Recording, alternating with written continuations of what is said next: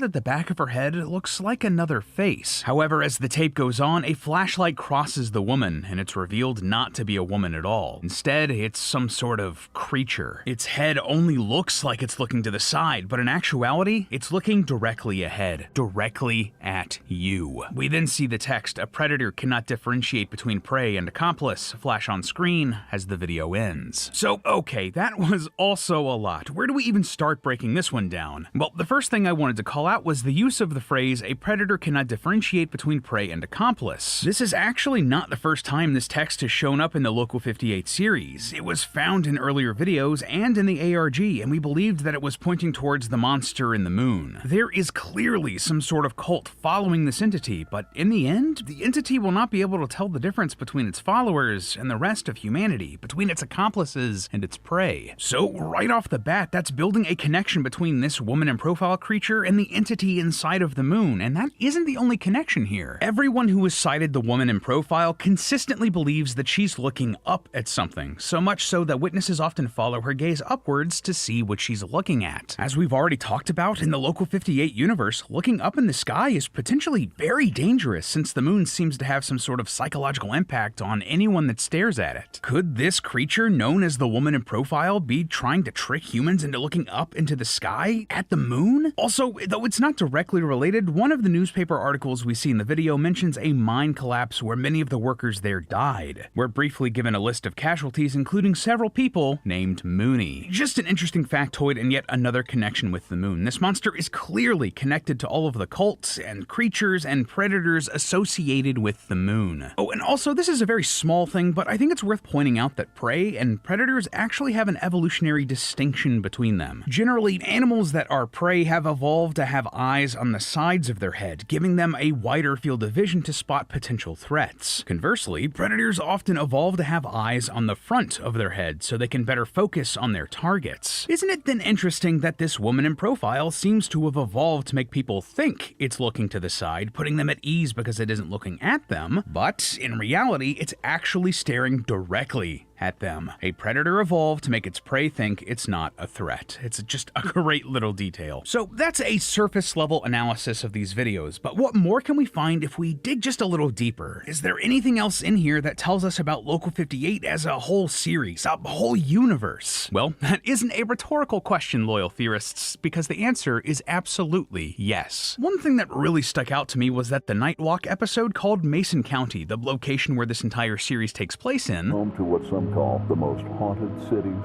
in America. Basically, ghost stories have been a part of the culture here since the area's settlement by missionaries centuries ago. So, I wondered, is Mason County a real place? And if so, is there any real-world lore we could dig into to try to connect any dots here? And boy, oh boy, loyal theorists, we hit the jackpot with this one. See, Mason County is a real place, and the real-world Mason County is actually home to one of the most famous cryptid stories in American history, the Mothman. Between November 15th, 1966 and December 15th, 1967, the residents of Point Pleasant, West Virginia in Mason County reported sightings of a flying creature with glowing eyes that would become known as the Mothman. This ranged from gravediggers claiming that it flew over their heads while doing their job, to young people reporting that their car was chased by the creature, to the Mothman flying over the local Silver Bridge that spanned the Ohio River. That bridge would eventually collapse on December 15th, 1967, sadly killing 46 people. After this, sightings of the Mothman stopped in the area, though other people across the world have claimed to see the creature in more recent decades, the most notable of which was in Russia before the 1999 Moscow apartment bombings. Because of the bridge collapse and the apartment bombings, people have often associated the Mothman with omens of disaster.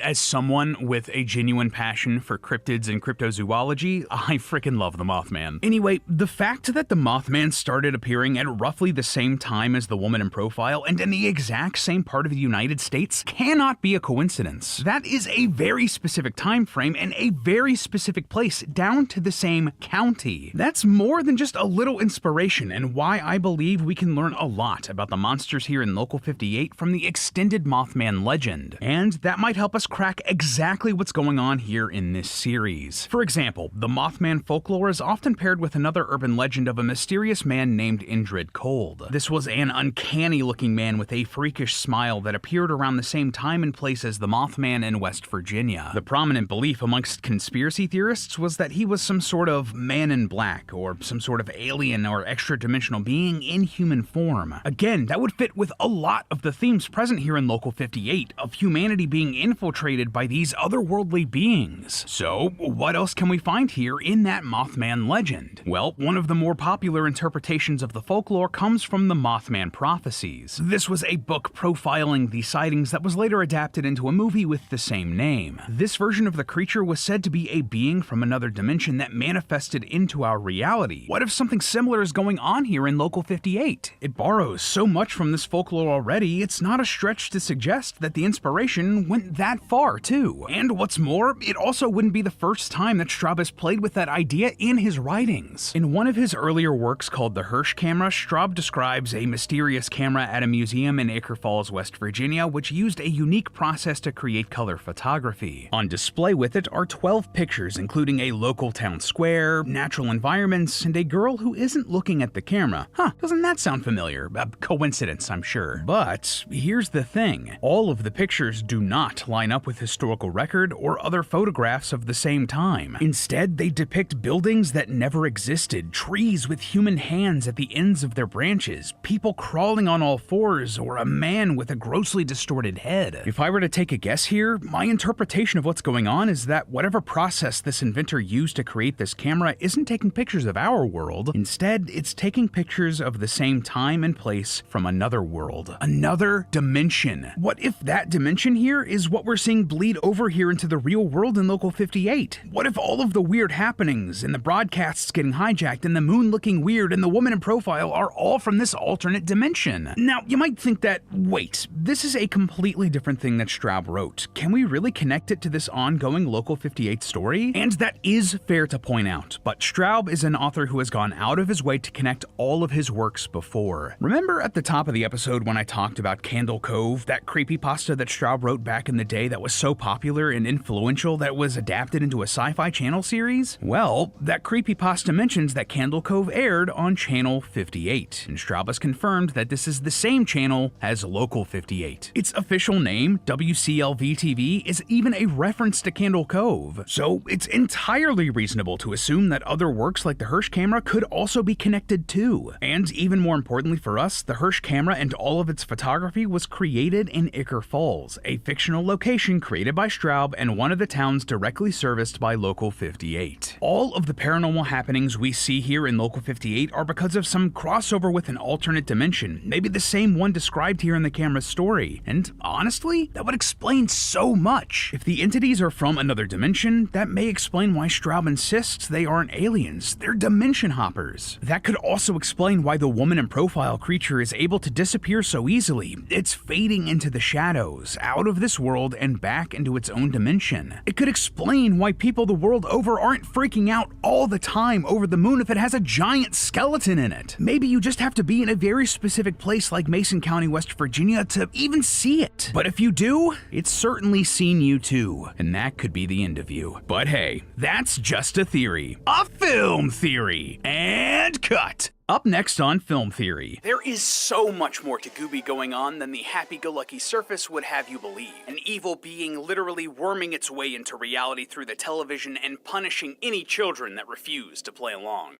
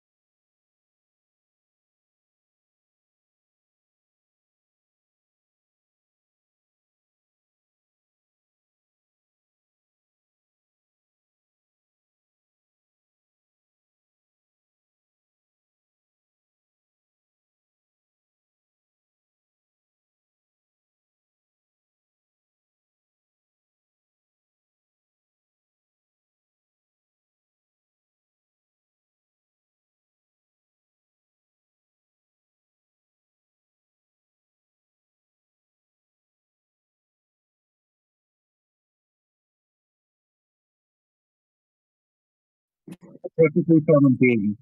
17. Yeah, I'm still 17. Fuck. Sorry.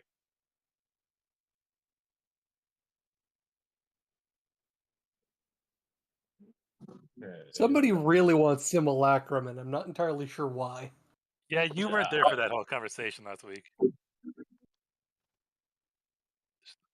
You have a copy of Fable in the hands of Baba Yaga, so that way it could probably like undo the bounty, and they could just use the copy instead of the actual Fable. You know, this is my fault. You know, I thought we were talking about your campaign. That's why I thought today we were gonna do mine. So, I mean, your campaign. So I would have changed it. I was like, hold on. It's like they got already like got leveled up like a few weeks ago. Yeah, we're not nearly at level 17 in her campaign. No, I know, but you were No, you specifically guys said are did you level up your character? Yeah. So sorry. This is my fault. You know, if I knew that, I would have probably changed last night. Again, I'm at work, so. Oh, Or yeah, you could just say I like Dagoth has it, and Oh, I we'll already checked. level up. I already checked. You have Simulacrum on your spell sheet already. So so you already did. Okay, never mind. Yep, I have it. You already had it. So Which I vaguely remember you taking, and I vaguely remembered a conversation where I'm pretty sure you were like, "What's the spell?" and I was explaining it to you a while when you leveled up to 17. See, this is one of my terrible sweet. names. Okay. Bad remembering So, spells. you don't have to like do a big hunt. We Oh, could no just one can go remember ask everything, Dago. is what I'll say. Yeah, we don't have to go for big Hell, hunts. I already have you it. could be as bad as me because every single fucking time I mix up Gentle Repose and Well, for us, I got the Crave Homunculus and Simulacrum mixed up because they're two very different spells. Yeah, well, I do the same thing though. I do it with Gentle Repose and Yeah, man. Spare the Dying every single fucking time. I always mix those two up, and they're not the same at all either.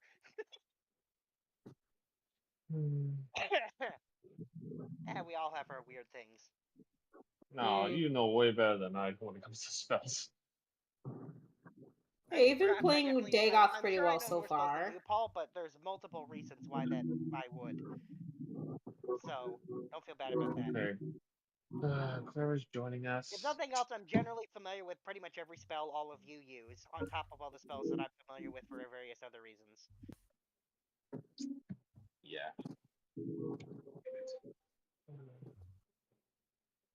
Oh, I'm in a conundrum here now. What have you done to me?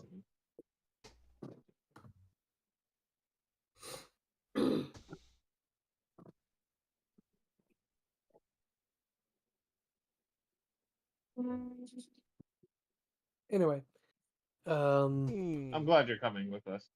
Yeah. I mean, you're joining. Yeah. Yeah, Looney messaged me a couple days ago when I was like, "Well, I have no plans, so." And again, it was Oh, you're coming in this weekend? Yeah, so Yep. what prompted this is because a few days ago, my mom was like, "So who's coming?" And I was like, listing off, and she's like, "Is Clara coming?" I was like, "Not at this point." And she's like, "Well, reach out to her and check because I'll pay for the ticket." I was like, "All right, I'll see if she's free," because it was kind of really short notice. Well, I'm curious. What is the ride gonna be for you? I mean, it's the same as it always is from Ottawa to... So Ottawa to Kitchener. That's a train ride, right? An extra 2 hours. Yeah, it's probably only one extra stop. I don't know how... Well, I don't know if there's a direct via. I think If it's on the same line. Well, it'll I be a don't think few it will stops. be because Waterloo is much further north than Oakville. Okay, so I'm probably changing to a different train instead of the as far as usual. I know, there's exactly one transfer in there because Union goes right to Kitchener. So there's still a transfer at Union. It's just now instead of going from Union to Oakville, you're going from Union to Kitchener on a different train, but it's still only one transfer.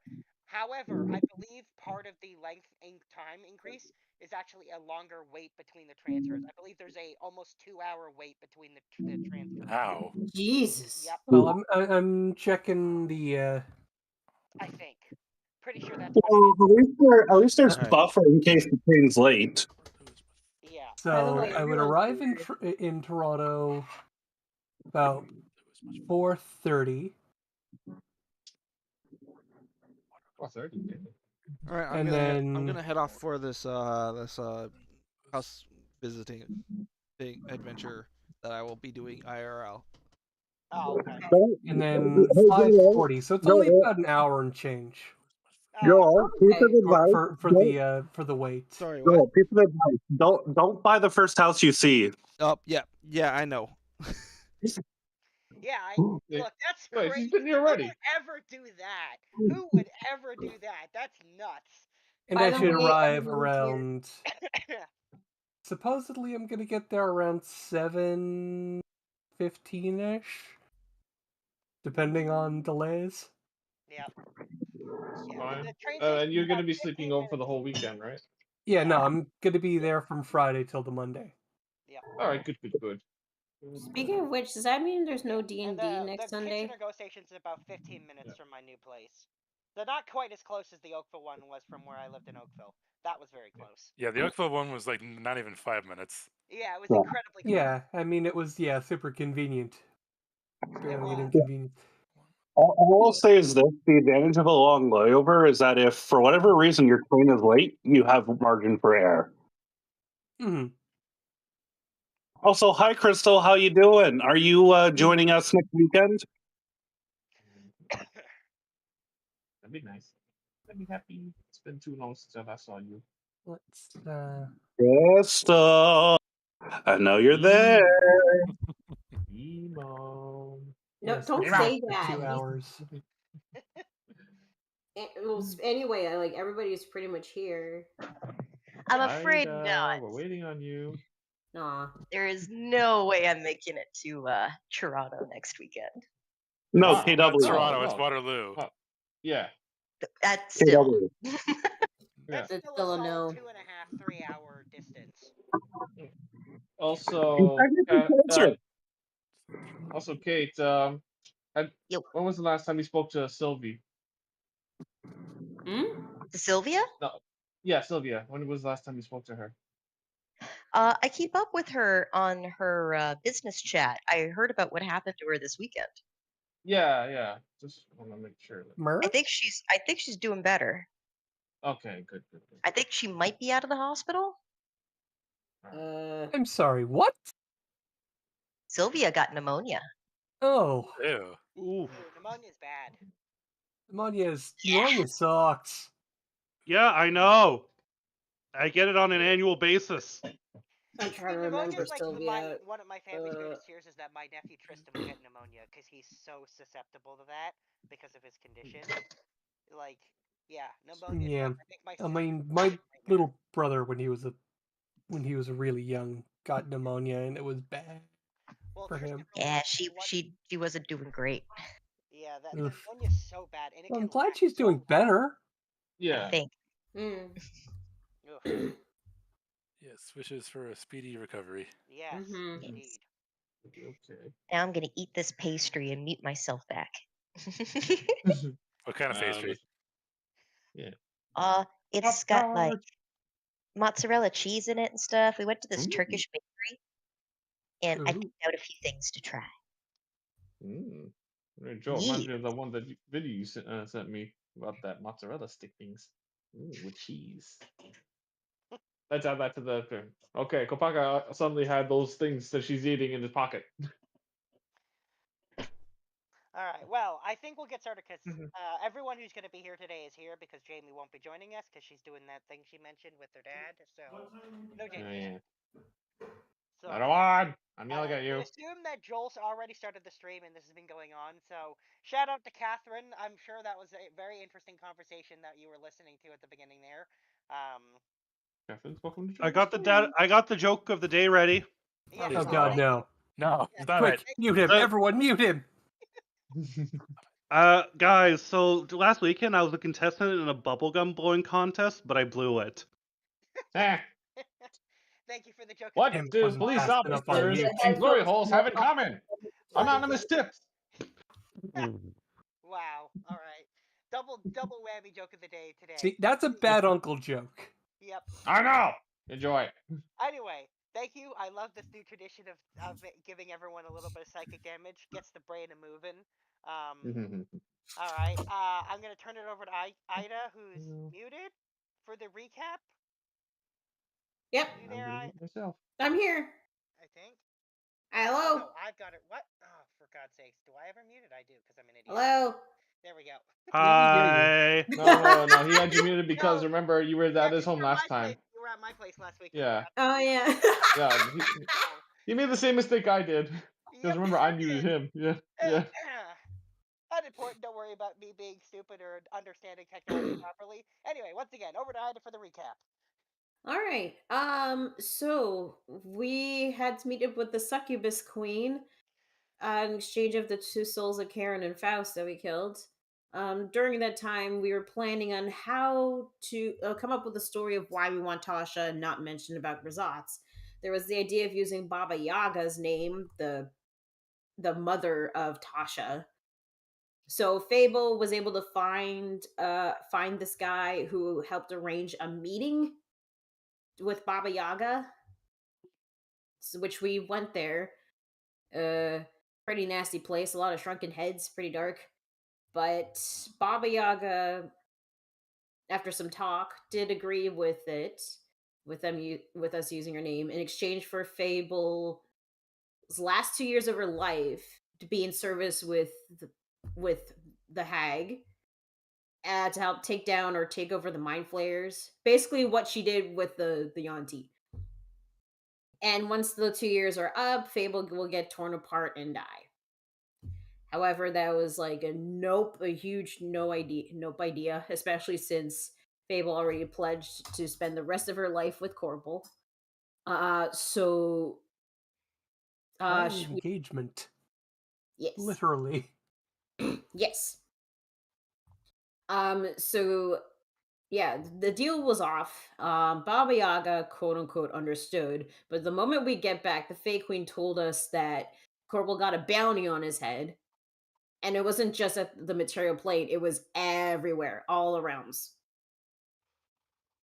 So yeah, that happened. In fact, assassins even tried to break into the mansion, but Jeeves took care of that. He's a very good butler. Yes, he is. So we had the meeting with the succubus queen, which honestly went better than expected.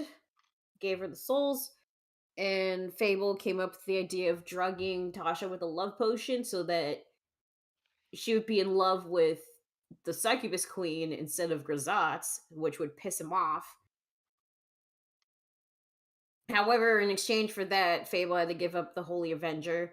But hey, she's gonna get her clam weapon, so You guys fully rejected her initial request, which was free permanent access to the material plane. For some reason, oh yeah, that. Yeah, exactly that. Which means we would have to talk with my patron about it, which not a good idea. Who wants to be on the prime material plane? The succubus queen. She wants all Fett? access to the material plane. Unfettered. Yeah, that's probably a bad. Yeah. Perpetual, unfettered, unrestricted access. For some reason, they didn't want to give her that. Shockingly. Yeah. There was that. But hey, the other plan B worked out pretty well. We gave Tasha back to Grisats. Grisats is now an ally in our forces against Clamsmodius, even though he had an idea that Fable was responsible for how Tasha was acting, but he has no way to prove that. A deal is a deal. So he was also mildly impressed with it, by the way. Yeah, he was pretty impressed. I mean, it also was temporary. Oh yeah, for like who knows how long though. Oh, it'll wear off eventually. Yeah. I mean, couldn't you just do like a remove curse or a It's a potion Let's say spell. that Malcontent put some oomph into this. greater restoration? I don't think that's gonna work.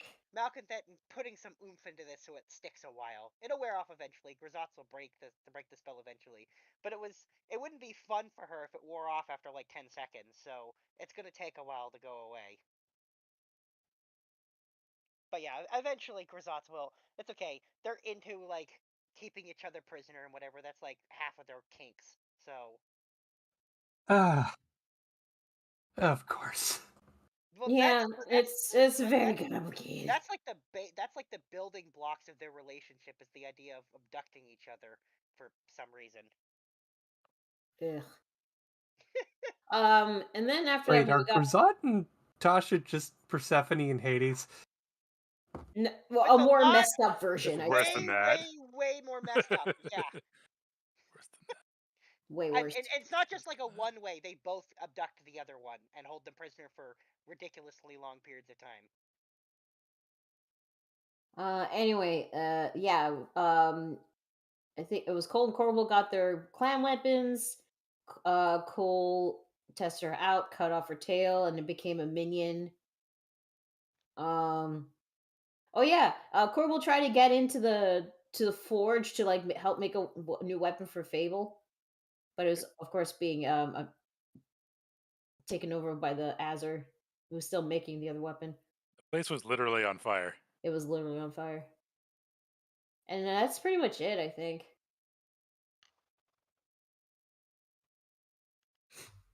Yeah, that's about the gist of it, more or less.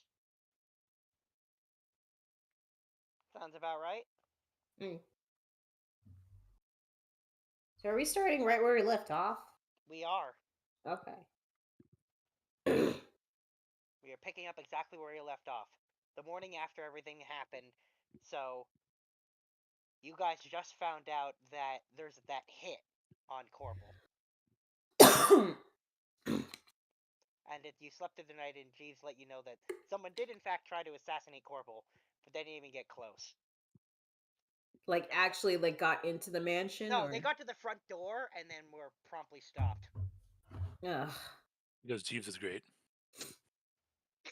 That's good. Jeeves is indeed an excellent butler. I'm only concerned about some errant assassin trying to collect an a quote-unquote easy paycheck while in the midst we're engaged with other activities. That's my one concern. Yeah. Even when we go to a different realm Silverfix or finds different where everyone is gathered and is like, why was there a corpse at the front gate? I assume Jeeves wouldn't have left it there. There's no corpse. There's no corpse at the front gate. How Jeeves is Silverfix too that proper okay? to leave junk lying around. Also, he has no need to kill when he doesn't need to, so he didn't even kill anyone. Oh. I'm just saying, if he did kill someone, there's no way he'd have left the body lying around. That is true. Children come up and down that path. Amongst other things.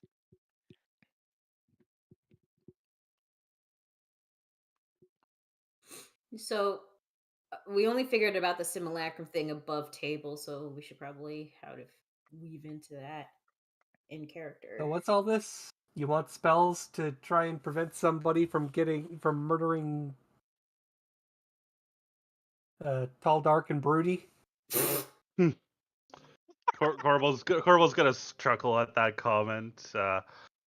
Less so worried about that, more worried about the inconvenience that might happen while we're doing something else.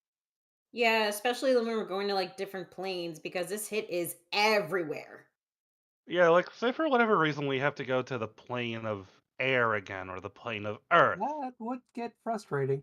Yeah, it would get frustrating if, in addition to dealing with whatever else we have to worry about people stalking us. I mean, I don't think we necessarily have to worry about it. It's just going to be frustrating and annoying. Exactly, and the last thing we want to deal with is we're trying to infiltrate someplace, and then I get recognized because I got a bounty on my head.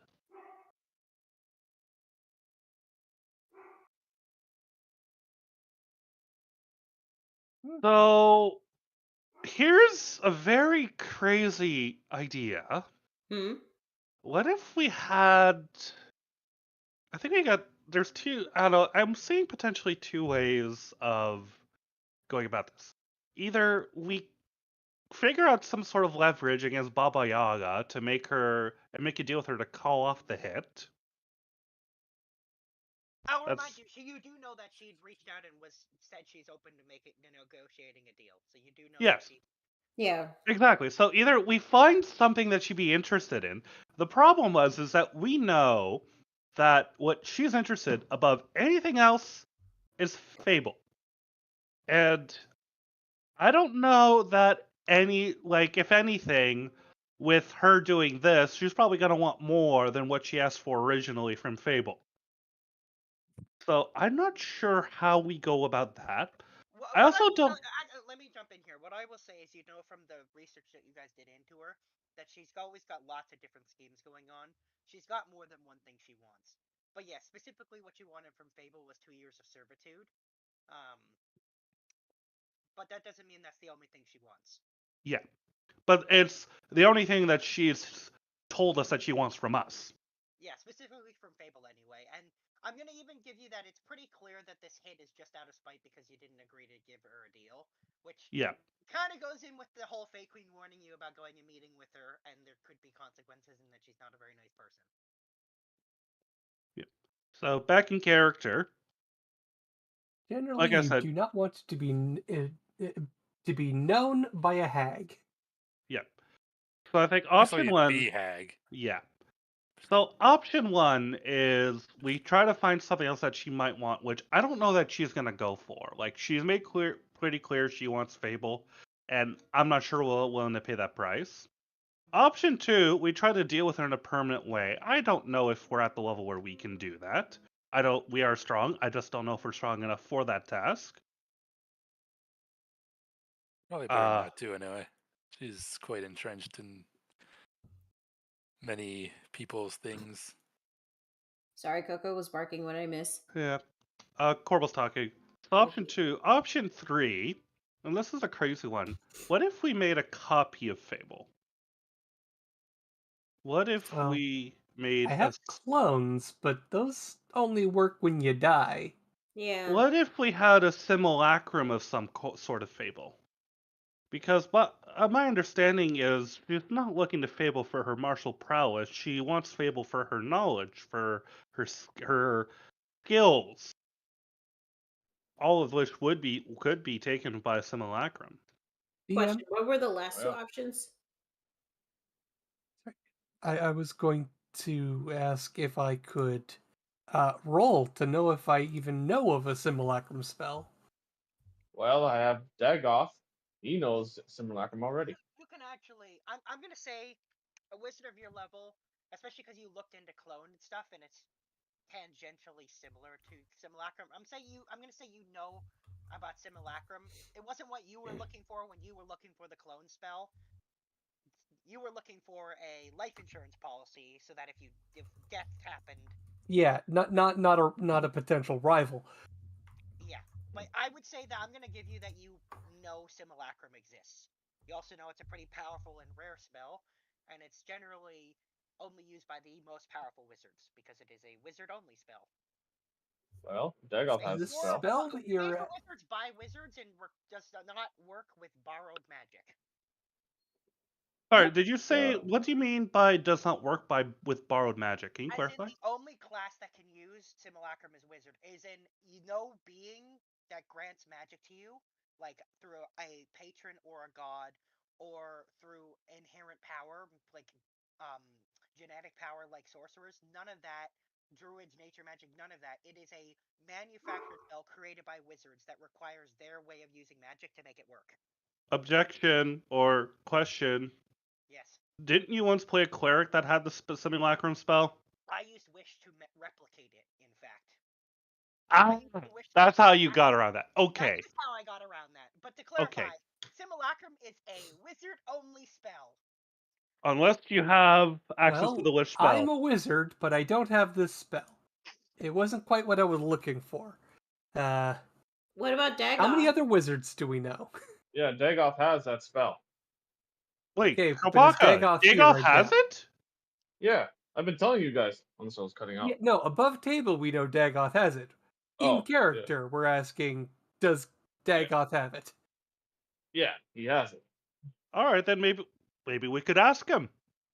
All right. Is he still around at the mansion, or is he back in Aftertale? No, well, he's still around at the mansion. He was just chilling there, studying as usual. All right, so do we bust into the library? Quiet. I never noticed him in the library. Well, he tends to. Well, he likes to hang up in high places. Is this the library in our mansion or the library in town? Library in our mansion. Okay, just I'm not allowed in the town library. Just I'm not sure if Sildavix has been banned from the town library yet. Hey, Keyword is yet. There's only one way to find out for sure. which would be to go to the town library. Well, I feel I like think that's we should. That's a side trip for another day. I think we should just bring Dagoth here. all right. So let's just say Korbal, Fable, and whoever else wants to tag along just goes to the library and bumps into Dagoth. Hmm. So, what brings you back here? Looking to compare recipes as to how to cook bugs. Do you happen to know any good ones? I know a great many ways to do it, but prefer me raw. Got it. Yeah. Anyways, on a more serious note, we were curious if you knew anything about a spell known as Simulacrum. I can recall correctly. And then scrolls looking at his tablet.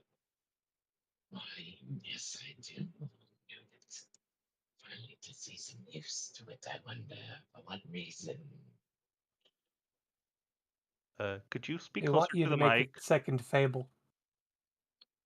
Sorry. I wonder what reason do you require this spell? We require use of this spell to create a bargaining chip to get Baba Yaga, the Queen of all hags, off of our case. In that case, I wonder what you did. I take the deal. Making a deal with such a person It makes a is certain quite kind of. dangerous. No, Right. to be clear, we didn't make a deal. I tanked the deal that was about to be made because it was a bad deal. Tibby? See. I've been told I'm insane many times. I mean, her logic Well, makes a since certain you kind know of my sense. help, Hmm. then what is in it for me? What is it that you desire? I would desire more books. I've nearly gone through all of it in this library. If you have any other spells, particularly heavily forbidden, I'd be willing to study it. Are you familiar with the Elven Library? Quite familiar, but Hmm. I'm sure there are plenty more to learn. Because if there's a particular tome that wasn't available here that you wanted, we could seek it out for you. Excellent offer. I accept. Very well. And then above table, what type of tome would be appropriate to go on a fetch quest for a 9th level wizard, Looney? You're asking me. Oh gosh. Or unless Kopaka has ideas above table. Yeah. Yeah. Like what kind of book would Dagoth want? Like something for like this high level wizard. I don't know, something that's with high level spells or whatever. Yeah. Something that you would say is quite a rarity. Is Dagoth at all interested in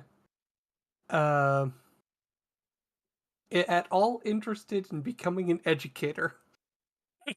No, he's more of a learner than educator. Yeah. There is one other. Sildafix was thinking of maybe offering him tenure, but at the university she doesn't have yet. There is one other option. Yes. Take him to the air genie at the elemental point of air to grant his wish. Yeah. That could be saved for a different reason. Okay.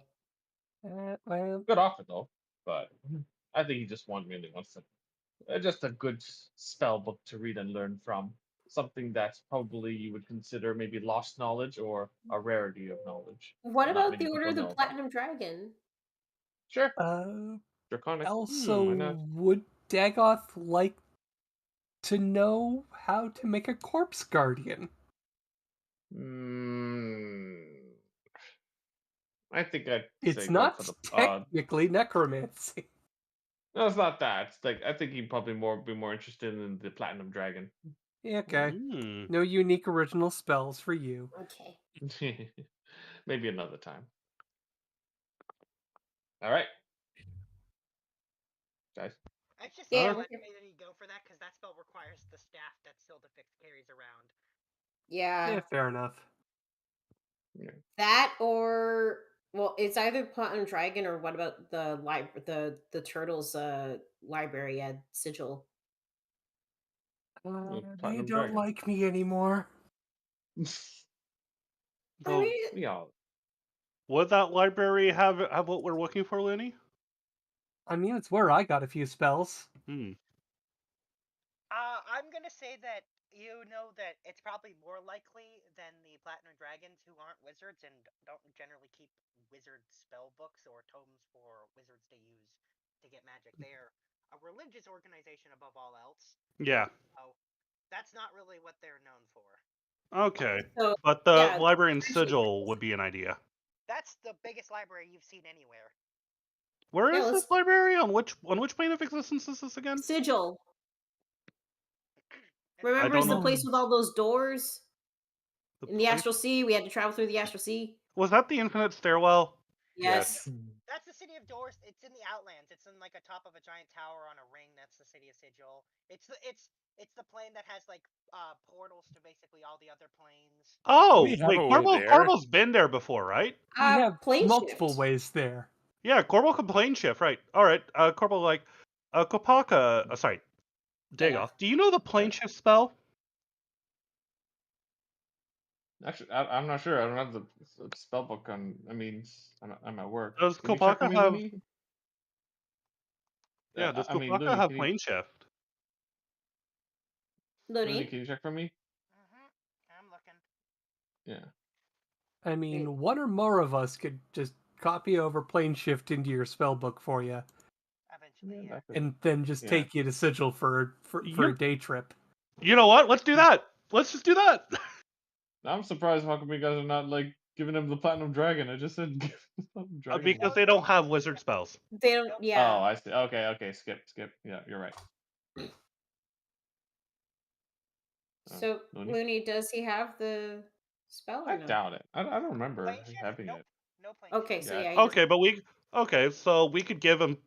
Somebody else could give him the plane shift spell. Like, Okay. Cedelfix could probably teach Dagoth how to plane shift. I thought she plane shifted with the cube or the dodecahedron.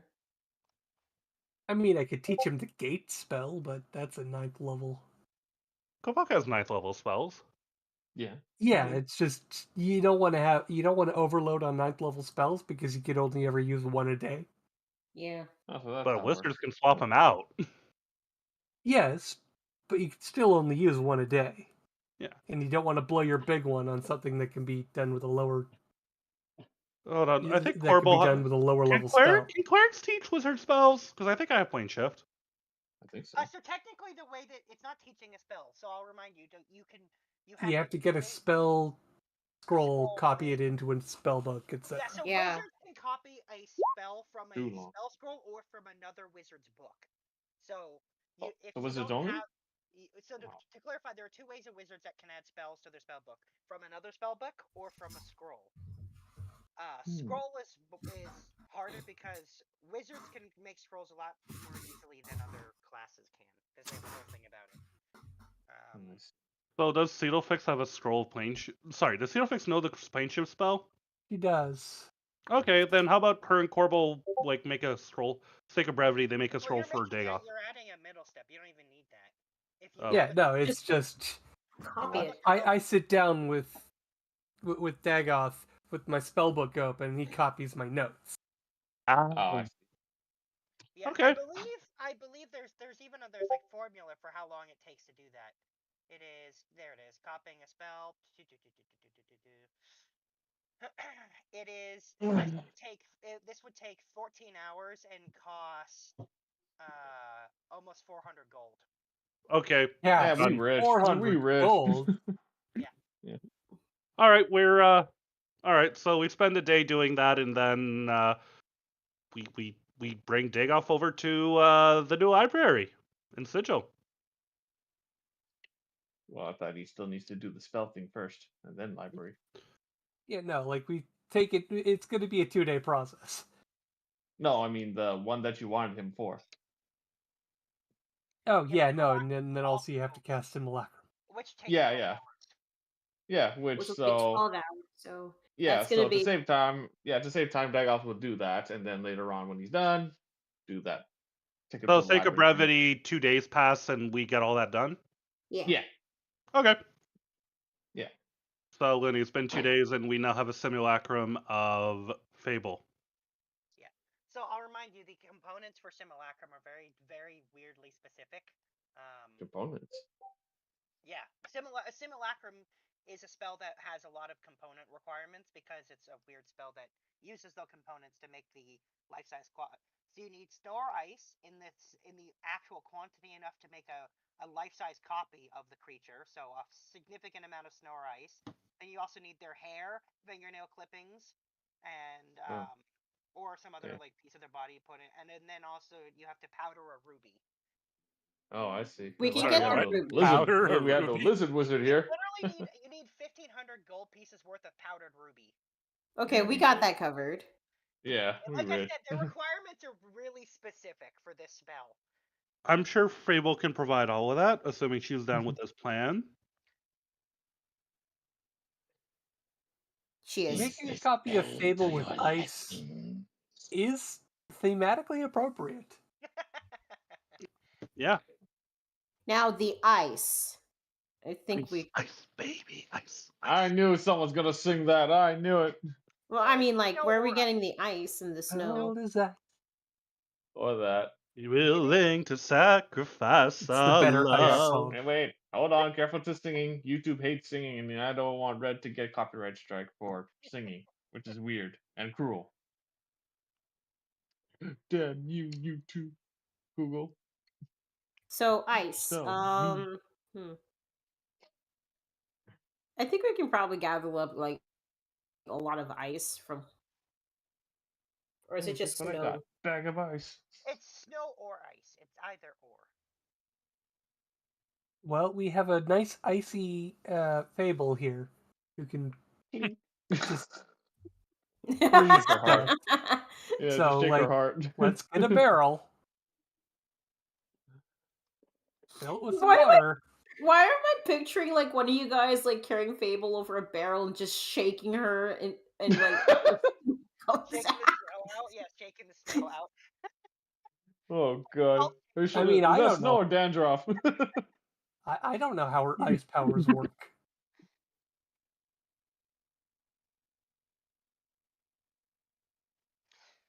Crystal. Yes. Better enjoy your pastry. We're talking turning. We're talking shaking you down for some ice. Shaking you down. And how much ice do you need? enough to make a your life-size body weight. version of you. Equivalent to me, huh? So, Fable will grin, and all of a sudden the temperature in the room just plummets.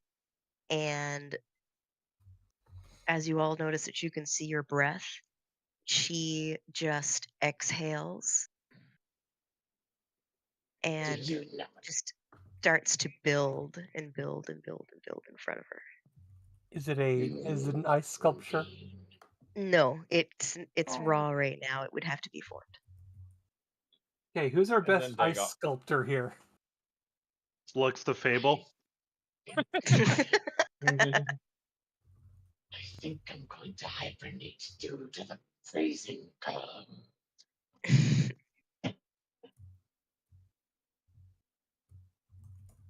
Actually, in this case, the sculpting needs to be done by Dagoth. The spell is very specific, so Dagoth will need to suffer through it a little bit and make it himself. I look forward to seeing your creativity. Who can help us make some heated mittens? I'm going to cast Enhance Ability to give him advantage on a con save required to deal with the cold. Oh, I wasn't going to make him roll a con save for that, but Well, I'm just saying because it enhances the ability. It's like letter of the more of it. It's increasing his endurance to deal with it. If that makes sense. Sure. I mean, we could also just dress him in a parka and put on some earmuffs. I can imagine that. This reptile lizard with earmuffs on, covering just on the side of his head. It is freezing. I shall get this correctly right. Don't worry, it only takes 12 hours. This library better be worth it. Secrets and knowledge. Well, too late. You already agreed to it. It's getting his head just working hard on it. Tink, tink, tink, tink, tink. All right. 12 hours passed. 12 hours. I'll help you out with this. So as you finish shaping it, Dagoth, you take the I'm gonna say Fable fur fluff because it needs like fur or hair or fingernails or something, and make because it was brought up earlier and I thought it was funny. Put mittens and earmuffs on the fake Fable of her hair, and then you finish casting the spell. I'm gonna leave what you do with the powdered ruby up to you. It's really not clear how that's used in it. I mean, it's probably just meant to be Maybe the powdered ruby would be like the sprinkles to make it come to life. Sure. Yeah, Dagoth does the sprinkle bay, the salt bay. He does that. My brain did think it was funny. The thought that the part that actually makes the spell work is the caster snorting up the rubies, which made me. Oh God! Oh come on! No. Yeah, come on! But sprinkling is fine too. Anyway, so you sprinkle the ruby on, and then wha-bam, a copy of Fable. Yeah, a simple test. Do you like it? Is it up to your needs and standard?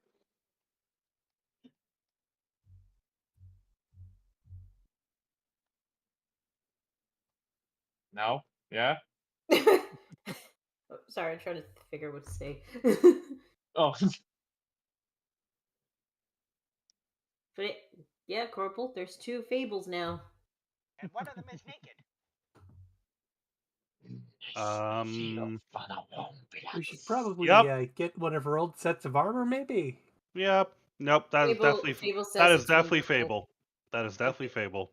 And Fable says it's sure you would Does know. the simulacrum have sentience?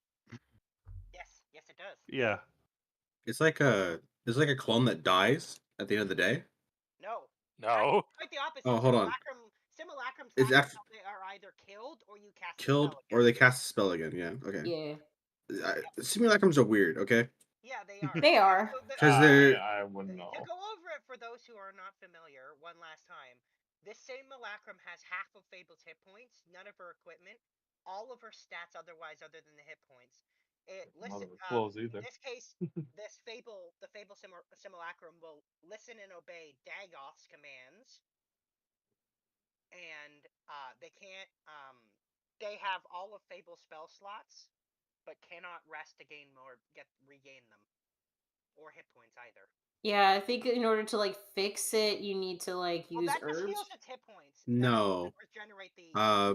A simulacrum can be repaired by spending 100 gold pieces per hit point you want them to regenerate in a magical alchemical laboratory using minerals and herbs. But they cannot regenerate the spell slot. They cannot learn anything new. They cannot increase their skills. Yeah. So, what now? Karbal's like, all right, I'm gonna go get that backup set of armor from the armory. I'll be back. You're going to make blood that I created your meat. It's kind of like Frosty the Snowman if you think about it. Yeah, except for you can't just take the hat off to turn them off. I don't know why, but this reminds me of the time that Fable did that snowman contest. We can have them run into their own death. I don't remember that. I don't remember that. Oh gosh, how long ago was this? I'm That pretty sure was if you like. told them to jump in a volcano, they would. Oh. Well, tell this Fable copy to, I guess, tell her that she's going to be I figure that's a conversation Yeah, we're best gonna left need Fable to to have Fable. Dagoth there for that because he's the one who's Yeah. technically in control of it. Yep, Dagoth's gonna have to come along, but yeah, I figure maybe Fable could talk to Fable. I think you're overestimating how much the simulacrum does. There's no requirement for that. It literally just requires Dagoth to basically order the simulacrum to do something. You don't have to convince them or anything. Also, Fable has to like be here for this to happen. Yeah, she's here. Yeah. Simple task. It is quite been a while since I last with the group. At this time, I have Kopaka to accompany. Yes, you do. let us. Okay, so we're gonna go back to Baba Yaga now. That Or is a you're gonna go back to Baba Yaga, and I'm going to actually I'll be witnessing the be in a whole room thing. with Baba Yaga for the first time. Kind of important for some of you guys' spells. The simulacrum is a construct. So Yeah.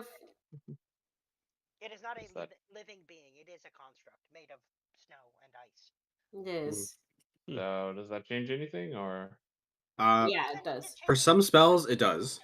Yeah. No, I mean like our plan. Like, does that change our plan or interfere with it? No, Okay. but it just meant it does have interactions with anything that does interacts differently with constructs, which is actually a significant amount of stuff. Doesn't interacts with the Fable simulacrum as a construct. So It would be immune to poison, for example. yeah, immune to poison, immune to exhaustion. Probably vulnerable to fire.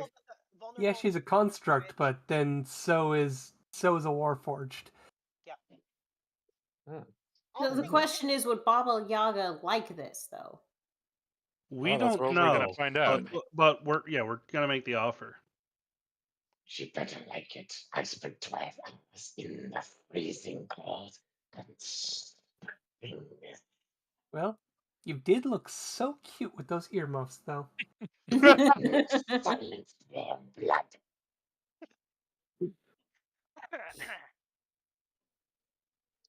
So, how do we contact her again? She's been trying to contact Fable Hey, every Fable so has often. that black paper plane. Just do that.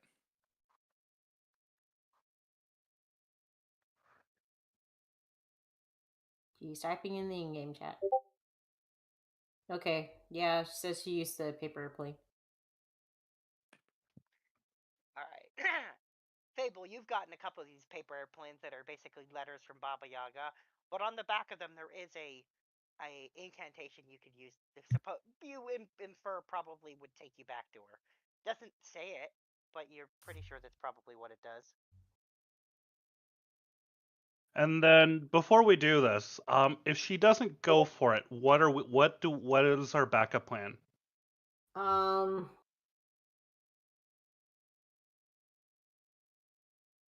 don't know. Hope we don't get into a fight with her. On the above table, if this does get into a fight, how fucked are we? I guess we'll find out. I'm not saying anything. Of course, the Should we DM bring more people? Should we bring more people? That's a great question. I mean, I think the whole party should definitely go. Yes. Everyone that is here to play right now should go. Yeah. Yep. Maybe we'll have a hero's feast ahead of time, just in case we need it. Better to... Fable doesn't have a weapon. Fable has all her other weapons, her yo-yos, her daggers, and everything. She just doesn't have a Holy Avenger anymore. Yeah. She still has... She's got a lot of stuff. A lot of really cool shit. She got a lot of cool shit that yeah, Fable exactly. Well, yeah. So, You're not unarmed. You just don't have a holy adventure that gives everyone advantage on saving throws when they're in your aura. Because like that seems to be what were Korbal, what were the other two options you were talking about? The other option was we try to kill her. Probably not a good idea. Probably not a good idea. And then the other option is we see what else she might be. We try to figure out what else she might be interested in. I mean, we already did try the legend lore and all the research we could find. She's just interested in wanting to like take over or take down the mind flayers. That's not all she's interested in, but it's the main thing. That's the main thing. Yeah. She's most interested in at the moment. Yeah, she's not interested, and she is interested in Fable in particular. She's not interested in anybody else. No, because what she wants is the exact way that Fable took over the Auntie. She basically wants that. She wants someone to accomplish that on her behalf. So, brute strength isn't what she's looking for. She's looking for conniving skill and manipulation. Well, Simulacrum's probably the best bet then. Well, the Simulacrum has all of Fable's statistics except for the hit points. Yep. Well, all right, let's just do the Simulacrum thing. If that doesn't work out, we'll figure something out. Maybe a wish for like an exact copy of Fable to give her.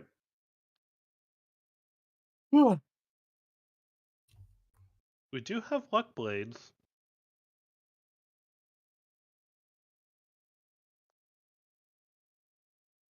Let us first just, I guess, try to talk to her.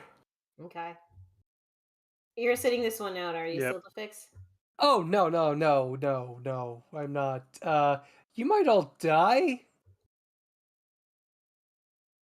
And, So does that mean Cadence is coming? No, I'm asking Silverfix if she's sitting this one out. No, Silverfix wants to go on this one.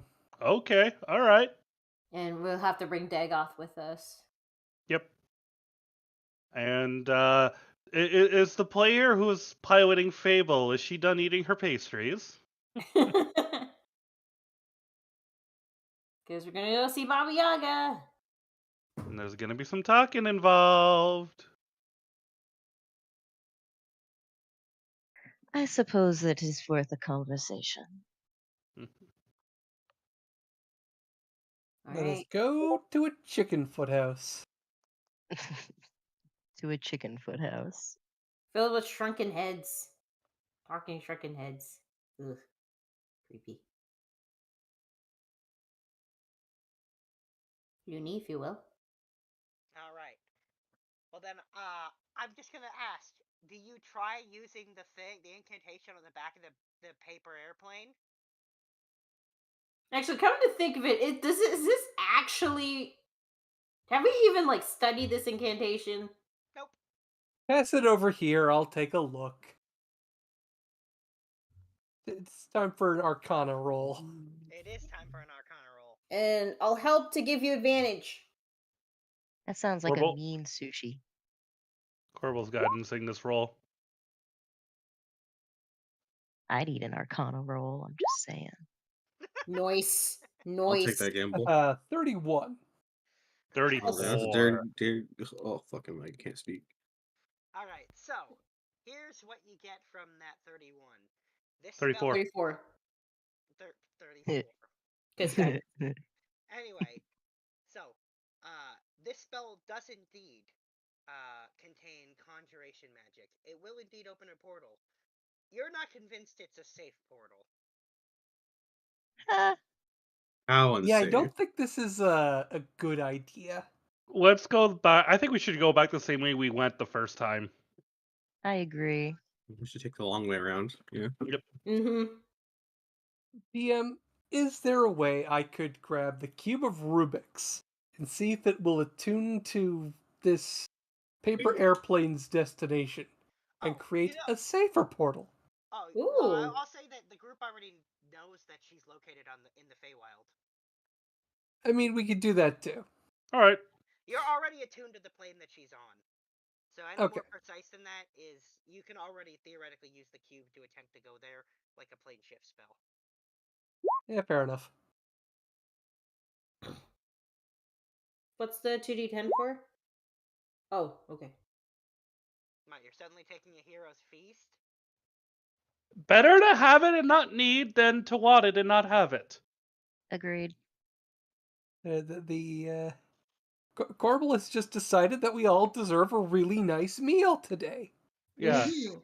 Instead, rather than being like barbecue like last time, we're gonna go like full Japanese style. Like we're gonna have like sushi everywhere, like sushi boats everywhere. There's also some like izakaya stuff here. Or for those of you that want ramen, there's these giant ramen bowls filled with all the noodles, eggs, and pea shoots that you could want. I do like ramen.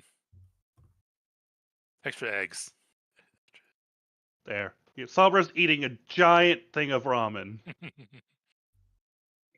And I can give 5 people temp HP. But yeah, but is it more than 16? It's temporary health points. Oh, that's Hero's Feast. Hero's Feast just gives you a temporary addition No, to it doesn't. your It gives hit you more points. than that. Actually, what Hero's Feast does is temporarily increase your max hit points. It does not Yeah. give you 10 hit points. Oh, okay. You wanted to stack it with something else too. So you can like Hero's Feast and then other. What do you Trick attempt does it? not change anything on your character sheet because it'll change it permanently. Yeah, But I'm just doing the roll. I'm not doing anything. yeah, But Celestial Resilience should be okay Yeah. if you've taken the Hero's Feast, right? Oh, okay. Well then, yeah. Let's Okay. stack them 10 pen points. Okay, so I'm thinking, well, let's see. Dagoth, Sildafix, the 2 wizards, Fable, and 2 others. Feel like Korbal. Korbal? Just because she seems to be gunning for him. Which Yeah. I get the logic. Fable is like, well, I'm promised to this one. So her logic was like, well, what if he's dead? yeah, that was basically slash a little bit. She was gonna agree to it right up until Korbal said something.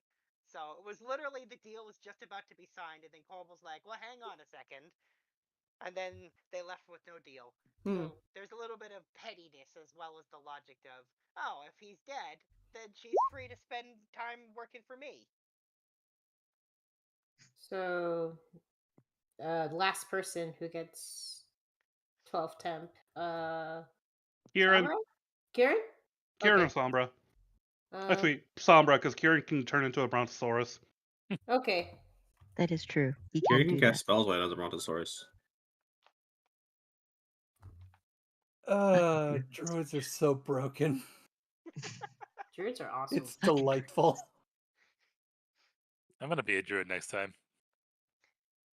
Let me put it this way: Druids are great enough that with their the 2024 rules or whatever, they heavily nerf them in a way that most people are like, "What? That's fucking shit." Especially since they're very unique, like role play thing. Yeah. Like the way you roleplay a druid is very unique. So the fact that they're nerfing it is kind of. I don't think I'm gonna stick with the 2024 rules, honestly. Also, like you start like the power the power curve is like you start off as a hippie with a stick. Yeah. And then turn into literal like the fucking Avatar. If you feel like it, yeah. Yeah. Anyways, If he could turn into animals. Yeah. Anyways, Oh, yeah. back to what we were doing.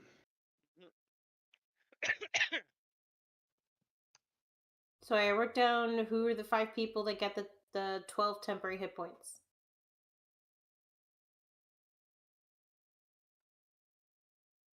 Right, portal time, right? It's a very wild. You good? Yeah, no, I was just yawning.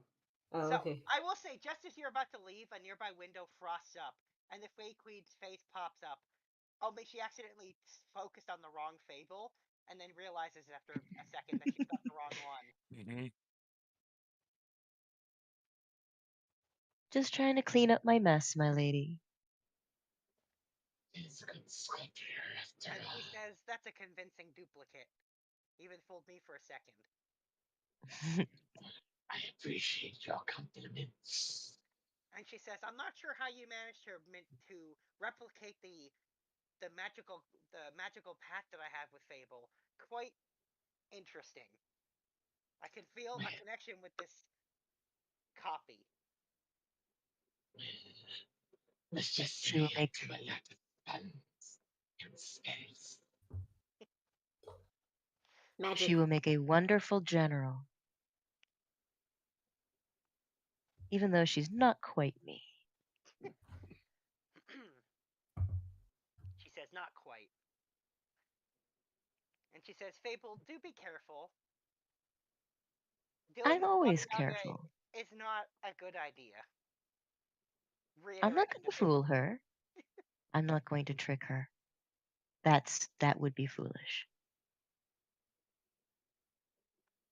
I'm going to make her an offer that hopefully will benefit her more than trying to pick a real fight with me. And she Although that says, would "Once be again, entertaining. the consequences of this are on you, but I will be watching to see what happens." Oh, honey, I know you're always watching me. Well, I could do the same for you.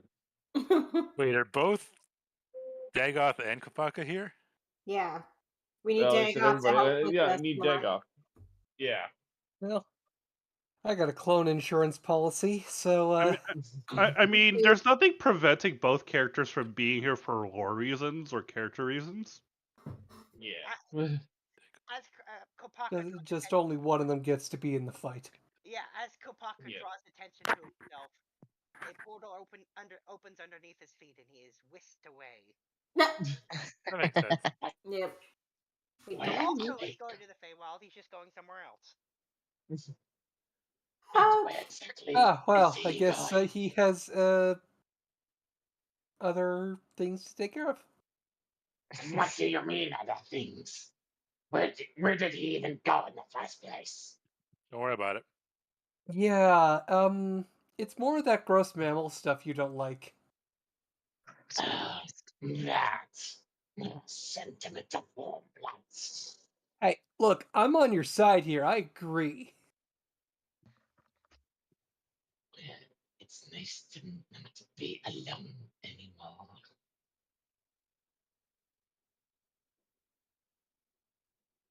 Well, at least I got praise by my work, at least, unlike some unappreciative others.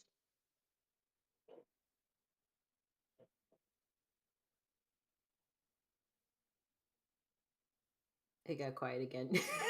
Yeah. Corbal's just gonna shrug.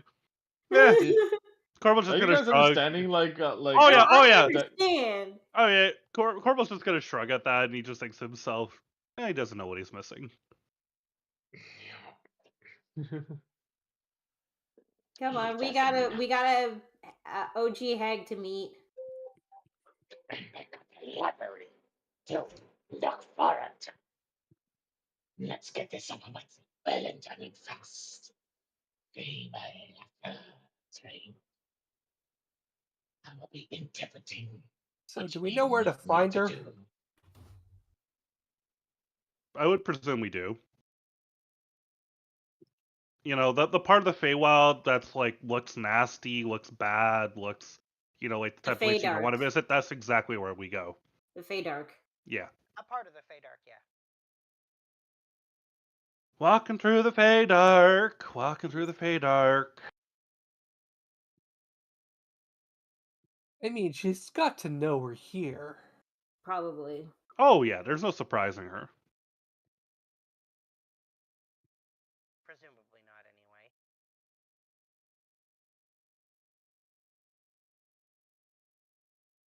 I feel like my presence would be rather distinct. Doubly distinct.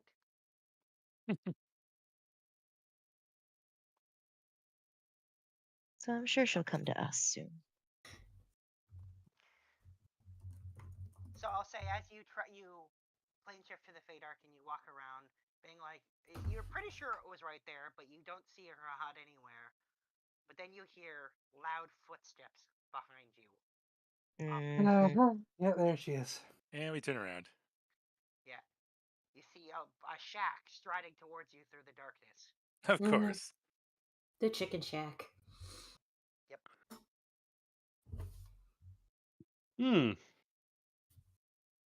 Why did the shack cross the road? We'll never Don't. know.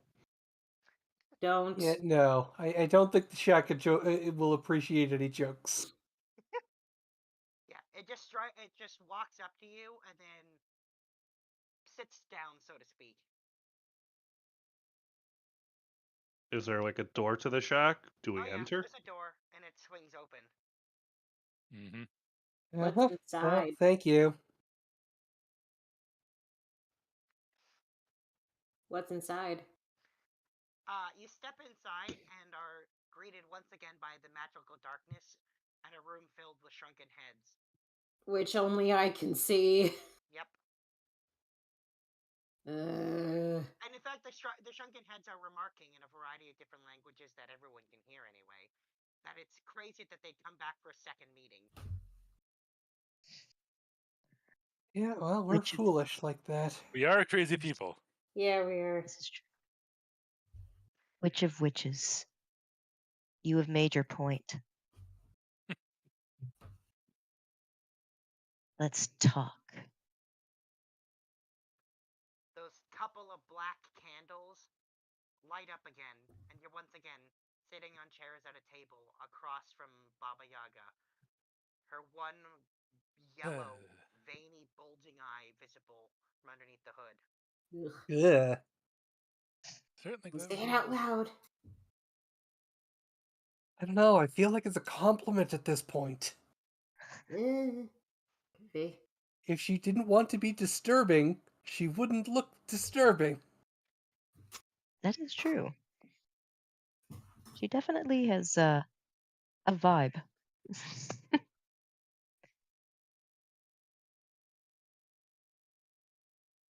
And she says, "My point's been made, you say?"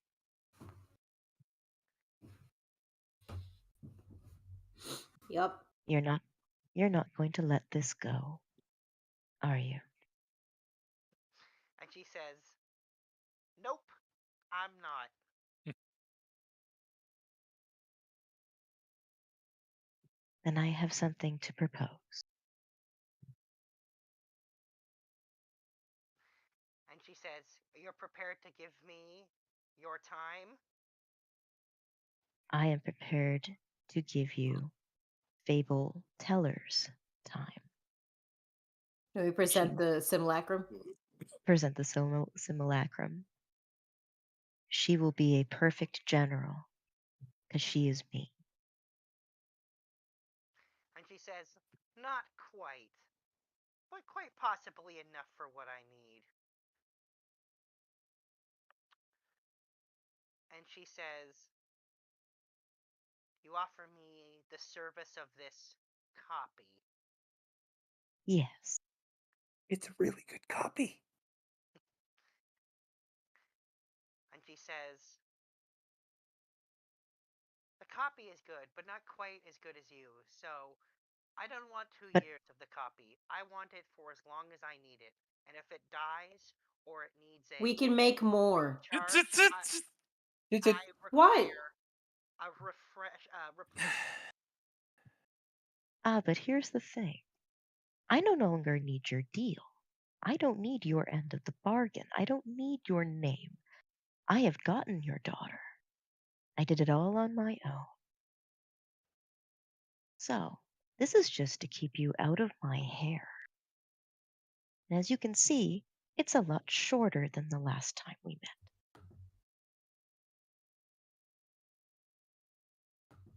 And she says, "Yes, I can see that." So, I'm the one that you should be making an offer for.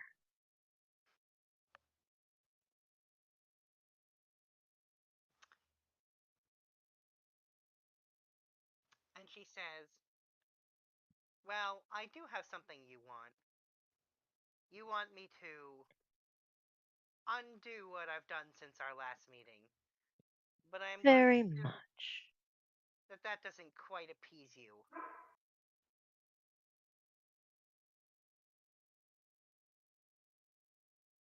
So, what is the great Baba Yaga's creative solution?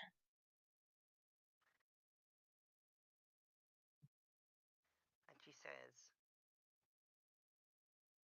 I can't help but notice that you seem ill-equipped now for what you may have to deal with. I have my friends and I have my intelligence. I am a bigger threat than anyone can realize. But She says, continue. perhaps you are. But what if I offer you a replacement for what you just gave up? I think that it would be a shackle in disguise, knowing you. And she says, oh, not in disguise. And she pulls out a holy, or what kind of looks a lot like the Holy Avenger you had, but is quite distinctly black. What kind of magic is coming off of it? Well, wait, hold on. Isn't this like happening in the time freeze thing? Like, isn't this just Oh no, Fable? this is part of everyone. She pulls out. Okay. She pulls out, like I said, a Holy Avenger, but it's black and with red highlights along it instead of like the gold and the white of the last one. What So kind of it's an magic? unholy Avenger. And she says, it'll do everything the last one did. With the one caveat that any being you slay, their soul comes to me. Magic, what's coming off of it? And why would I do that? And she says, I know, I can tell from one look that you gave up quite a bit to deal with that succubus. This is a replacement, as powerful as the one you had before. That is a protect your friends. That is a considerate offer. However, I am not interested in your weapons. I am not interested in your chains or your shackles. I have already very much filled my life trusting those that I have chosen.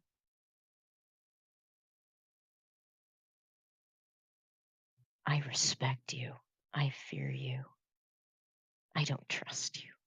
And she says, well, I think you and I both know that you're correct not to trust me. So no here's one the comes deal. here and deals with me and gets the upper hand. No one. You take this simulacrum.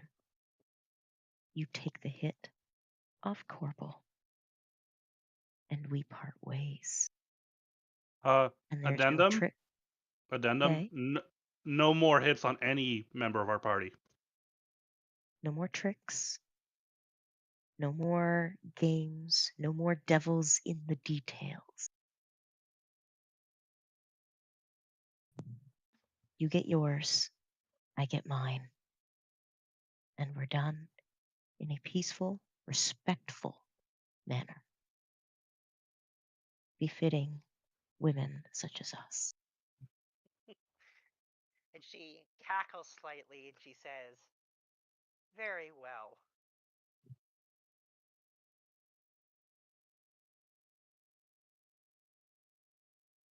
The service of the copy, and I'll remove the hit. And I'll even agree not to put another one out on any of you. So long as you understand that if you ever cross me in any way, this deal won't protect you from my wrath. Understood.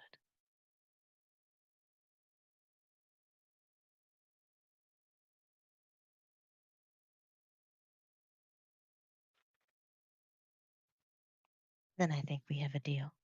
She says, we do. The table seems to shrink in length, and she reaches out a gnarled, bony, wart-covered hand to you. I will take it unshakingly, looking her in the eye.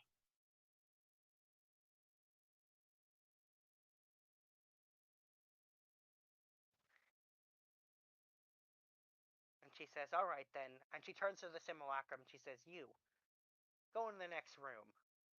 We have much to discuss. I'm assuming Dagoth would tell the simulacrum to obey what the Baba Yaga will tell her. Well, she'll certainly turn to look at Dagoth if he doesn't say anything right away. Dagoth, we need you to tell the simulacrum to do what Baba Yaga tells her to do. He's currently muted. He may have work stuff going on. Yeah. So So sake of brevity. He would. Yeah, we're gonna make the assumption that he will. Okay. And so the simulacrum will leave following Baba Yaga's orders. And she says, you can go. And she hasn't removed the sword, and she says, take the sword if you want. You're under no obligation to use it, but you never know. It might just come in handy for you. Lenny, I've been meaning to ask what what magic is coming off the sword. I guess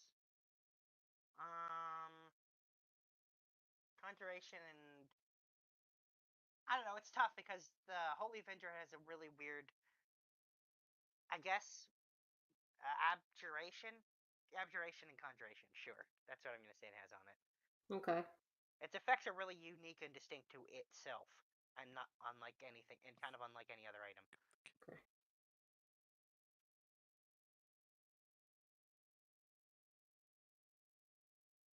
Anyway, so after she says, take it, you never know, it might come in handy, she starts cackling again, and literally just the house, the table, the chairs, everything, and herself just kind of fade away.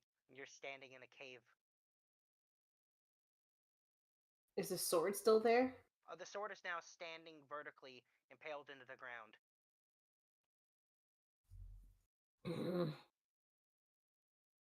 Anybody got an identify spell? Korbal's got a metal bar. Or we both have metal bars. Yeah. Yeah, we should probably identify that sword just to be sure. Or bring it to Breezy. I don't think we should even touch it. Yeah. Like, yeah. I don't know, if we cast Identify, does it, like, work as advertised, quote-unquote? I mean, you would assume so. But you guys said you have, like, a rod, so can you, like, touch it with the rod?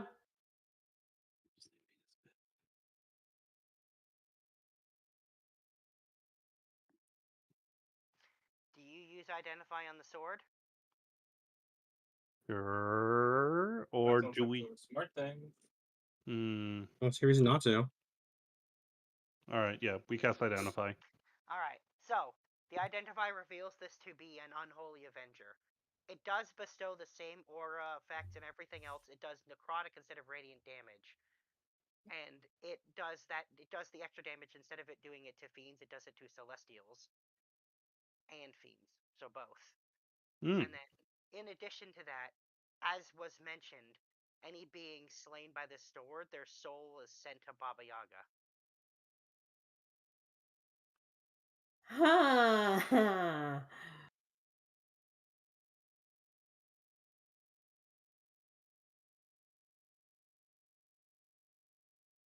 I think let's put it in a bag of holding for now, and we can decide what to do it later. Or do we just leave it here for somebody to find? I don't think that's a good idea. It's probably an artifact for, like... You know what? We could probably build an entire dungeon to house this thing. That seems like the kind of thing that you'd find in a dungeon. Mm-hmm. Let us pay it forward to future adventurers. Hang on, sorry, what was that, Kate? I do agree, though. We shouldn't leave it here. We're responsible for it, as much as we didn't ask for it. Yep. Can we, like, mage hand to pull it out and then just put it in the bag of holding? Yeah, I think that's a good idea. Yeah. Alright, so you cast Mage Hand, and the hand just passes through the sword. Oh my god. Oh, don't tell me somebody has to attune to it to move it. I didn't say that, I just said Mage Hand passes through the sword. Oh, We have to physically... What if we just put the bag of holding... Someone has to touch it. Can we pick it up? Like, does it have, like, a crossbar? Like A what? like a cross hilt. You mean? Oh, you mean like where like? I mean, You know, as little in, quillins that stick out that oh, I see. Sure. Alright, someone grab a couple sticks and lift it up from the crossbar. Oh, good idea. Yep. All right.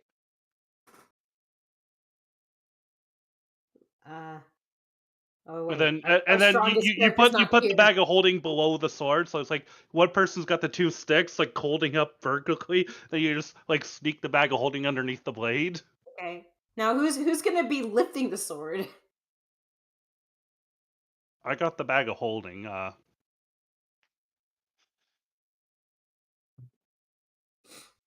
Oh fuck. Out here. Here, Shiva, you hold this bag. And then Okay. Korbal's gonna take the two sticks. All right. So you lift it up and start lowering it into the bag. And Okay. just as only the top of the hilt is left, you do see just on the center, at the top, at the end of the hilt where it would meet the blade, you do see a solitary eye appear and open as it disappears in the bag of holding. What the fuck? She's watching. Good to know. Hey, we didn't do anything to piss her off. We took the sword. She didn't say we had to touch it. To take it. Yeah, no. We didn't we haven't pissed no, this isn't pissed her off. I'm pretty sure she expected us to do something like this. By the way, we should check if the bounty actually was undone. I'm assuming when we walk back and go to where we bumped into the Fey Queen. Okay. Well, like, I'm assuming we're gonna leave the Dark Fey Wild and we're Oh gonna yeah. go say hi to the Fey Queen again. Yeah, go pick up Kapaka if he's done. He is not. Of course. What are you talking about? All I need now is the wipes. Anyways, Oh, we'll just she'll send him back when she's done with him. yeah, we'll just go back to the mansion for now. Plane shift out of here. You plane ship back to the Okay. mansion. Okay, so Dagoth is no longer needed in a way. Like you guys were done with the. No, he can go to Sigil and start reading books. Yeah. Yeah, we will Okay. definitely take him to Sigil and he can go to the library. And he can get himself banned from there. There you go. He probably won't. No, he won't. So I will say, by the way, if just as a side note, Dagoth, when you get to the library, you see a poster listing 2 people banned from the library. One of them is Sildafix, and the other one is Korbal. And then under Korbal, you see from the Interplanar Library Council, banned at all libraries. Wow. Because well, hold on. They don't know this. They don't know this. So I will say, because Yeah. Korbal, you see, got himself banned not just at the Windstorm Library. He got himself banned at the Elven Library, and then the library in At the Undying King one. Yeah, he. No, wait, no, that was Gold Kapaka. Yeah, he got himself. He specifically went out of his way on a small side thing to be like step in there just to get himself banned because he thought it was funny. And after getting banned in 3 libraries, the International Library Council that is like book sharing and stuff, the Interplanetary one, they just banned him at all libraries. Out of That's very curiosity, Well, again, they don't know all this. Wait, how did Korbal get banned from the Elven Library? You remember the incident with the troll librarian in Windstorm. I don't remember exactly what you did. I just remember when one time in a small stop off, someone, like, you guys were in the Elven Kingdom and you guys split up and someone went to the library, you popped in there, did something crazy on purpose just to get banned because you thought it was funny. I don't remember what it was you did. Oh, I don't think that was in the Windstorm Library because I this was the remembered you second- came in, No. you sneezed, and you said the whole. This is the second thing. He did that Oh. following that more extended thing because he was repeating the joke. He did I that have no twice idea since then. then. I don't remember what it was, but he basically went in there, made a disturbance just to get banned again, because he thought. You know what? That sounds like something I would do. So let's just say that it's That's something I did do. That's something you did do, 100%. But why is Sildafix banned? At all It's libraries? crazy. No, She's only banned from that one. She hasn't gotten herself banned from. Yeah, Korbal's the one that has the note that says banned under all member libraries of the. Okay. So Korbal can't enter a library without the Sildafix disguise spent self. a little too long while high. In a manic state and. She How did did we not get make you a out good of it? impression of herself. How did we get you out of it again? She found out about Tony the Tiger. And that snapped her out. You know, she was all very space cadet, and then she found out, and she just went, he did what? Well, that's what happens when you give a tiger intelligence, sentience, advanced sentience. Yeah, he chose not to use it. But hey, all right, well, we got one problem solved. Well, we got that solved. We got Grisettes to come directly. What's So I will say, you bringing that up again, Shiva. You realize that you've got Grisettes willing to come help you, but unless you get Theron to lower the barrier, he's not going to be able to get through, even if he wants to help you. Oh shit! You're gonna have a conversation with her. Ah! The barrier exists for the sole purpose of keeping beings of this kind of level out, so you're going to need an exception to get him through. Oh my god. Sometimes. Also, have we just been ignoring that Makoto is still a lizard? Yes, we have. Yeah. That's a future problem. Yeah, we can deal with that It's later. not that we don't want to solve the problem. It's just we got a lot of stuff. We just had like a lot of stuff to prepare for the inevitable battle in 6 months. Oh, how are about the battle in 6 months? Oh yeah, there's a bunch of like rigged artifacts that could screw us over on the land because Keith convinced Old Man Koo to like lay traps. The cadre of wizards. Yeah. Who we got together for that. How are they coming along on collecting potential useful bones? Got some bones built up. They haven't found anything at the level of some of the stuff you found yet. You guys have some crazy bones. Like, they have nothing that's like, well, I guess you already used it once. Well, you could theoretically, you could reactivate a certain moving mountain should you feel like it. Damn. I mean, I don't think I deactivated him. Did you not? Oh, No, I think he's still just flying. He's still trying to find. Continent. Is he still trying to find his way over to the mansion? Oh shit! I forgot about that. Go find him. I don't know why I thought you decided to deactivate that, but I suppose you didn't, did you? No, it's because I haven't found a body of sufficient power that's more, form factor convenient. Nothing's come up yet. But by the way, has anyone told Soulfix that the Tower of Bones is gone? Oh yeah. I'm sorry. What? Yeah, the Desert of Death is no longer the Desert Oh, of that Death. Tower of Bones. Yeah. Yeah, no, that's fine. Okay. Wait, I just realized. What happened to Francis? Is he still... I have a skull sitting on my desk. Oh. With a little, placard that says In Memoriam. Oh, I'm sorry. Best organization system.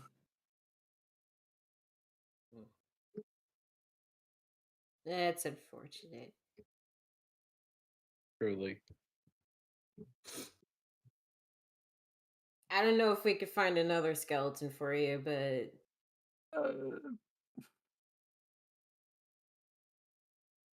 It wouldn't be practical. Because he was raised by someone, he was just an undead from the Desert of Death raised by someone else that I'd just stolen control of. Yep. Never gonna find another one like that. Nope, and I certainly can't make one or my immortal soul is forfeit. You'll just have to find another way to organize your bag. Maybe a construct. I mean, she has been looking into Warforged stuff for similar reasons. Warforged or Warforged? The former, not the latter. Mechanical living constructs. So that would be the former. Yes. Not those horrible reanimated. Ugh. Those killing Things. machines. Yeah. Not Looney's version. She has the instructions for those, but no, she is not using them. She is only she's just stealing some of the principles of animating, mechanical beings.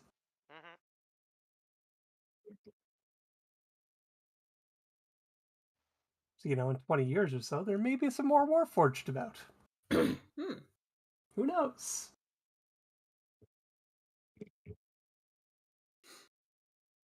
Well, I gotta go talk with my goddess, about letting a demon lord in.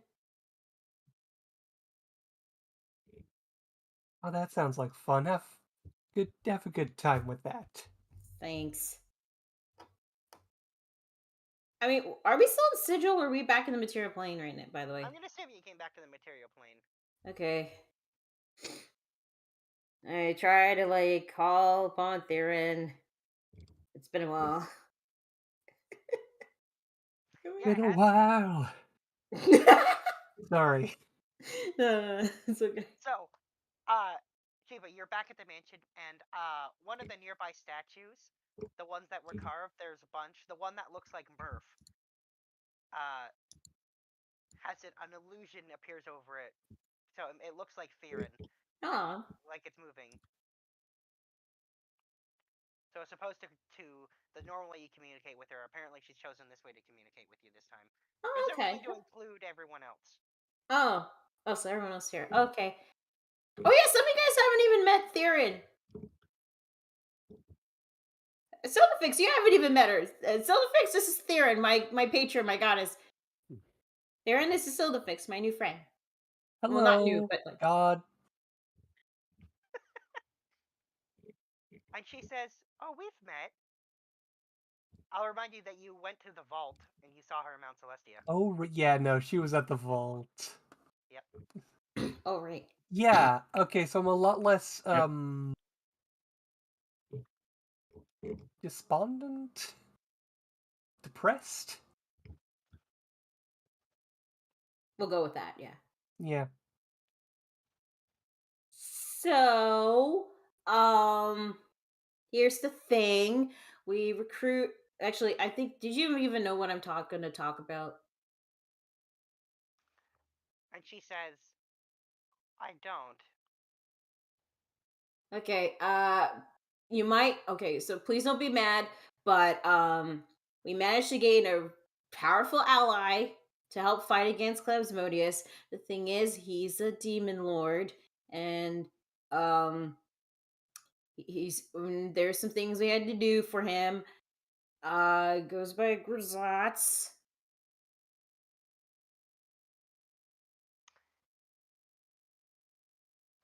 And so you've never seen Theron really kind of angry. She looks angry now. Oh, okay. All right. I said, please don't be mad.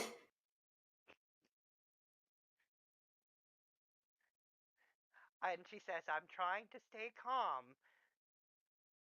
But here's the thing. We managed to get him to join our side to fight against Clamsmodius. The thing is, he needs access through the The thing is, we have to let him through the barrier when the time comes. She says, he's trying to come here directly? I turned to the others. Was that really the plan? Yes. Yes. For some reason. For Again, it's not a good plan. That's a plan. I mean, having a demon prince on our side sounds like a pretty decent plan. On our side is very generous. He's more against Clamsmodius than on our side. Yeah. For the purposes of getting rid of Clamsmodius, it's fine. And she says, "You realize that if we let him on the material plane, we can't force him back." We can't? She says, no, I maintain the barrier. I can't force anyone through. Why can't we just tell him to... Part of- I thought part of a deal was to, like, help him, but then also to, like, we send him back. He goes back. That was not part of the deal. That was not part of the deal. I mean, I thought we clarified that he wants nothing, that he has no interest in the prime material plane. Yeah, I thought, yeah. You know he has interest in it surviving one way or the other. He even told you he won whether you guys won and Clamsmodius won. Being on the material plane directly, he benefits him greatly. It was just never something he thought he'd ever get or agree to do. Get his hands dirty himself, so to speak. But he's willing to, because he made a deal. Like, he's fully will do it if he's able to. Which means we have to let him on the prime material plane, which means we're going to have to deal with that. And assuming he survives. Oh, he is gonna survive. I mean, he doesn't he have that thing. But he also has to deal with Clamsmodius himself. Says what thing? Don't worry about it. Oh my god. Korbal's face palming. The statue starts to loom over you, Shiva. She says, "What thing?"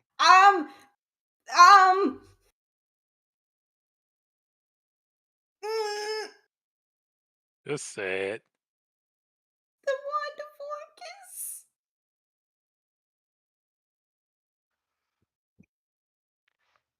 She's gonna be mad. Starts to shake. In my defense, I wasn't there when that happened, okay? I couldn't even go there anyway, so... As if that makes it better.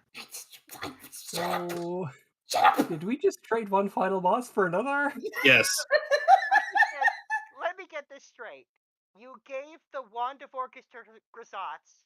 Not me. Got him to agree to help you fight Clamsmodius in person. And now all you need is for me to let him onto the material plane. Well, when you put it like that. Yes, that is what they're saying.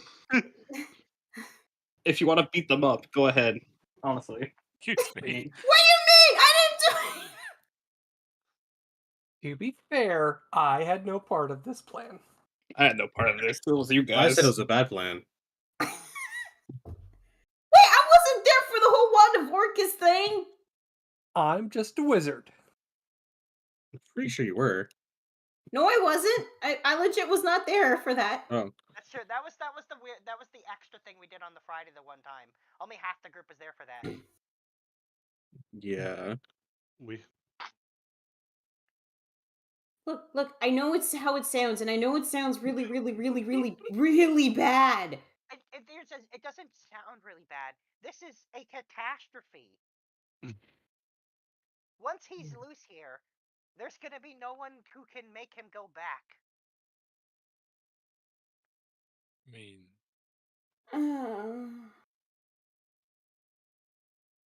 Okay.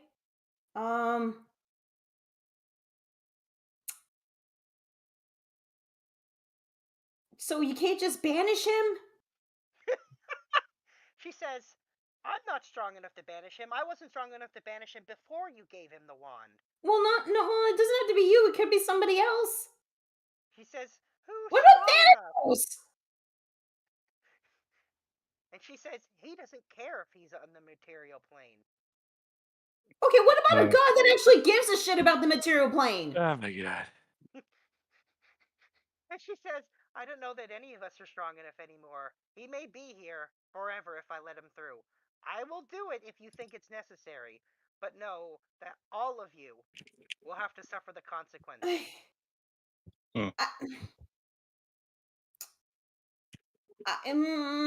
Above table, I have a question. Yeah.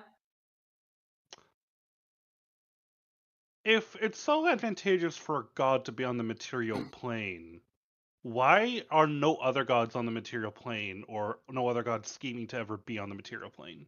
They have their own barrier. Okay. And I'll remind you, it also kind of goes against the law and the treaty that they created after that whole War of the Gods that nearly destroyed the material plane, created a desert of death. Is AO a thing in this world? You know what? Maybe we shouldn't do this. Because if AO's a thing, there's your I mean, we explanation. could still use the help.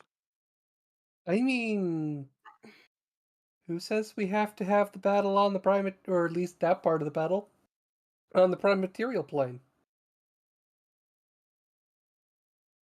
We I mean, defeat could Clem's. bring We it to defeat Clem's Modius's invading army here, and then we have to. I'm assuming chase after him into hell to make sure he doesn't come back.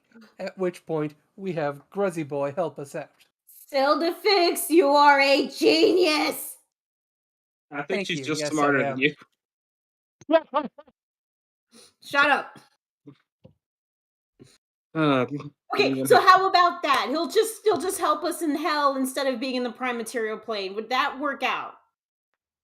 And she says, I suppose if you can force Clamsmodius back there on your own, then he doesn't have to come here, and it would solve that issue. Okay. Okay, yeah, we can totally do that. I mean, we would have to kill him in hell anyway since he's a demon. Again, I am so sorry about all this. And she says, well, regardless of the fact that whether he comes here or not, you gave him and she collectively refers to the group, gave him the Wand of Orcus. That is something didn't do it. everyone's going to deal with eventually. I didn't do the whole the thing. balance of power is so fucked. We are definitely trading one king of hell for a different king of hell. Just to be clear, Theron, I didn't. At least this one likes us. Just to be clear, Theron, Godmom, I had no part in the whole wand thing. I was not there when that happened. And she says, "Oh, I really wish I'd had visions of the future telling me this was going to happen." You think you would have killed us then?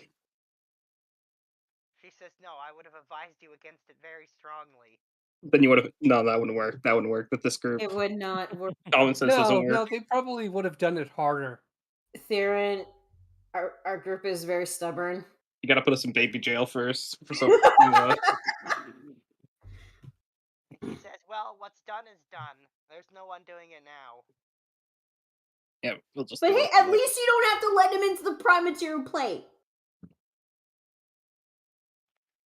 She says, "Well, I really didn't want to, so I'm quite happy not to." She says, "Not that I'm sure I could keep him there, to be honest, anymore anyway."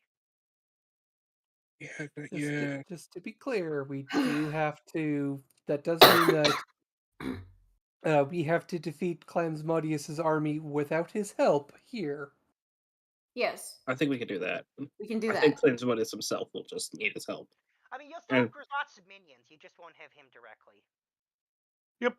And then It's just we'll have Grisot's himself to fight Clamsmodius himself. Yeah, I'm sure Grisot's probably has his minions in the material plane anyway, so.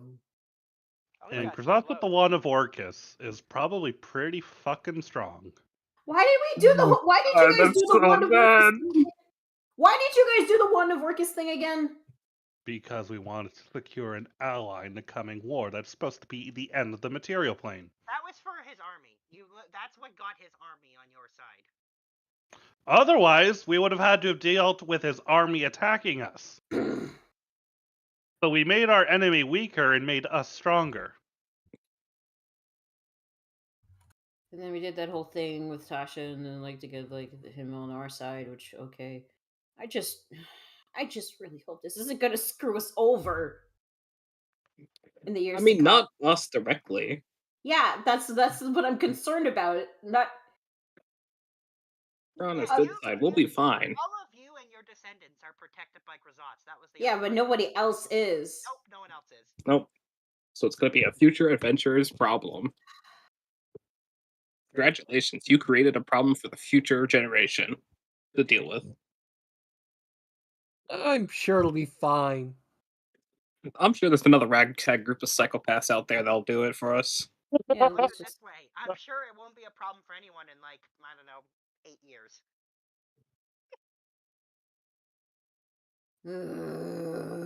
All right, you know what? You know what? From now on, no more freaking deals with dark entities anymore.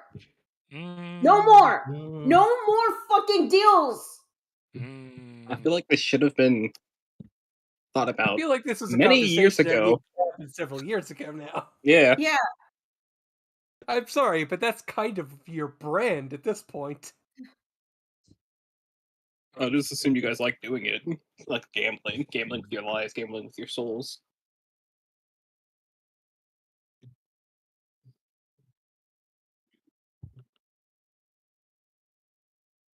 No more of that, though, right? No. Yes, please, no more. No more. I'm freaking tired of making these deals. You're not the one making them. It makes you feel better. I made a deal with the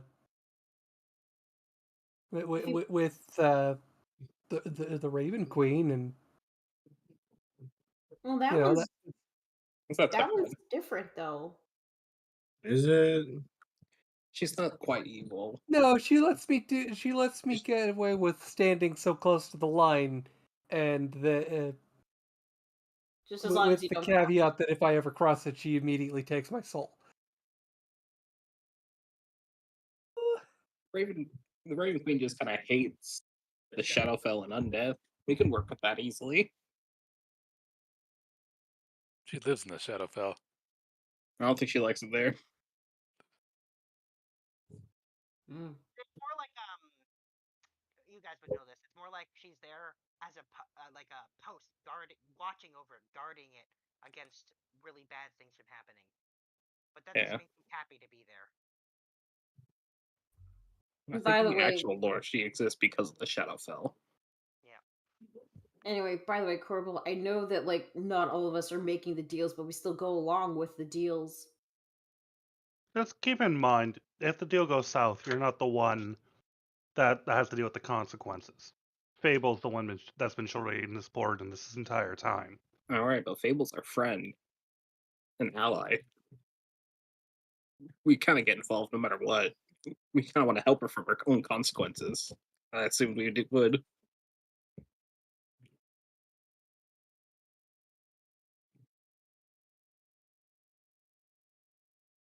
Like if God came to take her soul because of a deal, I think we would fight God. Yes, we would. And this is all credit, but again, we're only doing this because we think it's our best chance at survival. Well, can we at least next time we ever have to do a deal, it's someone more, I don't know, neutral or good this time?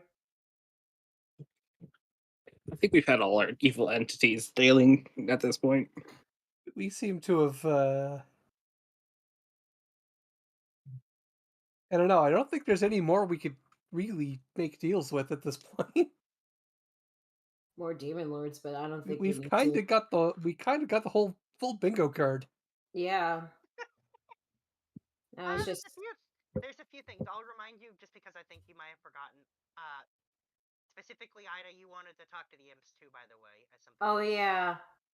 Yeah. And we specifically didn't do it in RP because we were going to do it in today's session, so I'm reminding you that was a thing you wanted to do. Oh yeah. When we get there. Yeah. So yeah, I think we're just wrapping up talking with Thea, and we just resolved something. Yeah. That could have been catastrophic, but Would have been. Oh yeah, we didn't think that through. have we ever thought things through? Yes. Yeah, Hopefully. no. We tend to think things through. We just don't think them all the way through. There's a Yeah. distinction there. We get about halfway and then give up. Who was that? That's a good question. I don't know, but what I will say is, Theron says she will try to keep Grzotz eventually in the future out of the material plane as long as she can, but he will eventually, if he wants to, he could break through. New VDG for the campaign 3. Yeah, which I figure will probably happen in like 8 years. So in between campaign 1 and 2. No. Timeline wise. Not 8 years in game, 8 years in real life. Oh. So 20, 30. Oh, when we're in our 40s. Okay. That's what I figure. That's when campaign 3 happens. Maybe it happens slightly sooner, but I don't know. We could all party wipe in the at the very beginning of campaign 2. I already have an idea of what character I'd play for that. Many of you do. Anyway, all right. So Theron says, "Is that all you have to tell me, Shiva?" And she's looking at you very intensely. I'm trying to think. Let's see. I accepted my dark side. The imps made me queen without my say so. She says, "Well, I knew about those." I'm trying to think of what else I should tell you that you don't know, but I don't know if that will make you more upset. She says, "You better tell me." We had to meet with Baba Yagga.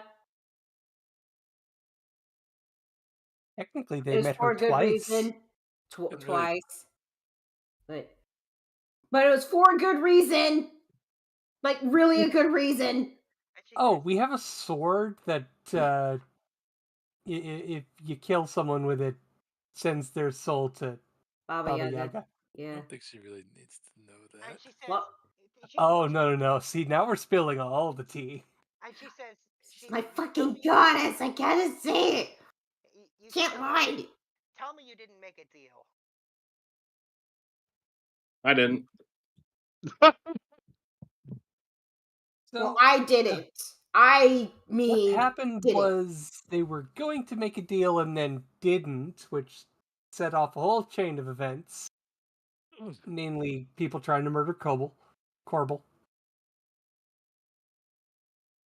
And yeah, we went to resolve that. And it got resolved. And now Korbal doesn't have a bounty on his head, so he's okay. And we're not going to use the sword. She says, "The sword, did it have an eye on it?" Yep. Yeah. Yep. It's in a bag of holding.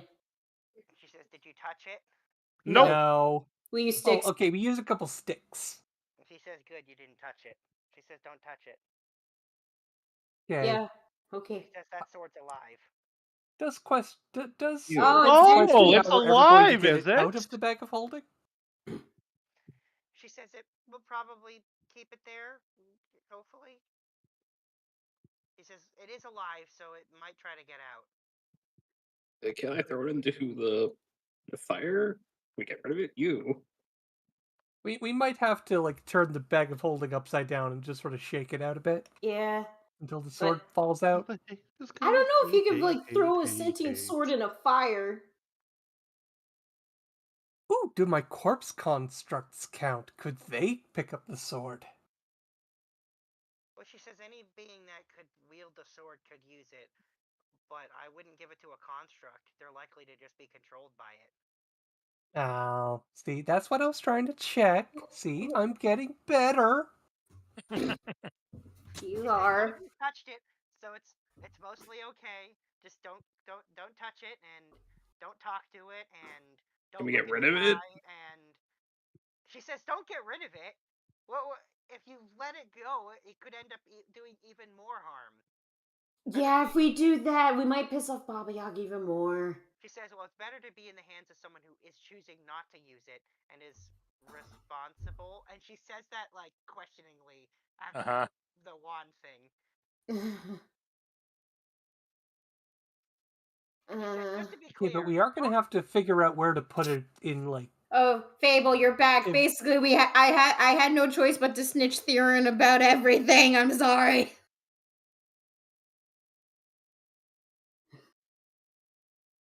Everything's fine. We have a plan. What did she say? Okay, so basically, she did not. Okay, so we cannot let Grisotz into the material plane because that would be bad. So the plan is have him help us in hell when we have to kill Clamsmodius.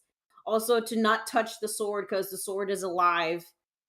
Also, she's very pissed at us about the whole Wand of Orcus thing. And about Baba Yaga. And all the other deals we've made. Pretty much. Well, she wasn't helping. Did you even tell her? Wait, are you saying this out loud?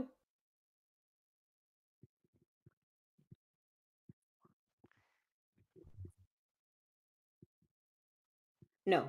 Okay. Probably for the best.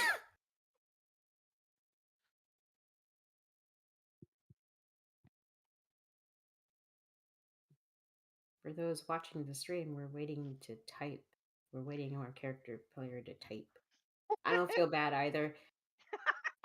Honestly, that's not surprising. Well, that we already knew. Yeah.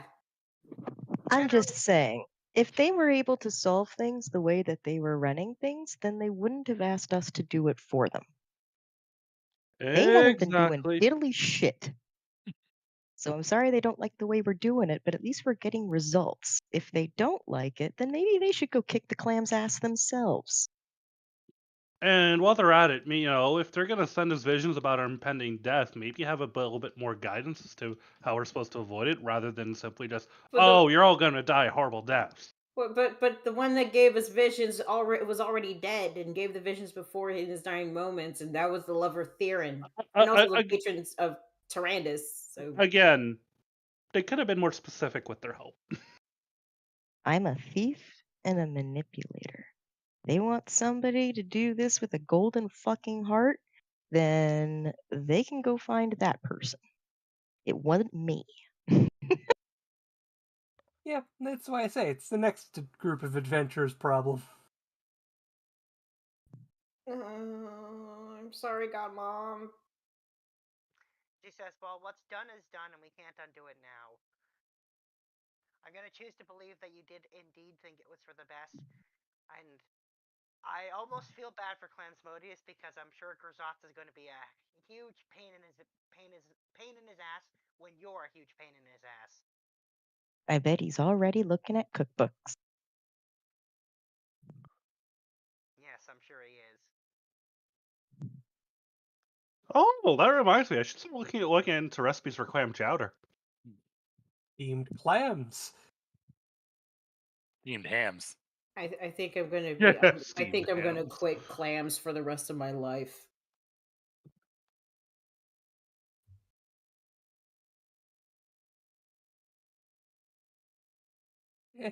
Well, I'm sure it'll all turn out fine.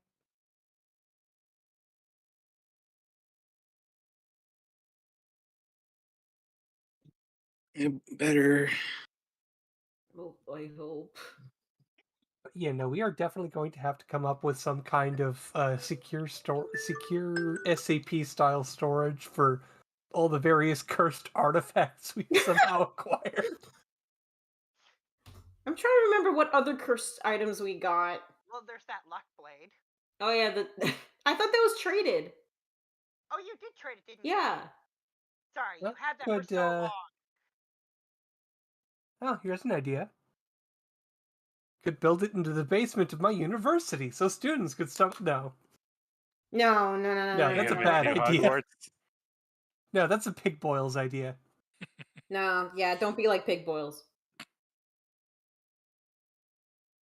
How about we have the dangerous, world-shaping artifacts far, far away from any inquisitive children?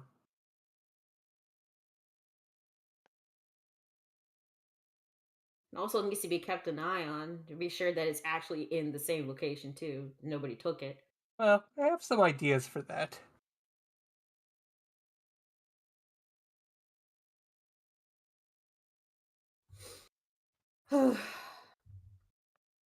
Well, I'll probably have to hear about your ideas another time. I got a meeting to arrange.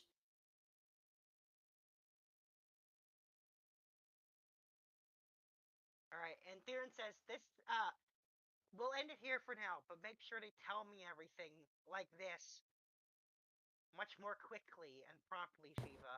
Okay. I'm on your side and I'm worried about you. I know.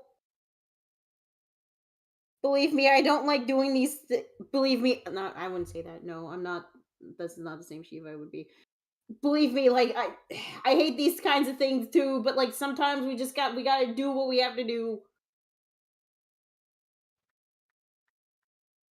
That's what a neutral Shiva would say, right? I don't know. Sounds good. Yeah, Okay. you're the player. Yeah. Okay.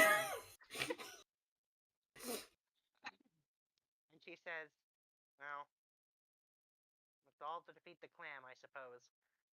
All right. Keep me informed of anything else, Okay, and be careful." I will. Is she I gone swear, yet? future generations are going to just not take any of this seriously. As soon as we mention the clam. Yeah. Well, so I will say, Thera, the statue shrinks down in size, but changes proportionately back to being a statue of Murph. Though you do notice that the hands, specifically around the knuckles, seem slightly cracked on the statue. Uh-huh. I'm gonna do a quick cast mending on to fix up the statue. Okay, well, that was fun. Somebody's in trouble. Yeah. So what else do we have on our list?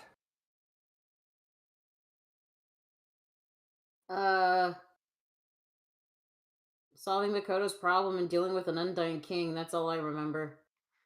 And you were gonna go talk to the imps. And I gotta go talk to the imps, which I should probably go do right now. Well, I do have a whole bunch of research I've done on systems of governance that you could refer to. That honestly would be a pretty good idea. Well, I mean, does it also is it also akin to like being queen? Well, there's this fun idea I found called constitutional monarchy.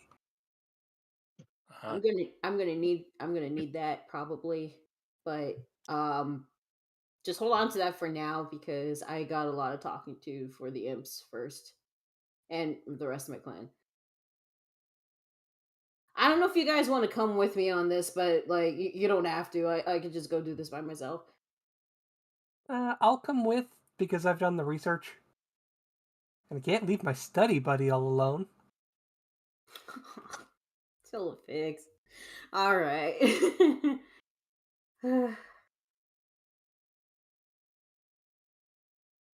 So yeah, that's. All right, you head back home so you can go talk to the imps. No, I'm gonna call a meeting. Okay. Imps and the clan, honestly. All right. You quickly arrange a meeting, and the clan and all the imps show up. Okay. A lot of things to talk about. First on the docket. I let slip at the Elven Kingdom about the special games we're gonna have with our clan, the Asmar and the Auntie. Apparently I didn't know this, but apparently if you tell them about like a special event you're gonna be doing, you'd assume that you're inviting the other kingdom. So the elves are invited to being a part of the games. A hand shoots up out of the crowd. Yeah, David. Yes. Yeah, Is it it's him, Is it isn't it? Malleus? Is it Malleus? Malleus. Yes, Yeah, Malleus. He says, "Queen Shiva, does that?" So to clarify, the elves are now joining this. So all the logistics that I've been working on are irrelevant. No. They are. No, they're not irrelevant. You just have to scale them up. Yeah, we're just adding the elves as well. They're also going to be a part of this too. So it's not irrelevant. And he says,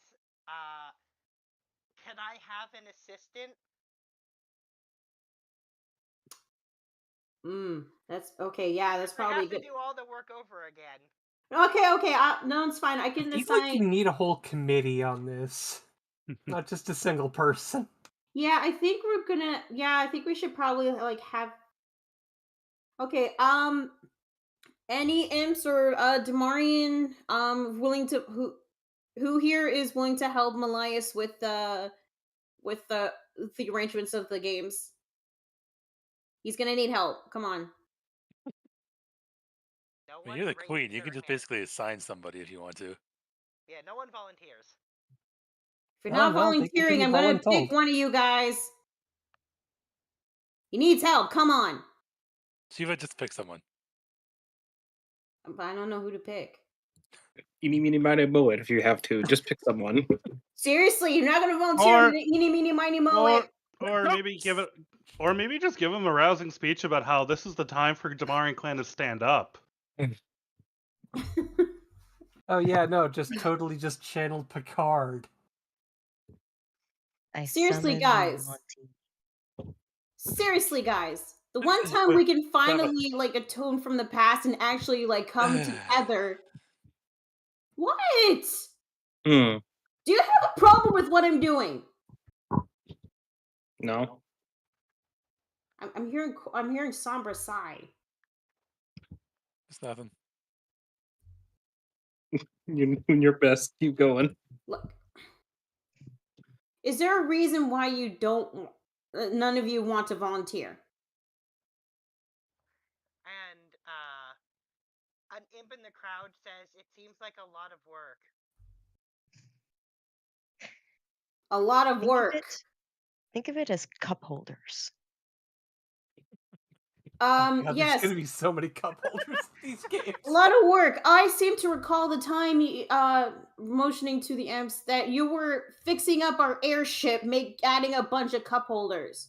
That seemed to be a lot of work, wasn't it? It took like weeks, months. And one of them says, but it was all for the cup holders. Are you saying that we could have cup holders at the event?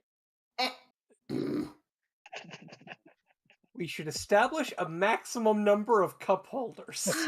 Okay, no. Just get this dealt with now. No, okay. Come on, guys. No, and there's just like the imps erupting like an like the whole crowd of imps. Oh. Okay, you are floundering, study buddy. Yeah, okay. Shiva. What? There are two strategies here that I can see.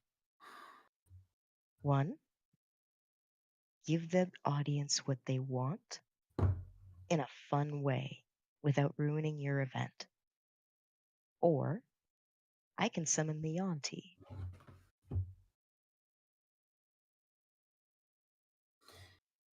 All right. You know what? If none of you just want to bother to help with Malleus, we could ask either the auntie or the Asmar or even the elves to help him. I'm sure they'd be more willing to help him.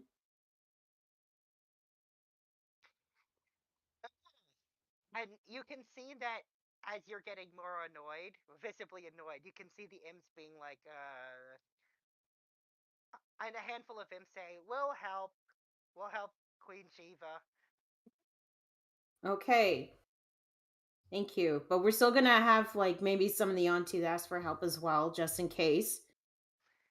And in honor of your great sacrifice of your time and efforts, every imp that comes to the games gets a free giant foam cup holder. The imps erupt in cheers. And there's just like, cup holders, cup holders, cup holders. Okay, so we're gonna need, let's see, someone to manufacture the cup holders. Probably also a division focused entirely on giant novelty foam fingers. As soon as you bring up someone to manufacture, you get like tons of imps being like, we'll help with the manufacturing. Okay. But you have to help half with the manufacturing of the cup holders and half of helping with the rest of the games. Can you do that? See, we'll need we'll probably need several large open fields. You can see the imps are already getting excited. A bunch of them have like flown over to where Malleus is and they're already chatting. And like you can see Blaze has picked up on how much a cup holder means to them, and you can see him make a comment about how a large stadium is really just a giant cup holder if you look at it the right way. And there it is. See, this is what I was talking about. Give the audience what they want. All right. Next emotion. The upcoming battle against Clemsmodius is coming in 6 months, and this will include the imps.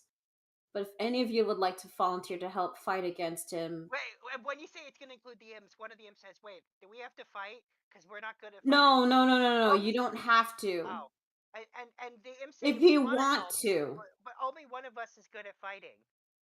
Oh, it's Dem, right? Yeah, and they say, but Dem's missing.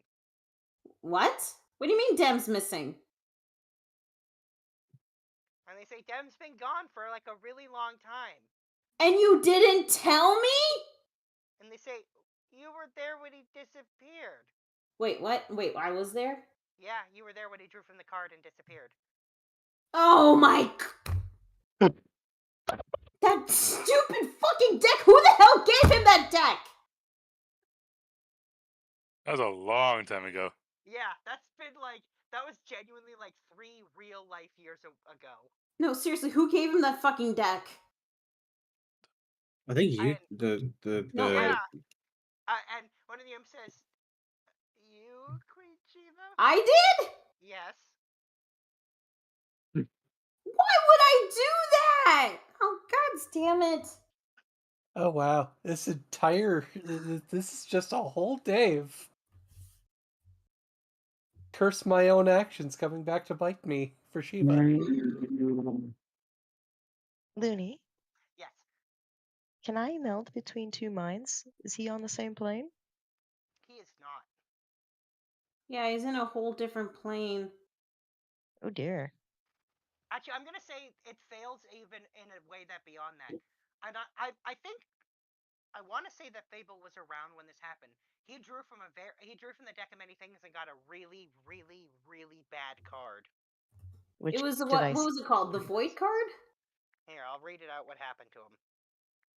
Is he stuck in pandemonium? He's in At least he'd survive there. He's in a rough spot, is what I'll say. He got the, what was it? It was... here it is. Yeah, he drew the Don Juan card. He became entombed in a state of suspended animation in an extra-dimensional sphere. And that is where? You have no idea. The sphere can only be located by wish. We have a wish blade. We are burning through so many wishes. Yep. Just dealing with the consequences of our own actions. Alright, who could still wish? I think almost all of us can. Korbal can't. Except Korbal. I think Sildifix can still. Alright, who wants to risk it? He's my responsibility, I'll do it. But before that, there's just another thing I gotta say in the motion, and I'm gonna put my crown down and put it on the table. Why did you make me queen without my say-so? And one of the imps says, it seemed like a good idea at the time. But you didn't consult it with me. Damn, they're like a reflection of us. You didn't consult it with me, because this is gonna be my responsibility. Extra responsibility. Queen is different than being a leader of a clan. And one of the imps says, the council still exists and we're still there to help with everything. We just like the sound of Queen better. That doesn't matter what you guys think. It's what... You just made me queen without, like, telling me about it or asking if I was okay with it. Do you know how long it took me to accept being called Mistress of the Imps? I was so goddamn insecure that I get so embarrassed every time I'm called that. And one of the tieflings in the back says, if it helps, we're also in agreement with it now. It doesn't freaking matter what you agree with! What matters is what you've made me!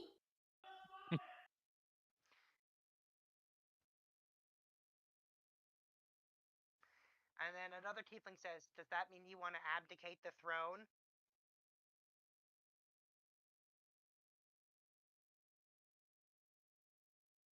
Hang on, sorry. I think I got Daniel pissed because I screamed. Sorry, what was that? One of the tieflings in the back says, does that mean you want to abdicate the throne? People already know that I'm queen anyway. And it would mean that Emma wouldn't be a princess anymore.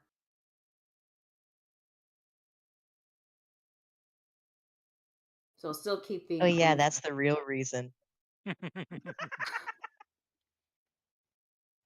Look, I'm just mad at you guys for like making this decision for me without my consent or my permission.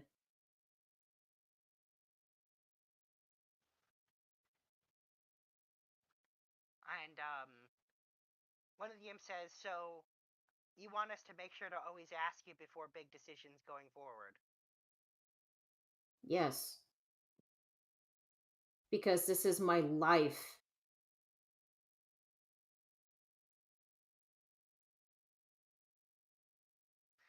And one of the imps says, okay, the council will always make sure to come talk to you about all the decisions. Thank you. Let me put the Queen crown gets back a veto.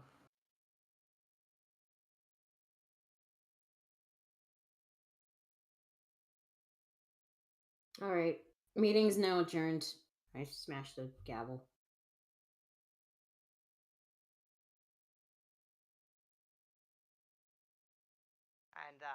And As you go to smash the gavel, it goes squeaky, squeaky, and Fable starts laughing. No, it doesn't do that.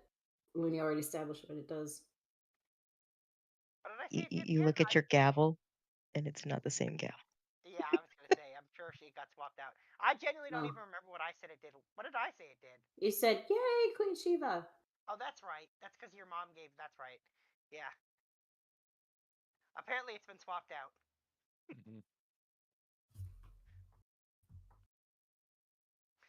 You Anyway, look so over at Fable, and she's just got a grin on her face, and she's waving the actual gavel.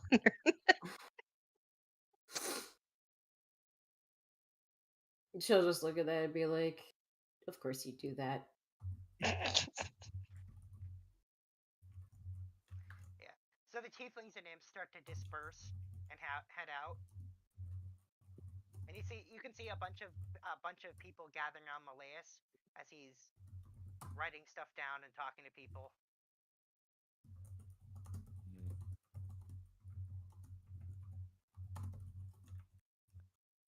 Well, sounds to me like Shiva could use a bit of relief now. That's a good word for it.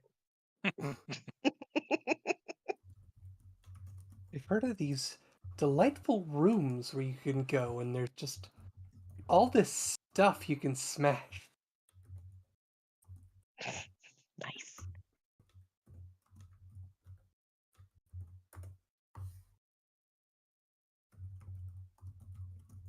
And then, go have sex somewhere. Exactly. So the smashing things first is a good idea. It's good to get that part out first. I mean, there's going to be smashing involved no matter what. Ew.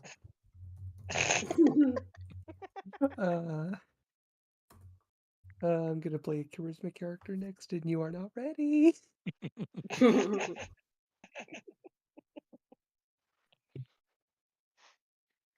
ready for anything. At this point, you guys can't do anything to surprise at me in any way, shape, or form. I can handle anything now. Yeah, I'm excited to play an airhead, and then somebody else gets to play the smart one. Yeah, we're going to be a fun duo. Sure, the group will be as chaotic and crazy, but just the roles shuffled around a bit. The stoner and the sheltered teenager. What It's shenanigans we will get into. I'm sure nothing crazy. Well, So as the imps and everything leave, Dobby immediately floats over to Shiva Hmm. and says, "A bunch of the imps want to volunteer to help during the fight. We just don't want to actually fight because we're not good at it." There are other logistical roles that could be filled. You know, you don't have to like fight at the front lines. There are other things you can do to help. He says, "That's what we were thinking." So lots of us are a little afraid to go anywhere near them. We have bad experiences. That's totally fine. You don't have to fight in the battles. Korbal will point. Oh, sorry. Go ahead. And he'll say, "Thank you, Queen Shiva, but we do want you to save Dem." Of course. Korbal will just pipe up. If you would like to participate in battle but don't want to fight, there are plenty of roles that you could adopt. You could work siege engines. You could carry messages. You could carry wounded away from the battlefield. He says, "We're gonna help. We're just gonna stay away from the fighting. Yeah. We're not good at it anyway. We just get in the way." Except for Hmm. Dem. He's super, super strong. Wherever he is. And we need to rescue Dem now. They say if that's what he's in, we just haven't seen him in a long time and we feel like he's probably in trouble. That's Dem apples for you. But well played.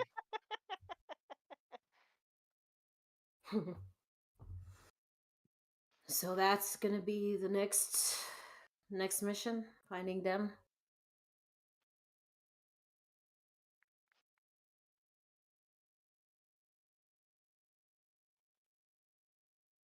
Yeah, well, that's the next thing on our list.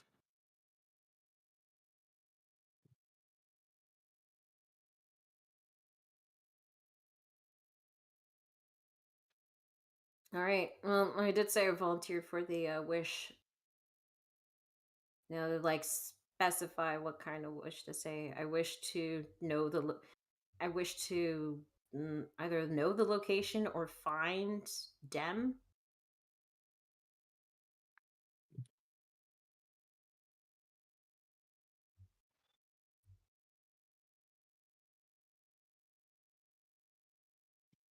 I mean, there's a lot of ways you could probably word this. Like, do Make we want sure to go that to where Dem is, or do we just want to know where he is and figure out how to get there? I'd find let out where game Dem lawyers Bones, figure this Dem one out. Bones be walking around, Dem Bones.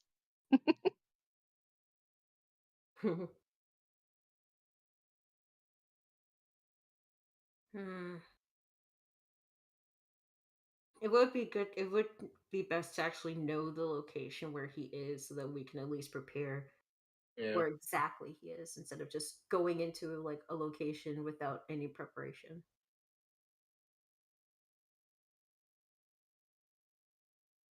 So maybe I wish to know the location of Dem the Imp.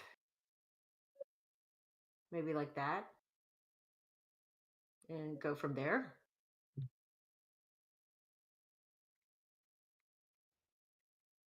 Yeah, we can just start going from there. Okay. The plus side of that is that it's a very mild wish, so the repercussions of it might be quite mild as well.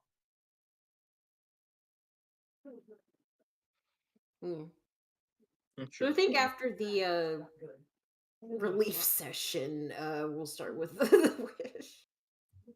All right.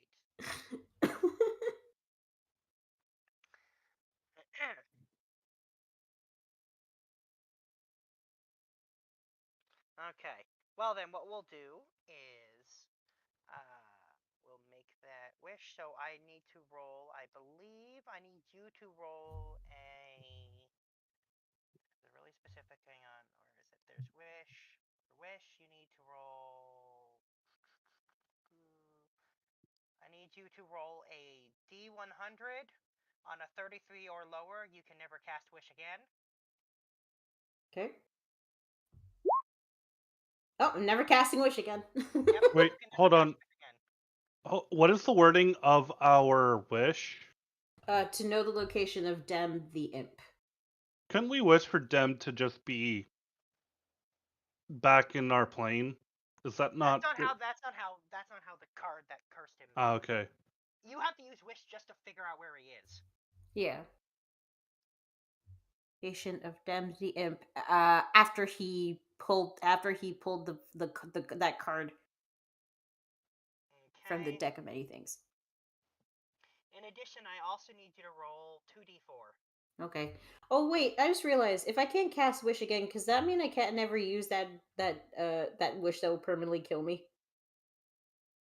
That's true. Yeah, you can't. I can't. Yeah. No, but that's not wish spell, so that's just making a wish. So you could still use that. You just can't cast the wish spell. Oh, I got 6. So your strength is now 3 for 6 days. Sounds like I'm gonna carry you everywhere. 2d4. You can roll 8. Who has 8 strength? Well, no. The strength always goes to 3. The 2d4 is the number of days, so that's 6 days. Okay. Yeah, so your strength always goes to 3. It just is the length of time. Unless for some reason your strength is already 3 or lower, in which case your strength doesn't change. I can believe that. It's possible to have a strength that low. You have to be really unfortunate.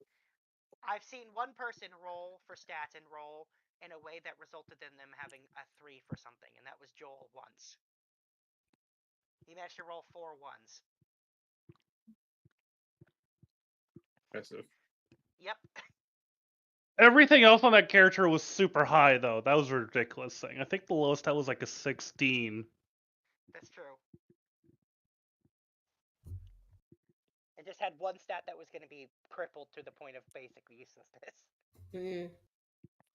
Okay.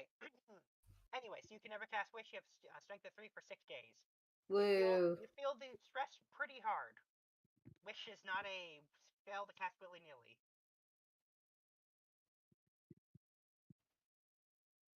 Now we just gotta wait 6 days. Okay, so what It do I? worked though. Yeah. Yeah. So Shiva, in your mind, you have a vision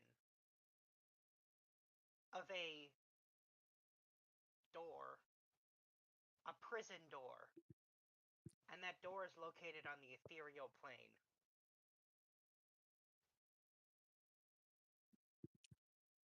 I relay that as tiredly as I possibly can. And I'll even say you can tell by you can see where the door is. It's at the mansion in the ethereal plane. The mansion. Our mansion. Yep. He's in our mansion this whole time. Well, not Just exactly. in the ethereal plane. Yeah. In a prison. Next to our mansion. Yeah. Sort of right angle to reality. That's neat. I've been waiting for 3 years for someone to bother go looking for him. Okay. So now that we know where he is, can we get him out? That's a separate story. You'll have to get to the ethereal plane first. Wait, I have. Have we ever been there?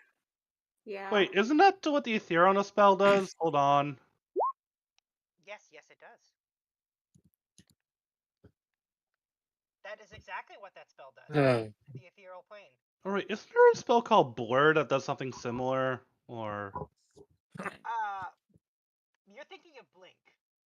And Blink is temporarily stepping there when you roll luckily on dice at the end of your turn. Got it, okay. But yes, you are thinking of Blink. You were pretty close. Okay. But yes, the etherealness spell is how you go to the ethereal plane.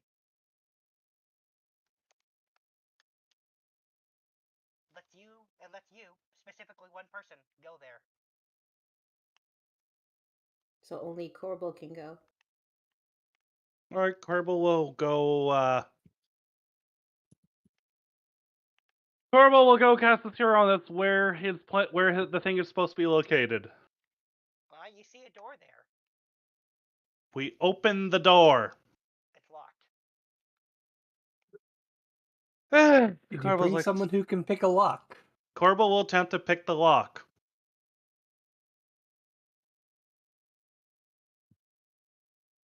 Does he have to roll for tools? Yep, I'm doing that now.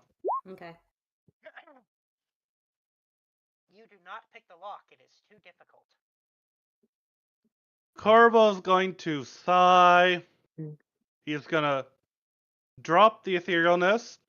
He's gonna walk over to the magic store, and he's going to get a scroll of knock. You know, I know that spell. You can just take me there. Can I take him there? Nope, etherealness is a self spell. You cast it on yourself. You gotta cast it at a higher spell slot, and you can include another person. Basically, yeah. Well, we're doing with this ourselves. We're gonna go to the store. We're gonna get a knock scroll. Then we're gonna recast etherealness again, and then we're gonna use the scroll of knock on that fucking door. All right. So you go back to the ethereal plane. And did you say you cast knock? Yeah, use the knock scroll. All right. You try to open the door. Yes. Still locked. Fuck. A higher level. Oh, doors. Oh my god. We're being bested by a door. Just What bring can a I Fable. tell? What can I tell about this door? Roll an investigation. Oh yeah, because I'm real fucking good at that. Hey! We're gonna guidance that. Here's what I'll say. Upon inspecting the door, you don't have a trained eye. This isn't exactly your area, but even you can see that there are at least 10 magical locks on this door. You need a master rogue. You gotta cast I need to bring it to you, buddy. And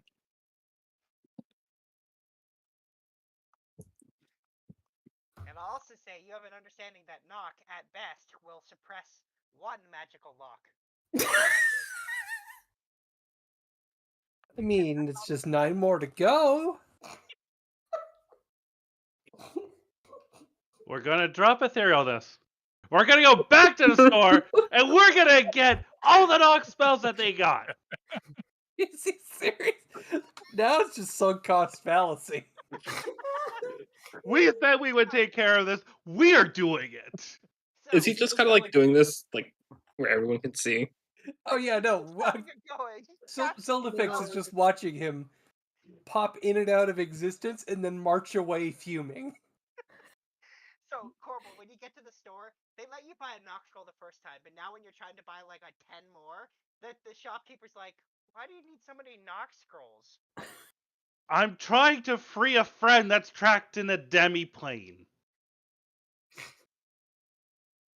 And he says, all right, as long as you're not planning on stealing anything. No. Why did you say it like that?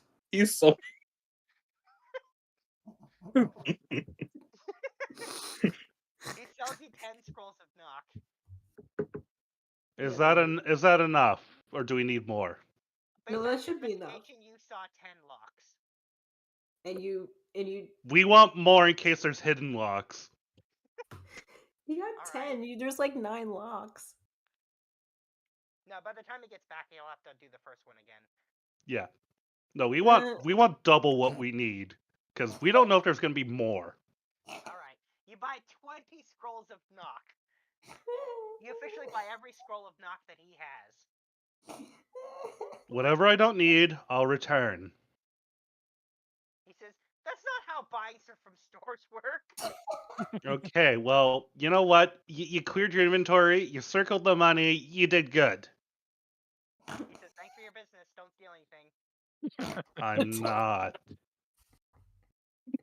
I love this shop owner. Look, he's selling scrolls of knock. If someone steals stuff, he could be held responsible for being an accomplice, so he's trying to cover himself. Oh my god. So Korbal's gonna come. And then, because we're using a 9th level spot to cast Ethereal on this now, we can bring 2 other people.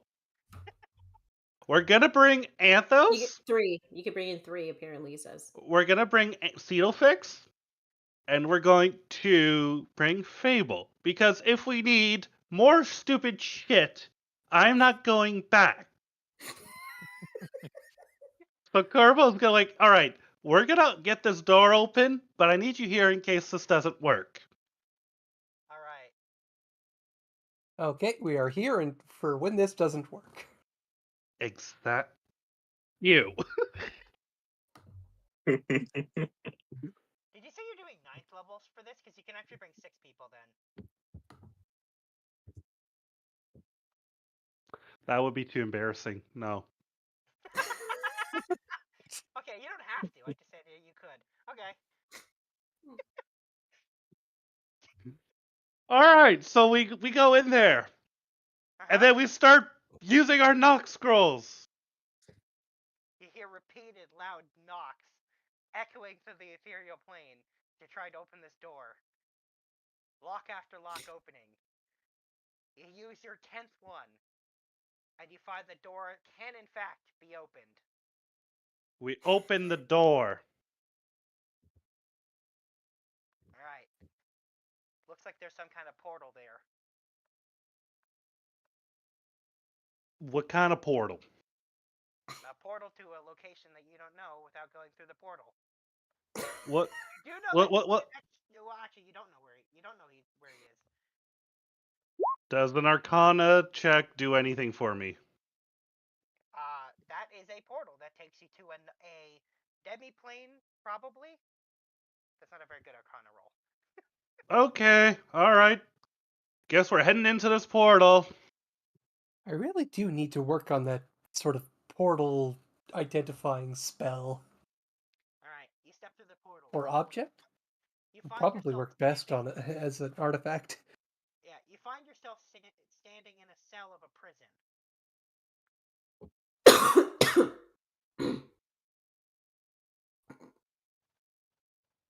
Okay. And anyone who else goes in there also finds themselves standing in a separate cell.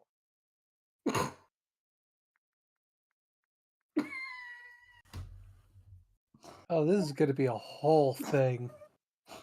Good thing we got the rogue. Good thing we have Anthos with us. So, Silverfix went through mostly just because of scientific curiosity. Great. Because she's a menace like that. Is there a door to her cell? There is not.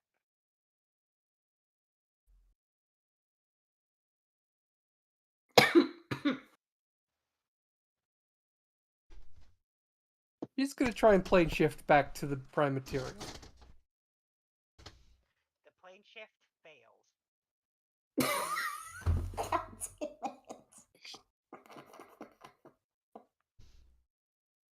Fine. And she just, like, sits down, crisscross applesauce.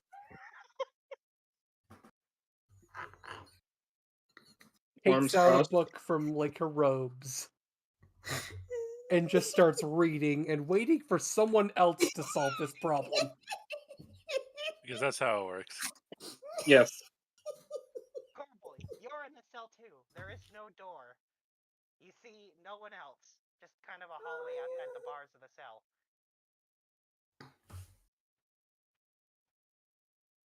So there's a hallway, right? There is a hallway. And we're in the hallway or we're in the cell? You're in the cell. Can I see into other cells, or am I just... Yeah, so you can see often that you can't see into the cell, but you can see that there are other cells. They're just the angle, you can't actually see in them. We try to break open the doors. There's no doors. Just bars. Just bars. What kind of bars? Hey, Miss Francis. Korbal, I'm going to say that you are familiar with this metal. This is adamantine bars. This is a serious prison you've broken yourselves into. Sort of.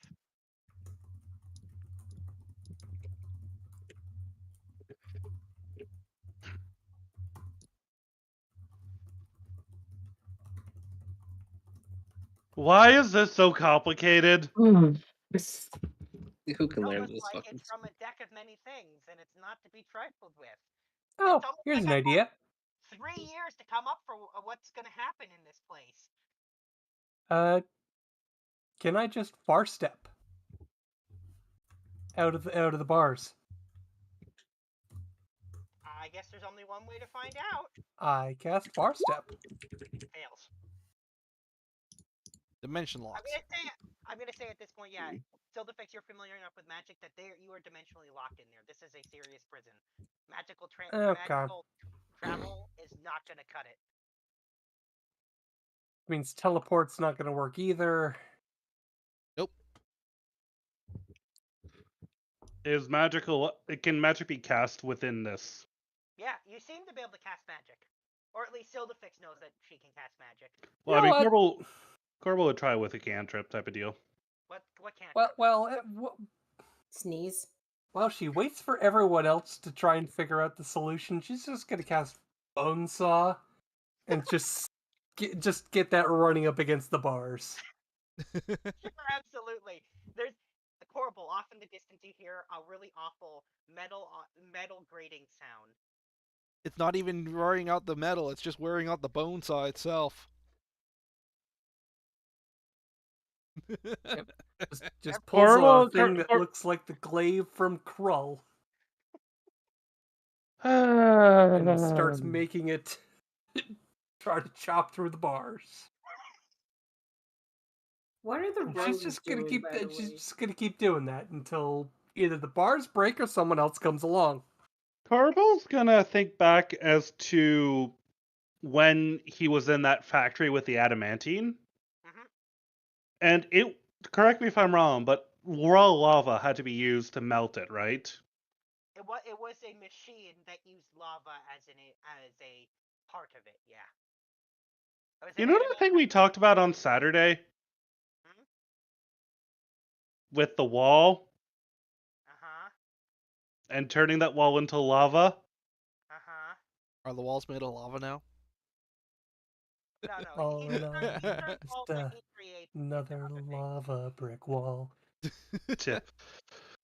We're going to create a 10 by 10 foot segment of wallless stone and use our newfound powers to turn it into solid lava and have it go and cast it as close to that gate as possible. Nice. Yeah. And then we're going to use we're going to use our ability to concentrate on multiple swords to use a wind wall to force the lava onto the adamantine itself. Okay. Remember I said we were going to take a coin toss here. So we're going to do a coin toss on this. You're going to roll a 1d2. On a 1, the lava only goes on the bars. On a 2, it cools it down and it becomes a solid, like, cooled magma wall. Okay, you need a 1.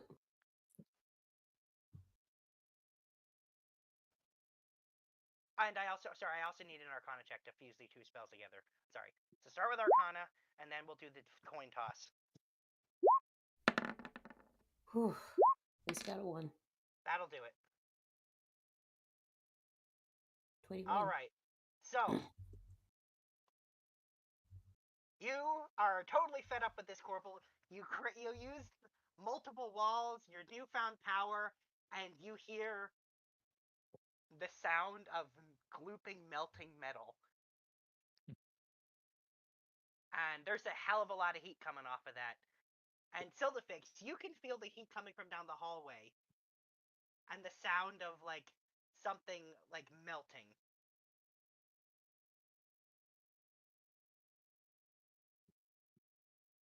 Are there prisons, like, next to each other?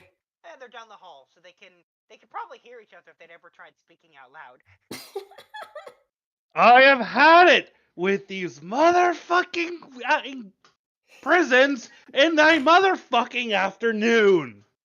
Good try. To it. Through prisons is gonna be his new ice wall. So you're stuck in one of these too. Yes. Oh, you're here, great. Then I guess we just need to find Fable and Anthos. Did they come through? I don't know. Did they? They never said they did, so I don't think they did.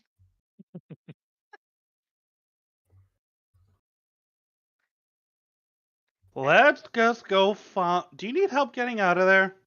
Yeah, so Korbal, after a while, you managed to melt a sizable hole into the bars. Enough that you could squeeze through if it wasn't covered in lava. So well, I'm assuming the lava would have cooled down by the time it's done this, or You'll have to, like, once you stop concentrating on the spell, it'll go away, or it'll cool down anyway. yeah. And also, I do need a con save from you for your double concentration. sure, con save. Let's go. You good? All right, you're fine. Yep.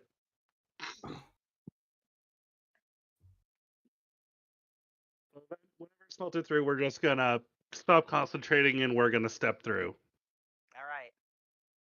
You've burned through a lot of spells now today, between the etherealnesses and the 3 etherealnesses. You know what? They're there to be burned. All right. You're in a hallway. You can see cells going in both directions. The same adamantium bars. Okay, so we're going to try to find Fix first and check up on how Fix is doing. Is the bone saw having any impact? The bone saw seems to be breaking. The saw itself, as I anticipated. Yeah. It has made a continuous, very annoying sound. Fix, I think the only thing that thing is breaking is our hearing. What? Turn it off! Oh, yeah, sure, fine. So this is made out of adamantine, by the way. No, most spells will not go through it. I don't suppose you've got, I don't know, prismatic spray or some sort of really powerful magic that would bypass adamantine's usual magic deadening properties. Well, I could disintegrate. That could work, and then Korbal's gonna step to the side. Oh yeah, no, you don't want to be anywhere near this. Yeah, Korbal's like, Mishu says disintegrate. He's just gonna step back, step to the side. Yep. And she's just gonna zap a bar. The spell bounces off the bar. Oh shit. Oh god. Roll a dex save. No. Oh dear. Oh shit. Oh boy. Okay, so Can I give a you sixth level resistance? spell. you have to touch You would have had to done that before the casting. Right. Yeah. Oh no. Roll a dex save for me. Oh no. Oh, that's Alright, not bad. Oh no. Unless if it's a She's reaction. got more than 50 hit points, which means It wouldn't instantly kill her. Okay. although is that my spell save DC or is that a modified DC? Oh yeah, I guess it would be your spell save DC, wouldn't it? Ow. I'm assuming, yeah, so that would do, we're just gonna, you want to roll the oh, you did. Did you roll the damage? No, I haven't rolled anything yet. Ouch. Oh. Oof. Ouch. That rolled really high. Horrible, I blame you. You're the one who said this was a good idea. So you've officially learned that adamantine generally reflects magic.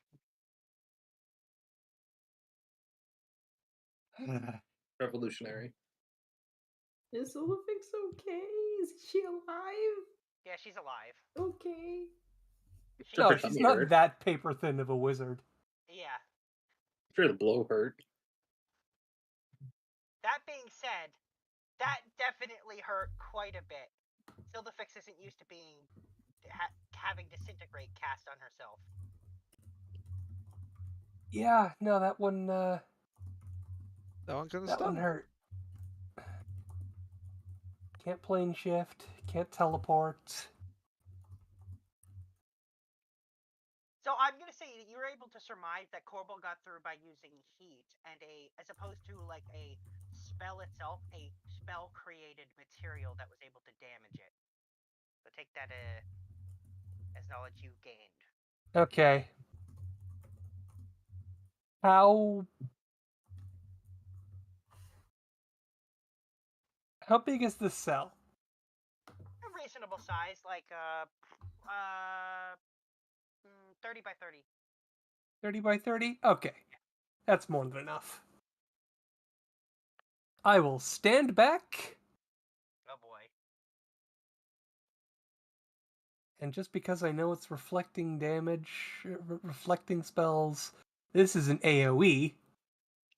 You've learned some of your experience from what just happened to you and how Korbal got through. You're realizing that's the way to go for this. And just because it's only a second level spell, I'm gonna upcast it.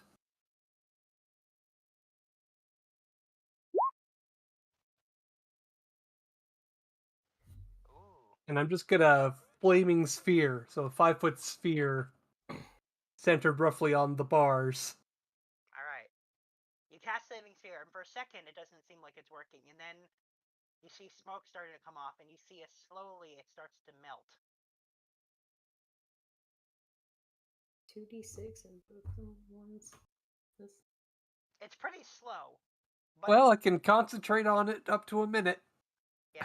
After a minute, you've made a 5 by 5 hole. And there's large scorch marks on the floor and the bars around it. 5 by 5 holes, pretty good. Yeah, no, that works. That works. I'll step through. So I'm guessing this imp that you're after, is somewhere in here.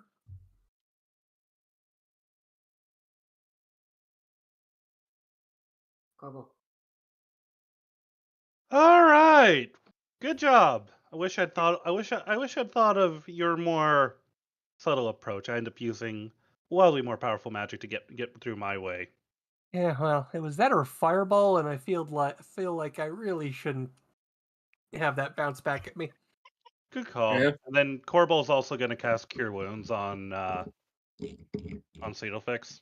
Oh, thank God. Here you go. This'll top you off and take the edge off the pain. Okay. All right, now we just need to find Dom. Dem. Oh, his name was Dem. Dem. Korbal's gonna cast Thaumaturgy down the hallway and say like, Dem, are you here? Alright. You make your voice echo down the hallway. And you don't get a response at first, and then you hear a bunch of footsteps charging down the hallway in the distance. I feel like those are guards. I think you alerted the warden. Do you speak Gnomish? No. Yeah, well, I certainly don't. Alright, well, in Gnomish you hear something. Sounds like a bunch of squeaks. Yeah, you hear voices in a language you do not understand. Are you casting tongues? Yep. On who? Myself. Okay. Alright. You hear off in the distance. It's intruders. They're trying a prison break. Get them. We're just gonna grab Seedlefix and then we're just gonna start flying in the opposite direction. Alright. Alright.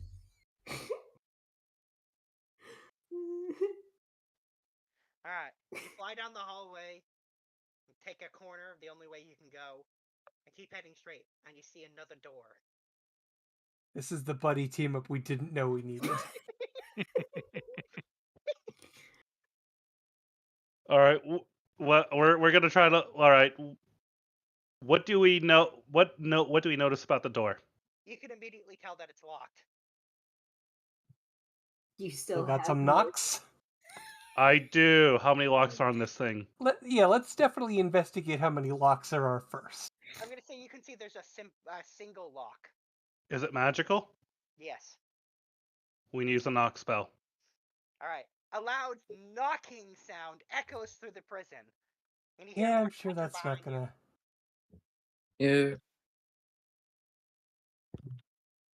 I'm sure it's fine. And then we Open go. the door. All right. Yes, we open the Burst door. through the door, and you're suddenly standing in an office with an important imp, or sorry, gnome, standing behind a desk looking at you. He's got a pretty long beard, and he's got like a book in his hand, and he just kind of pauses when you burst through there. And I think we're gonna pause for dinner here because it's a good time for that. God fucking damn it! I hate Ran right into this. the warden's office. That's exactly where you ended up. That's pretty great. Meanwhile, Fable and Anthos, like, they're still they didn't go through the portal. No, I Are don't they think just they like did. standing by the original door, like Yeah, Jerry, pretty sure. just talking, talking about rope how shop? silly they are. Yeah. Oh, what But kind of picks do you funny- use? Debating on the merits of Anthos' The best part is I'm gonna say it's at this moment as they're sitting there like waiting, the doors relock because knock only lasts for a few minutes. Oh, well, that can't be good. All right. Anyway, we'll come back to that in an hour. Oh no! God fucking damn it! Well, This is good what job so happens far. when I try to do something. This is amazing. I know, right? Above table, I- this is fucking hilarious. I'll need a recap before I join back in for the second half. Sure, I think your I'll girlfriend's good at that. No, we'll get there. Anyways, I'm gonna start cooking. Ooh, Yeah, I all got right. it. I will be back. Yeah. All right, BRB. You know- Scooby Doo. Yeah, Yeah. no, this is definitely feeling more Scooby Doo. So you loudly knock on the door and you burst into the room, and the gnome warden does a spit take from a glass of water he was drinking. Did you Hello say that he was there. Oh. Zelda picks waves. Hello there. And then we close the door behind us. Korbal. And he speaks to you in gnomish and he says, "Who are you? What are you doing here? Why did you break into our prison?" We were trying to. We were looking for a friend of ours that unfortunately was sent here. He clearly doesn't understand what you're saying. He has tongues. Lasts for an hour. That lets you understand, if I remember correctly. Korbal's just going to. Oh no, that's No, common Looney, comprehension. that's comprehend language. You're right. Tongues When the lets him target speaks speak. any creature. Yeah. Yeah, wherever when the target speaks, any creature that knows at least one language and can hear the target understands what it says. Yeah. Another example of the ones I mixed up. Yes. So. Yes. He says you're here to rescue a friend. Well, if they're here, they're in prison. Right, but this friend was wrongly imprisoned. He drew a card from a deck and then was banished to this plane. We're just looking to get our friend back. And he says, your friend is here because they drew that card. They're here because they belong here. That's what happens to everyone who draws that card. So everybody who's here is here because they drew the card. Well, all the prisoners are anyway. And who's the one who commissioned this prison? And he says, no one. It doesn't work that way. And he says, more importantly, you've broken in here, which has never happened before. So I'm not sure what to do. I could imprison you, but you didn't draw the card, so that doesn't feel quite right. But I also can't just let you walk around free. Wait, so well, this is a prison. You could. Well, if you don't like us walking free, at the very least, you could tell us where the exit is. And he says, that's not how it works either. I think I know which way he's already leaning, and it's going to probably be a problem. What do you mean? Please clarify. Statement unclear.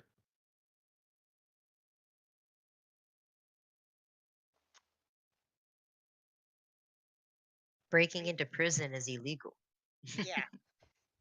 He says, in the end, I do think I have to imprison here. You broke in here. You may have not drawn the cards, but here you are anyway, and you're not one of the guards.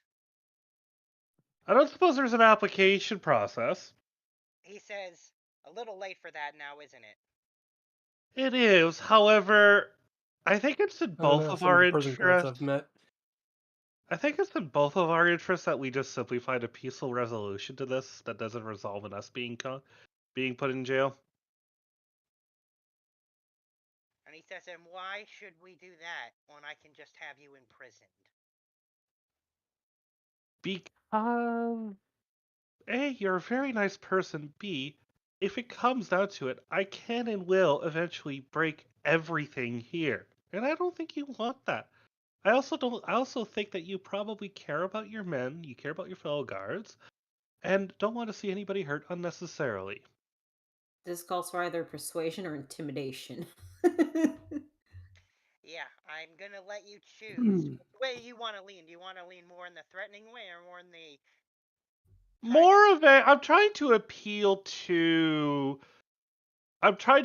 to his better nature. I'm trying to appeal to, listen, some stuff can go down, but we both don't want that to happen. That sounds like a threat to me. It sounds like a persuasive, though. I'm gonna say roll persuasion. Oof. We're lucking that roll. Not your better. A little bit better. And he says, I'm not convinced. I think you're blowing a lot of hot air around. I have no idea who you are, but the fact that you're trying to rescue someone who's here because they did what send someone here, what is a foolish and dangerous act.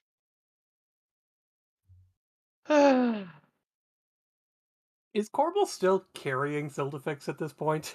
That's a good question. I know you grabbed her and ran. Is she just slung under your arm? No, he would have dropped her and closed the door behind him. So, at this point, how are these locks looking, Looney? Well, like I said, the knock is worn off, so they are relocked. Can I get them on? I would have tried by now. Can I unlock? Can I? Yeah, Can I thieves tools my way through this? You can absolutely attempt a thieves tools. It was too much for Korbal, but it may not be for you. And Anthos is there with you. He can help too. Can I ask for Anthos' assistance? If he wants to give it to you, for sure. Hey, God Rogue.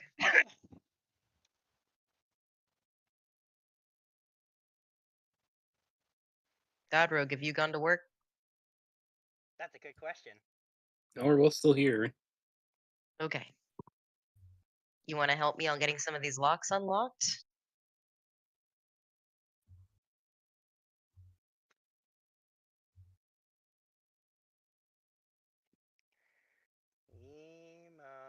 Don't. Okay. Sorry, you know I'm going to. It's kind of tradition at this point. Yeah, I'm nothing if not consistent. We make the assumption based on the betterment of the party that he would probably agree to this. Yeah, I would, but I was just laying down. Oh, okay. I have to get up and walk over and unmute my mic. Why am I Has everyone else picturing muted? Sorry. All right. I was gonna say I'm picturing Anthos just lying down, and is okay, I'm getting up. No, he'd probably do that, yeah. Yeah. All right, so I will give you advantage then, because Anthos is helping you on this with the thieves tools. You get advantage. Yeah. About that. Uh-huh. I didn't know I was gonna roll this game. Oh, well, you are playing Dragons. I think it's reasonable to expect you might roll some dice. Virtual or otherwise. The fact that I think there's maybe been 2 rolls in the past 3 hours it made me kind of not bother, but I mean, this is really on you.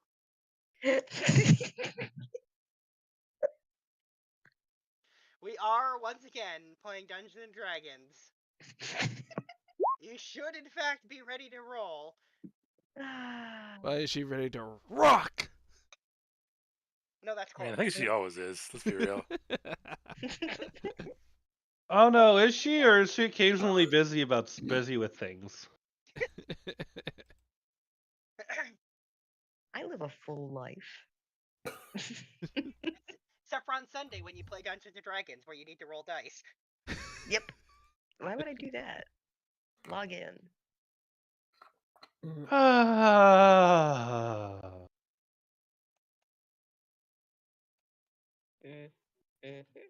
I'm okay. I'm okay, Woody. I'm glad you're okay. That sounded painful.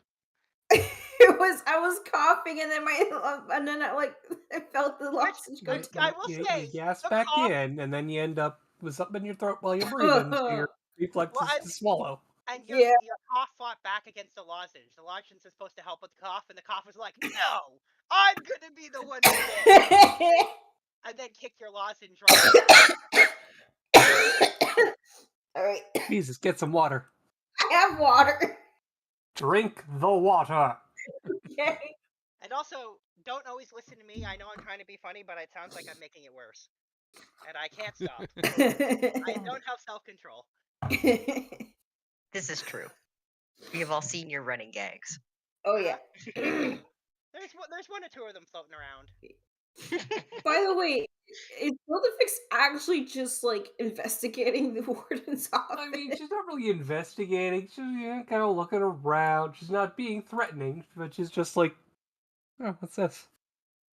Oh, little desk, little tchotchke on your desk. Yeah, he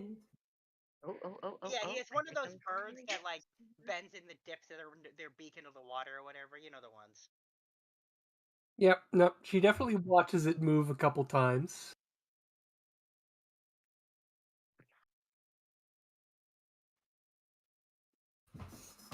You're trapped in a prison with an ADHD wizard. What do you want? He's even gonna make a point of being like, stop touching stuff. Stop looking around.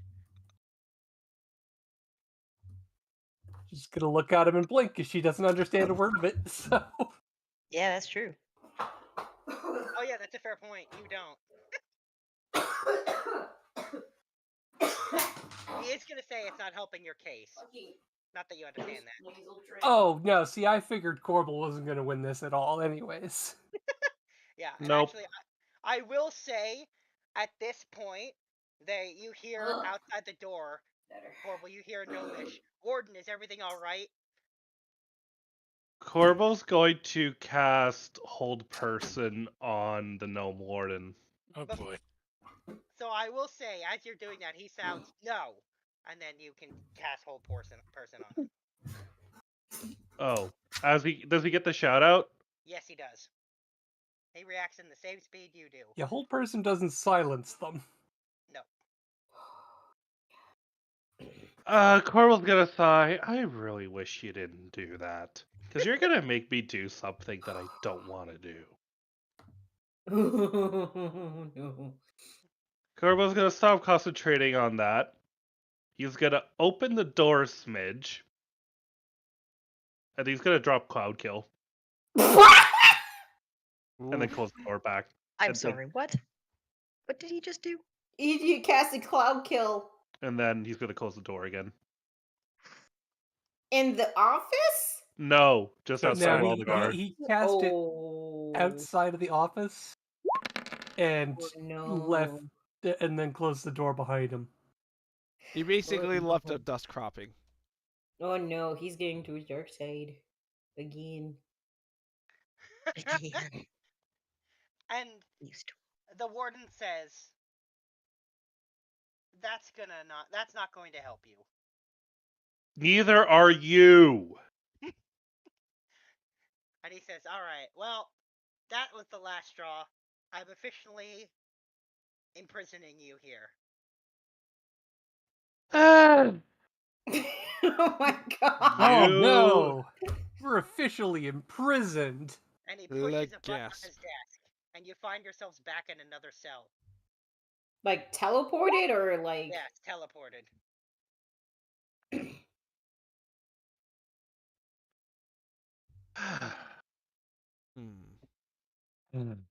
All right, Corbal's just gonna put his hands up. Okay, time for a nap.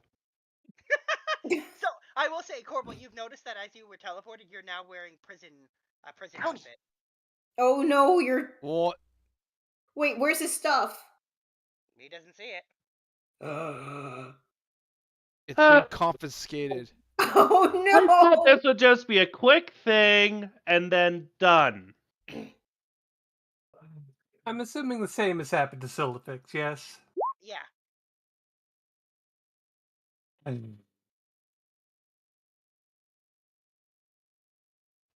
Uh-oh. Corbal's just gonna put his hands up and go for a long rest. You guys are your guys are in cells across from each other this time, though. Looney, it's not letting me roll my thieves' tools. All right, I'll roll it. Oh It no, is it just rolling. I did. can see it It is rolling. rolling. Oh, I'm it not roll. seeing it. Oh, we Did see you it. scroll down? Yeah. Oh, Yeah, well, sometimes roll We see 20 is... 25 and we see a 26. Yeah, we got it. So you got a 25. So you pop the locks, and you almost don't have enough time, but then Anthos actually helps you, and you manage to get all 10 before they lock themselves back. And the door swings open, and there's that portal that Korbal and Silifix went through. I'm gonna go through it. Korbal's taken far too long. All right. You step through the portal, and you find yourself in a cell, and you can see across from you a cell where the bars were clearly melted by something. Do I roll investigation? I'm gonna even say it's pretty clear that somebody melted the crap out of that other cell to get out. And there's a huge, massive, like, molten or, like, hardened rock all over the place. So somebody did something crazy. And because Korbal would have grabbed Cedelfex and would have flown over, there's probably a couple feathers lying around in the hallway.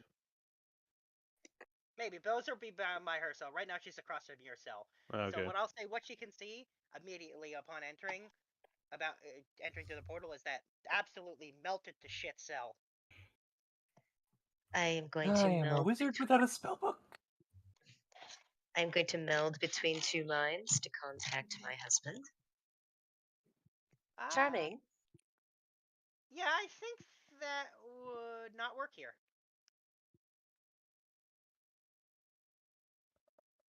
Very well.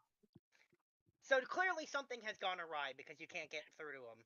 It was one thing when he was in there and you weren't, but now you're here and you still can't contact him. Am I able to use my investigation to track them down? Yeah, you can and roll follow the destruction. Yeah, you can roll investigation now. So your rolls are definitely working. I don't know if the thieves told to pop for you, but we definitely see your rolls, so it should be okay for you to roll still. So she's able to get out. Well, yeah, that's true. You do have to get. You can investigate. Yeah. Okay. I'm gonna say that you can see. You see the signs of Korbal's shenanigans. If ever you've seen, if anyone did this, it was Korbal. Like across the other cell, he melted the crap out of it to get out. Which, on further inspection, you realize there's not a door, so it made sense that he found a way to make a hole or a door, so to speak. An exit port. Yeah. And I'm even gonna say you're loosely familiar enough with the metal that you're pretty sure this is adamantium, and it's pretty much the sturdiest metal. So probably why he melted it. As I'm going, as I love to do when I am in a prison that has taken Korbal from me, I am going to start planting bombs everywhere. Uh-oh. Where do you get the bombs? The cookie bombs, right? Cookie mines. Yeah, the cookie bombs. Yep. Yeah. Oh boy. So is this going to be the third prison you guys blow up? Maybe. Probably. I think that's about right. It sounds like it's about to be. Well, I mean, can you blame her? No, I suppose not. Korbal did warn him about a possible destruction of property if they weren't released. That is true. She did tell the warden that. Plus, she also knows Hi, that. I'm destruction of property. Yeah. So as you're doing this and you're planting bombs, Korbal, a gnome walks down the hallway across from wherever you are now, and asks for your name for the records. Sir sleeps a lot. And you can see he just shots down Sir Sleeps a lot, like occupation. Sleeping. Occupation sleeping. You know where they're from. This is a very viable option. Yeah. then he turns around to look at Silverfix and he says, "Name." Don't give him your real name. I mean, she's picked up on that much. Is the gnome speaking in common? He is. Damn. Well, he tries Gnomish and it works on Korbal, and then when he tries Gnomish on Silverfix and he doesn't get a response, he'll switch to common. AKA English. Name. Yeah. And he'll keep saying name, more and more annoyed. Name. I hate it. Cindy. Cindy. Occupation. He does say that. Occupation. Oh my god, stop. Yeah. He won't. He won't. I don't imagine he does. Did you say something there? What did you say the occupation was? Fuming.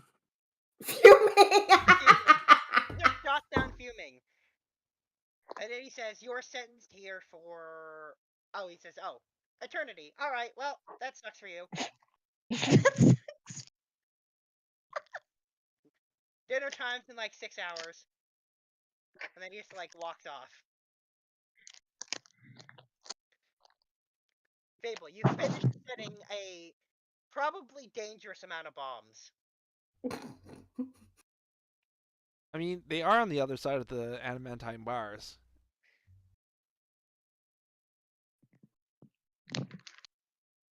Yeah, but spaced up bars won't stop a blast wave. Nope. It's the kind of level of bombs that really shouldn't be left in Fable's hands, but there she is. She has them anyway. No, she was given them directly, and no one was like, "This is a bad idea." Actually, I mean, the person who gave them to her was a bad idea, but he also still gave them to her, so... Speaking of bad ideas. Uh-huh. How far am I from them? If you put them on where the bars are, 30 feet, as far as you can get away. So can I hear or see my companions at this point? No, not at all. Wherever they are, at least one of them, at least Korbal was across from you in that other cell before he melted his way out.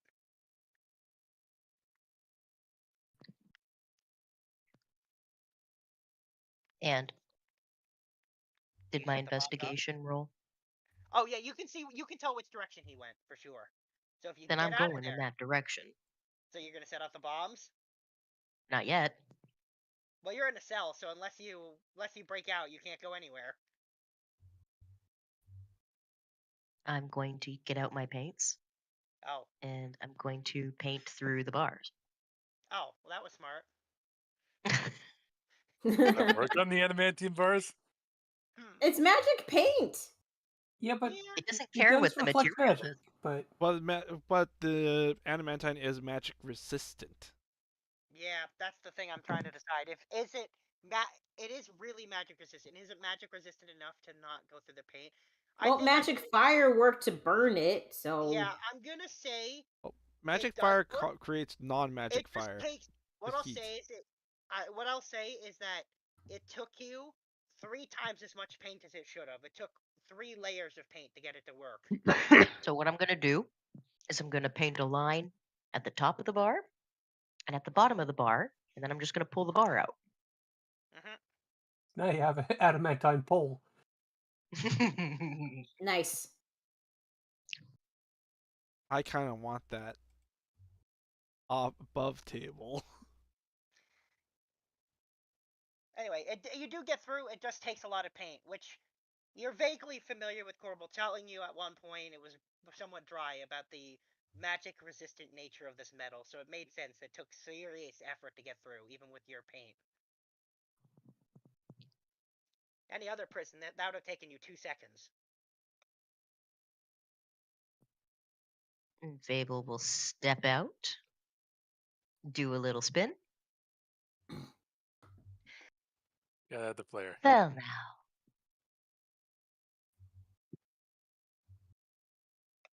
Time to go make myself known. But you know which way they went.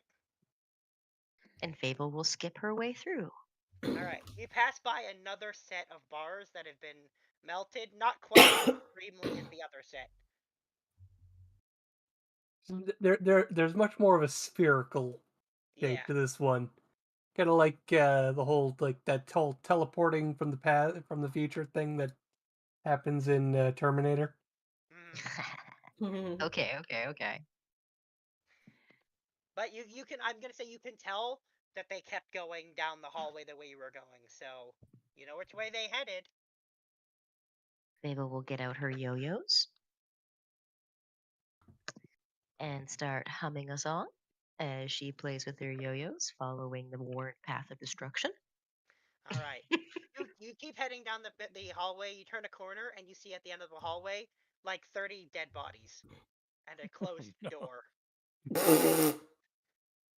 Oh.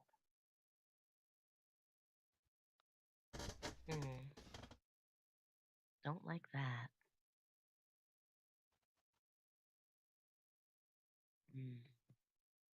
By the way, while she's doing this, are there any rocks, small pebbles? Sure. Sildafix will be using her telekinetic mage hand to just toss them at Korbal while he's trying to sleep. She's got fuck all else to do. Woman, I am trying to catch a nap. Am I close enough to hear that? No, you're nowhere near where they are now. But you are, like I said, you do see it. You're standing there looking at a hallway with 30 dead bodies and a door at the end. Make an arch. Any of those bodies look like they're not quite dead? No, and I'll say there's no visible wounds on any of them.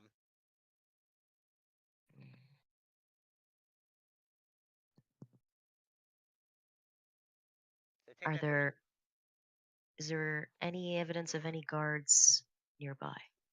No, I mean other than the 30 dead bodies. But like I said, I don't have speak with dead. Nope. I need to manipulate the living. Well, would she have seen a bunch of them dead, they look like they were clawing at their own throats or anything? I'm gonna say that Fable can tell they were killed by poison. She's used poison enough to know what a poison kill is. No obvious wounds at all, so it was some kind of poison that was ingested or something. It wasn't stabbed into them.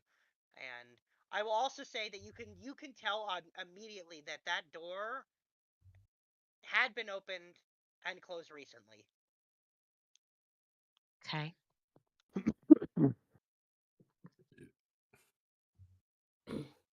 Can I continue to follow you the can. path? Yeah, absolutely. So you step your way through. I don't know if you still got humming and yo-yos going on as you pass by all the dead bodies. I'm not humming anymore. But yeah. Alright. And you reach the door. Okay. And I'm gonna say you can tell that this lock was recently picked. Because it was picked fairly well, not expertly. You can tell that it's Korbal's relatively inexperienced thieves' tools at work here. You're the one who taught him. You know what it looks like. Looks like he's been practicing a little bit.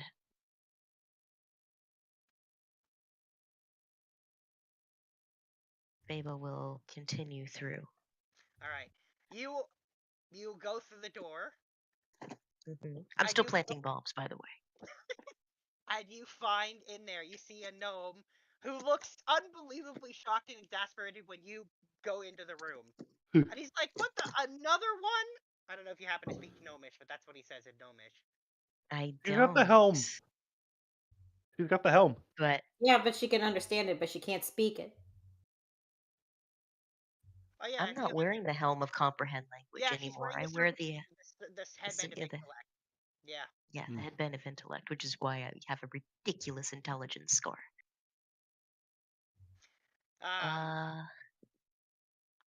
But I will see the shock on his face. And then you can incite that shock. And I am going to and I am going to grab him, and I am going to muffle his mouth. And I'm going to lean in very close, and I'm going to say, "Do you understand my words? Shake yes or no." You get a no. He doesn't understand your words. He understood to answer me. Oh yeah, I guess he wouldn't shake his head. That's true. Then he does. He just said something in Gnomish. Or He tries says to say something in something. Gnomish. He tries to say something in Gnomish because you said you're covering his mouth, so he tries to say I something. am. But he doesn't shake his head yes or no. He does not do that. Okay. I am going to say, "You may think that this is lucky or very unlucky, but right now, you are useless to me." Uh-oh. How I want to handle this. I'm going. His hand reaching for something. His hand reaching for something? Oh Yeah. no, absolutely not. We're going to grab his hand or grab the thing. Oh no, I'm slitting his throat. Oh, all right then. Sildifix is the one not on a murder path this entire time.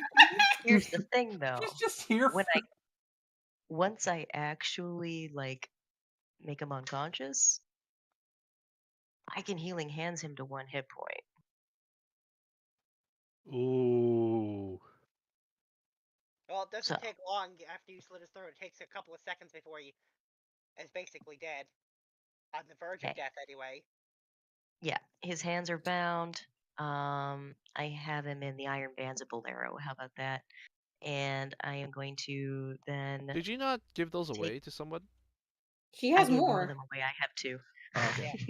So she only has 1 now because she gave 1 away, but she still has 1. So right after I slit his throat and I let the blood fleek down for a few minutes, I just take his throat now with my hand and I heal it and seal it, and I just put him at 1 hit point. All right then.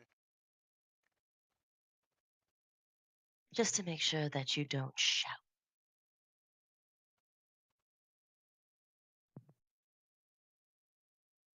And I'm going to look around the room for where they take prisoners or where they might have taken these prisoners. And I do have something that lets me read in all languages. I remember you gave that to me. Yeah. So here's what I'll say. Okay. As you're looking around, there are some vague notes. There's a new note on a clipboard that says new prisoner. It's got like a prisoner number and an ID, and it was Mr. Sleeps a Lot, occupation sleeping. And I can't remember what Sildifix said. Cindy, occupation fuming. That's it. Yeah, Cindy and fuming, and Mr. Sleeps a Lot and sleeping. God damn it. Well, it's nice to see that they haven't lost the sense of humor. So they must be fine. Yeah, and I'll also say that you stopped him from reaching for it, so you could see he was reaching for a button. He was reaching for a button? Yes, a button. Ooh. On his I desk. take the button. No, like a button. Oh, it's on his desk. Yeah, like he was in gonna his push a button. desk. Yeah, like he was gonna push a button. That's what he was reaching for. Can I tell it's an alarm? I'm gonna say yeah. You can tell that it is an alarm. Okay. And it's not the only button that's there. There's a second one. Oh. This one you don't know what it does. You don't know I what don't this know what it does. does. I don't know what it does. You have no idea what it does. Oof. It's a button. And I'm a cat. I was going to say she's a Oh cat. my god! no. Oh no.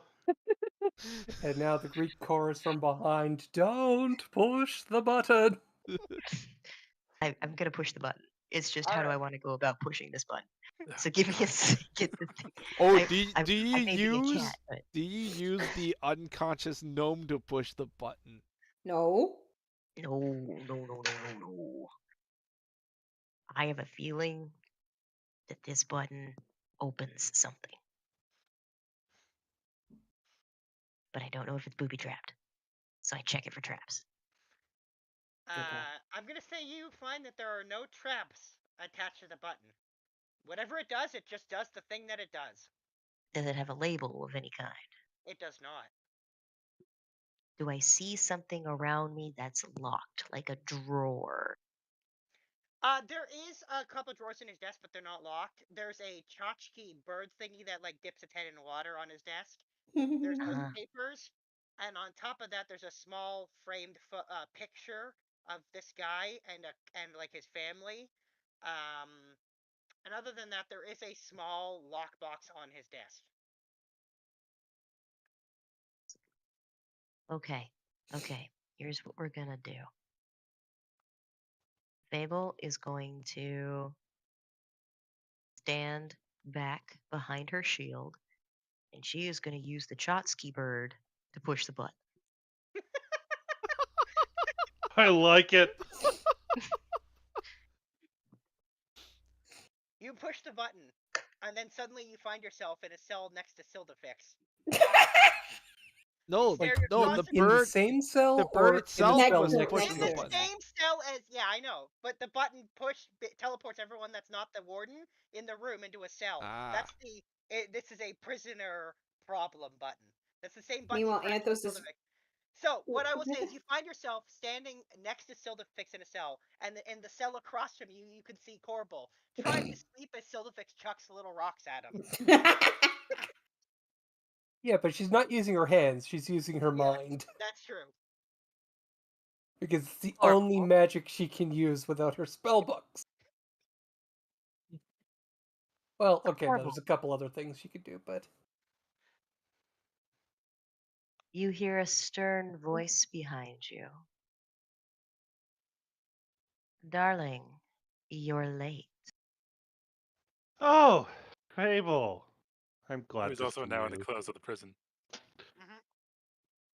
I thought this was going to be a quick errand. We go in, we get thing, we get out. I wasn't thinking that we would encounter an entire bloody prison plane!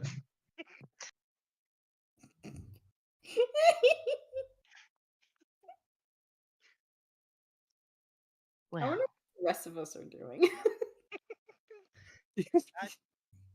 At home enjoying life. I mean, he was on the ethereal plane when he did all this, so we didn't see anything go down. He very specifically didn't want to bring a bunch of people.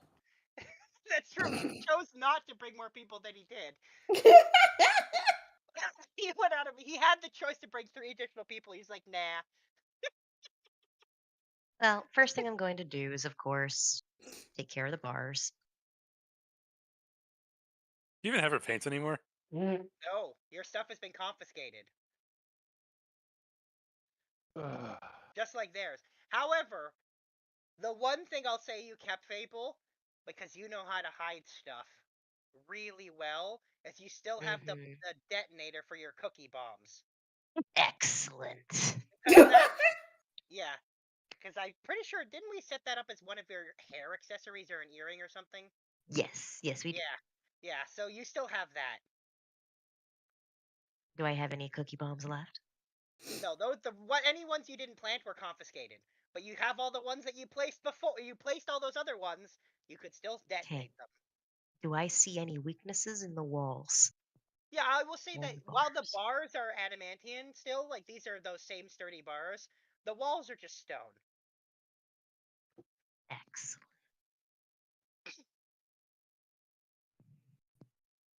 Zildafix, are you capable of casting spells? I got a couple things that I can do without my spell book. I'm mostly tapped out. I was trying to get a little catnap here to get another burst of energy going. Well, I'm about to shake this place up. Okay. All right then, and Korbal just gets up and stretches. What did you have in mind? Fable pulls out the detonator. The same thing I do every time somebody tries to lock you up away from me. I blow them the fuck up. Korbal smiles. You're awesome. Has anyone ever told you? Oh, God. Now. Shall we? Have to be Where's in a cell with one of Anthos you. in all this? Does Korbal and Zildafix close their ears? 3, 2, boom. Presses the button. There's a large series of explosions, one after another, and it started shaking the floors and the ceiling. And then you can see above, you can feel it above you. The explosions are above you, as all of a sudden holes in the ceiling start to appear as like the debris starts to fall down.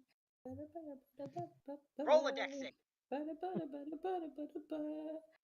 Dexing. I happen Build to be effects good as well. Yep, I figured. And You are a cat.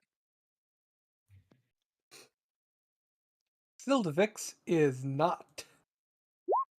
No. No, she's not. Oh, right. no. So, Fable, you dodge out of the way, no problem. Korbal and Zildafix, you guys get smacked by the debris of the falling ceiling. You're not as quick on your feet as Fable is. I perfectly. Ow! Ow! Is there any chance that I can reaction shield to like have them bounce off? That's for attack rolls, though. Yeah, this is a dexterity saving throw. Yeah. You take 23 Fair damage. enough. I was just wondering. I have the thing where I could just innately cast shield now. Yep. Well, that might still come in handy, so... But in this moment, you take 23 bludgeoning damage. There are now holes in the ceiling of both of your cells. Alright.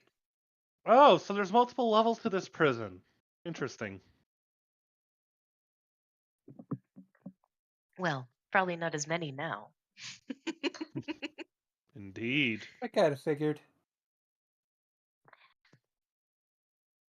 So, is the warden the only way out of here? So the warden, I wasn't able to get any information, but he basically said that there isn't any way out, that it doesn't quote unquote work like that. And that's how I got him before he sent his people on him, and as much as I tried to be reasonable with him, he just didn't want to be reasoned. He murdered them all with a cloud. Ah, that was you. They didn't really give me a choice. I mean, he didn't have to murder them all with a cloud. I thought he'd take me a little bit more seriously. Oh no, he took you very seriously at that point.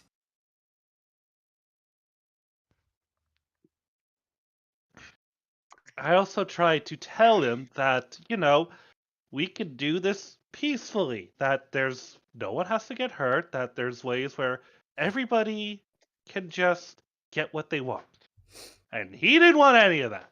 So I tried the diplomatic route, it didn't work. So are we climbing up this hole that we've just made? Sure. That's the plan. Alright, Corbo's gonna give Cedelfix like an assist to get up. Well, you're in a different cell. Across the hallway. Oh. No. Oh.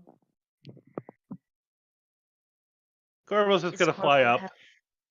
Yeah, this Korbal has access to the next level too, I'm assuming. Yeah. So Korbal could just fly up and Wait, fly up I and. don't remember. Can you do that multiple times without resting? So you said that like after the transformation thing, he just has those wings. Period. That's true. I did say that. Yeah. Yeah. I suppose that's fair. Yeah. So you fly up. Silverfix, you get up somehow. Maybe Fable helps you up. Probably Fable helped you up. You look like you could use a hand there. Fuck you. Later. No. Gross. No. Don't say that. She's not into that. Sorry, I'm already taken.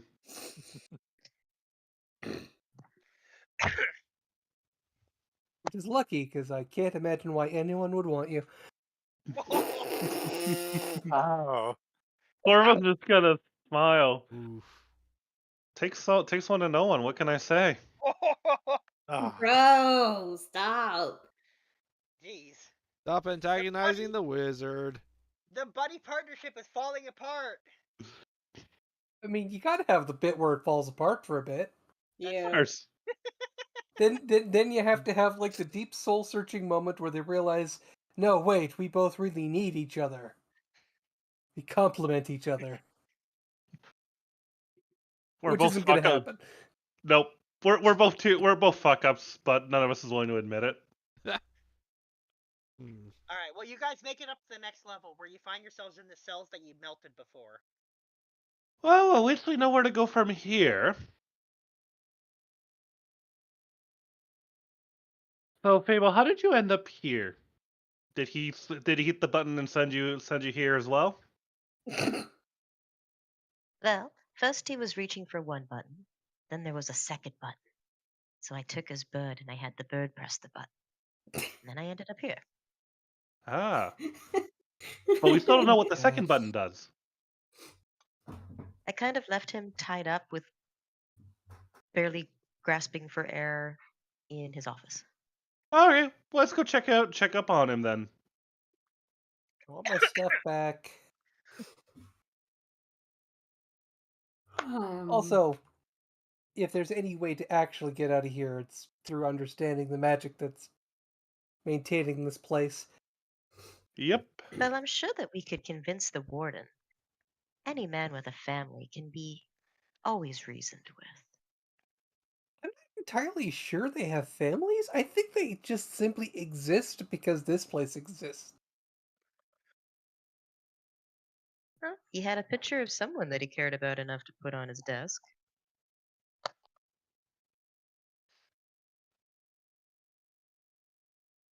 Well, either way, let's go. Yep. Let's go say hi to him. Again. All right then. You walk down the hallway, take the corner, and Korbal, you see the 30 people you killed. All you had to do was cooperate. That's not on me. And there is the door to the warden's office.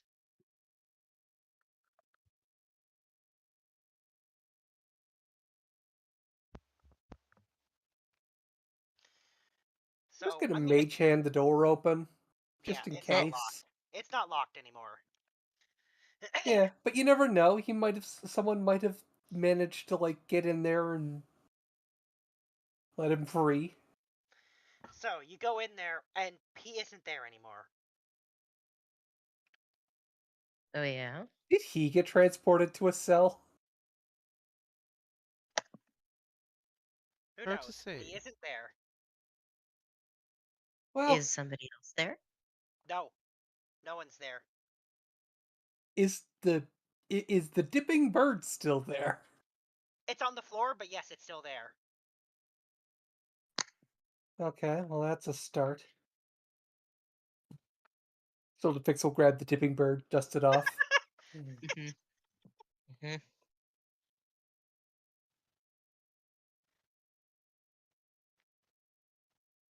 All right, you said there were buttons. Okay, let's magic the shit out of this. And she's going to inspect the buttons. All right, either roll investigation or arcana. You know which one's better. It's almost like I built her for one very specific thing. Persuasion. Clearly. Wow. Okay, what did it do? Oh, fuck you. Oh no. Do you want a luck Is that a point? net one? Yeah, It's a a nat nat one. one. It's still an 18, but it's a nat one. I'm gonna give you a luck point here. Take a luck point. Roll again. Wow. It's a 3. And you get 20 is guidance. not happy with me today. And you get guidance. 22. 22. That's still good. All right. So, still the fix. You inspect the button, and you can see that one of the buttons, the one that you saw get pressed, is for emergencies and will send everyone who isn't one of the guards or the warden to a cell. Mm-hmm. I'm also going to say you can tell that this button has only ever been pressed twice. I'm gonna press it a third time. Well, definitely not. Do not press this button. Fable. Okay, and what Just does the got other told button? not to press a button. Oh, Damn no. it! And what does the other button do? The other button is an alarm. That's all there is an alarm and a Yep. transport. Yep. There is So that I lockbox. glean no understanding of the magic that's holding this place together. Can't you I will just say you plane can shift tell out of that there? you can No, tell. we're So dimensional locked. Here's what I'll say. You Aw. can tell that those buttons and this desk and even all the furniture in the room were not constructed by normal means. So this prison and everything in it is a magical construct, isn't it? Yes. Including the warden and all the guards. Maybe there was all those dead bodies, which would imply that they were alive because Korbal did use poison, and poison doesn't work on constructs. So whatever the guards are, they are definitely alive. They look like gnomes. Whether they are gnomes or not is a difference. Who knows? But they're definitely living because they were affected by poison. And there is that picture of the warden with what looks to be a wife and a child, and there is that lockbox on his desk that I mentioned earlier. Yeah, we should definitely open this lockbox. Yeah, and I'm assuming there's nothing behind the painting. The picture? No, it's like a framed picture on his desk. Okay, there's nothing behind it. Oh, never mind. Okay, I don't know, sometimes people write stuff on like the back side of a picture. You mean there's no password to the lockbox on the back side of the picture on the side of the frame? Lockbox has a keyhole for like a key. Ah. I was thinking the combination, like the roller number. Okay. Is somebody snoring? Is someone snoring? You? I heard something. I heard something. It sounded like snoring. Wasn't me this time. Anyways. This time. Of course, we don't have any of our stuff. So, I think we need to figure out what's in the lockbox, and then go from there. Alright, well, the lockbox is not locked, oddly enough. Despite the fact that it's a keyhole, you can just open it. Mm-hmm. Still to fix will mage hand it open. Alright, there are 3 things inside. 1, a bunch of cigars. 2, a key. And 3, some kind of note written in Gnomish. Do you use the key on the box? The key does not go with the box. Yeah. Well, may as well grab the key. I feel like that is an important thing that we're going to need. We're probably going to need the cigars. You never know. Hey, sometimes a cigar is more than just a cigar. Yeah, sometimes it's a big fat dick. Sometimes just Right. stick it out. Maybe it might be the key to someone else's heart. I mean, no, it's probably the key to something in this prison. Yep. All right, you took the cigars, you took the key. You take the piece of paper with the Sure. Can we? What does the piece of paper say? The piece of paper. Oh no, your tongues is worn off, but Fable can still read this. So you can either cast tongues or comprehend languages. Sorry, so you can read it, or you can let Fable. Fable. We'll let Fable do it. Okay. So, this is a list of all the prisoners here, and their locations and cell numbers. Oh. Is whatchamacallit? Dem is on the list. Any other names? Do we recognize any other names on the list? No. Okay. But then Do any of them have occupation warden? No, they don't.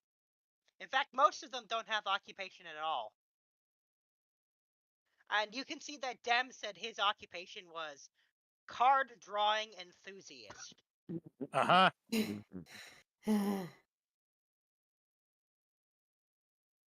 All right. Well, if there's absolutely nothing else in the office, is there anything else in the office? No. But then there's another route, and what I will also say is that you didn't go in the opposite direction. You also see on this note that Dem is in something called the High Security Wing for Dangerous Individuals. Well, I guess we know where we're going next.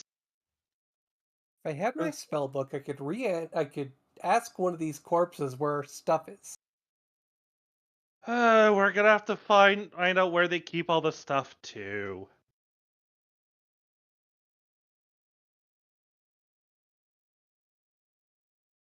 I am not leaving without my spell book. I'm not leaving without my stuff. Neither, yeah. So I guess we just leave the office and start walking in the other direction. All right. Something curious: when you leave the office, the bodies are no longer there.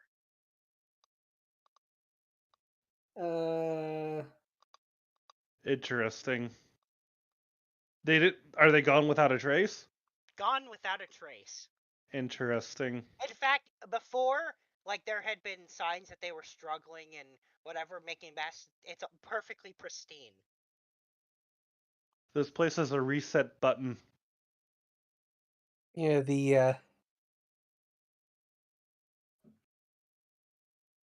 whatever is powering this demi-plane is reasserting itself. Oh, it has a certain way it wants to be at all points. I mean, it was probably just created to be a certain way, and it resists change.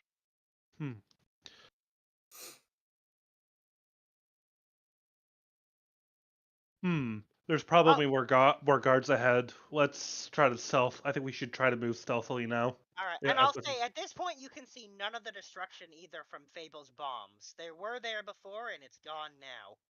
Are the bars no longer melted either? The bars are no longer melted.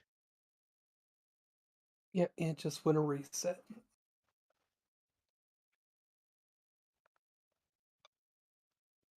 All right. Well, I guess we're gonna just stealthily walk along the corridor as much as we can. All right. Go ahead and roll stealth for me. Yeah. Oh no. That's not a good roll. Well, maybe everyone else's will be much better. Do we need a roll for Fable? Maybe Fable's will be like 3 times what yours is. I rolled a 3. What did you roll for stealth? I rolled a 3 plus 7. Yeah, he's got a total of 10. Sildefix has a total of 12. So, not great. They didn't do great. I mean, Sildefix not doing great is, And that's your reliable talent ticking in because you didn't get above a 10 either. Wow. But yours is significantly better anyway. 26. 120 hates you guys right now. Yeah. All right. Well, Fable, you're at least stealthy, even with like even with everything that's going on, and maybe being flustered from your stuff, you're just. It might even help you seem more stealthy by comparison because Silverfix and Korbal, not so stealthy.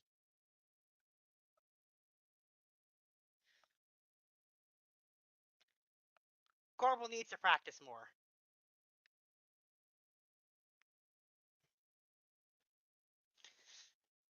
But nonetheless, you continue down the hallway as stealthy as you can. Ooh. I like to picture like Silverfix muttering about the potential whatever this place is, and I don't know what Korbal's doing. Well, she's trying to understand the magical theorems. Yeah. Korbal's fuming. That's what's ruining your stealth. You're too annoyed to be stealthy. Now you're the fuming one. All right. You continue down the hallway the other direction, and eventually you walk through a barracks. Not that there's any guards there, or looks like there's ever been any guards there, but there technically are beds. Sundite. Is there anything of note in these barracks? I mean, there's a door on the other side. What I will say is, there would be what looks like areas for personal belongings of guards, but there are none. Except for a single individual photo of each of the guards with what presumably is their families. Interesting. Well, we may as well make ourselves look like guard. Oh wait, no, they're all gnomes, so it wouldn't fit us. Yeah. There are some uniforms, and like I said, it's weird. Again, it's this strange pristine where it's like no one's ever actually used this room. Interesting. If Korbal tries to put on like a random like gnome guard's gauntlet, does it adjust for the size? Do you try to do that? Yes. It does.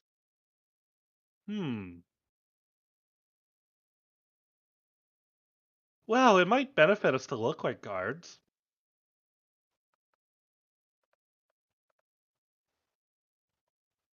I don't think there's any guards left. No, but there could be guards in other sections. We haven't explored this entire place.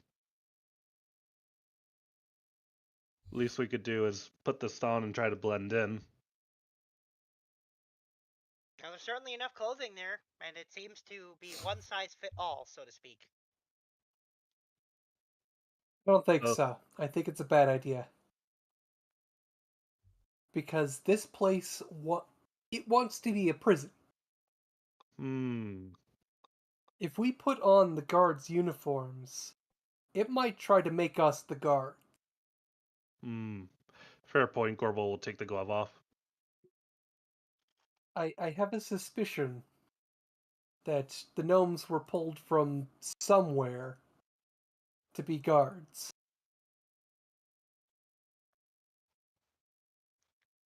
That would be. And not that they're all either dead or disappeared.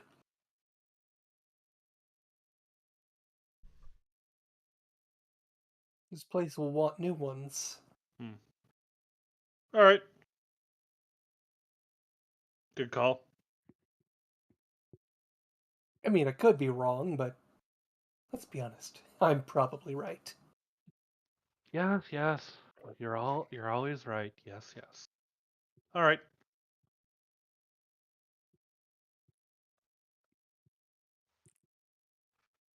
Oh, there is another door. We're gonna try to peek through the keyhole in the other door. You can see a bunch of cells, more like another cell block, and you can see someone in one of those cells. We still need to find where the stuff is. Yep. Well, I mean, I'm assuming we do a thorough job of looking through the barracks for anything else, like any other information. There's nothing else. I said, what seemingly unused uniforms and unused barracks, and like I said, the pictures of the families. And by the way, as you're looking, the pictures go blank. Huh. Okay.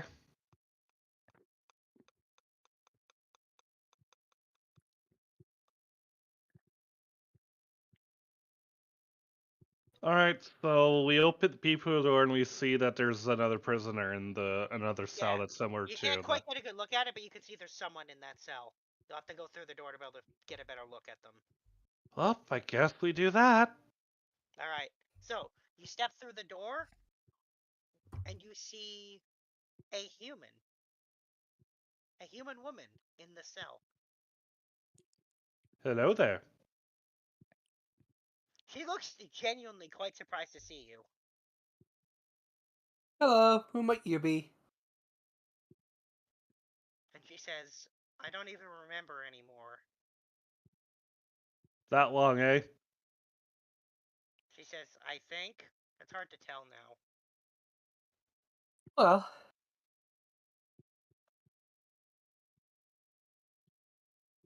I guess,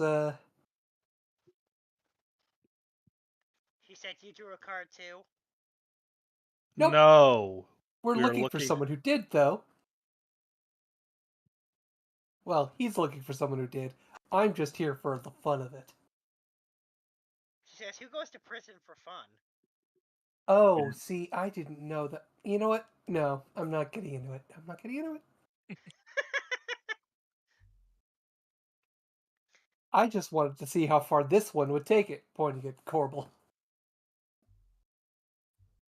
I thought we were in for a quick errand. That is all. Why she hasn't been helping much.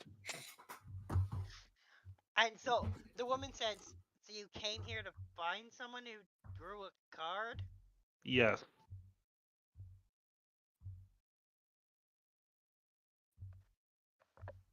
She says, how did you get in here? We opened the door in the ethereal realm. You know, just another day. A lot of magic. That's how we got here. And she says, mostly his. She says, can you help me get out? Can we? Well, couple things. One, I need my spellbooks back. That'll at least give me access to the spells that could potentially get us all out of here. The other thing is, we need to understand what is preventing people from being able to leave here. We find a way out. We'll see if we can't bring you. Better we collapse the entire demiplane. If we collapse the entire demiplane, would it be similar to banishment? Everything would go back to its native plane. Maybe. About 50-50 that, or we all just get crushed into oblivion. Actually, can you roll me an Arcana check, Silverfix? I'll take that Arcana roll too. Oh no, specifically just Silverfix. You've got no basis for this. Wow. Oh my god! Insisting that I... Wow. Oh my god! There are other numbers, Roll20. There are other numbers than 1. Not when you roll Arcana, apparently. Oh my god. It is just being vindictive towards me today. It doesn't have me to roll the dice for you, for them. So they need someone else to pick on today. Prize. Unless someone wants to throw me another luck. Unfortunately, Do I want to use my last luck point on this though? I feel like me understanding this place is important to us being able to leave this place. Okay, you can have it. Oh, Okay. there you go. I got it. Reroll. It's my treat this time. Thank you. Fuck you! Oh, Wow! kidding me? Oh, Oh my god! 20 has just got stuck on a number and it just will not let go. God. I'm gonna give you a free reroll of that because Sorry. It's moderately better. And that's a 3. It's the only thing you've done for Arcana. 3 1s and 2 3s.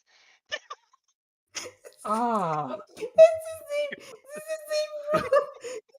This is why I like physical dice. Because when the physical dice fuck with you this much, you can yeet them across the room and replace them. What the Just fuck? put them in the bag of shame. Dice jail. Wow. Unbelievable. Just roll 20 is just all going in dice jail. Do me a favor, roll it one more time. We're gonna go with the 20, but I'm just curious what you get.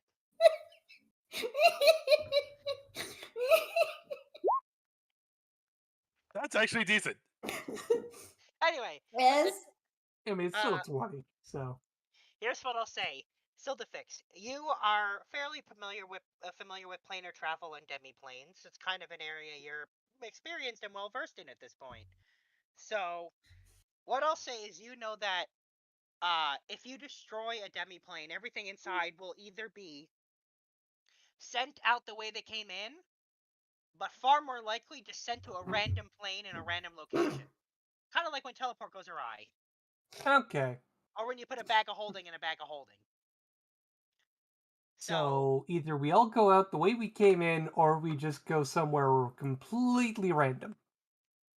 I'll also say that you know that theoretically, if you know the nature of, truly understand the nature of a demiplane, you could make your own way in and out with the demiplane spell. Not that I have the demiplane spell. Not that you haven't, but you do know that. I mean, I have a demiplane, but that's just because I have. I have. I mean, I mean, in theory, if we're able to get no, because then we'd all be splitting up. Never mind. Okay, yeah, we need to understand. Okay. All right, let's keep exploring. Well, first let's get this lady out of this cell.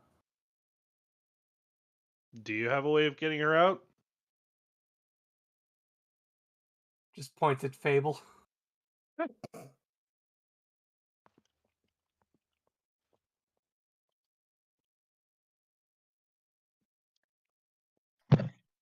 Sorry, I was busy getting ready to order Chinese food. What's up? Can we get this lady who has forgotten herself out of her cell? Oh, sure. No problem. Looney, how's the lock look? There isn't a lock or a door. It's just solid bars like the other ones. It's Also, just you don't bars. yeah, you also don't have your thieves' tools. Okay. Looking We're gonna at find our stuff, and then we'll get you out of here. Well, the bars may be adamantine, but as you said, the walls are just stone. Sure did. I So did that. They still are. how's the structure of the bars? Like, can I just get around them?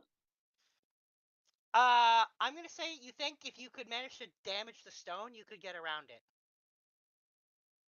Okay. You popped out the one before, so you have a general idea how long they are. If you can figure out how to get them around the stone, then yeah, you could get them out. All those dead guards before. They were all gone, right? Yes, they were. So there's no weapons or anything around that I can use. There was a barracks he passed through. But I don't want to touch those weapons. Okay. I still have my acid hairpin, right? Yes, you do. I specifically said you kept your hairpins. Okay. Let's use that. All right. Some pretty strong acid, you know it is. So you take your acid hairpin, and you throw the acid on the stone, and it does melt it enough that you're pretty sure with a good strong tug, if all three of you work together, you probably can get it. Not that any of you are particularly strong without any of your equipment, but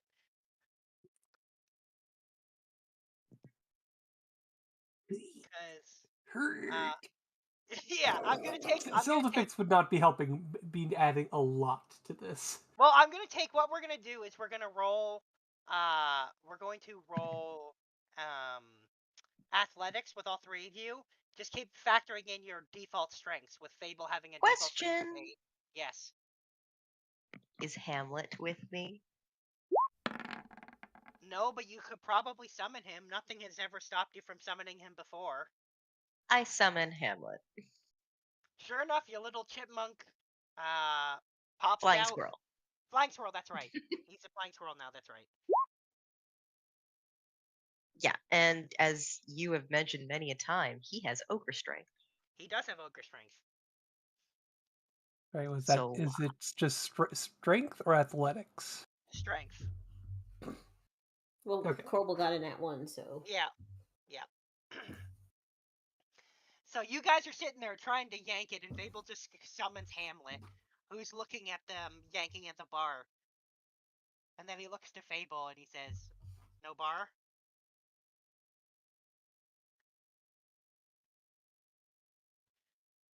I'm sorry? He says, he questions, you want him to get rid of the bar. Yes, please. Yes, please, my sweet little buff muffin. He's just gonna climb down you and over to it, and he's gonna spit in his tiny little squirrel hands. And then he's gonna just go to he's so tiny next to this long ass bar, and he just grabs it. And we're gonna make a roll with Hamlet to see if he's able to yank that sucker out. He's pretty strong, so he's a pretty good chance at this.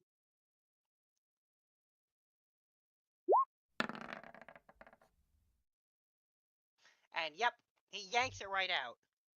Nice.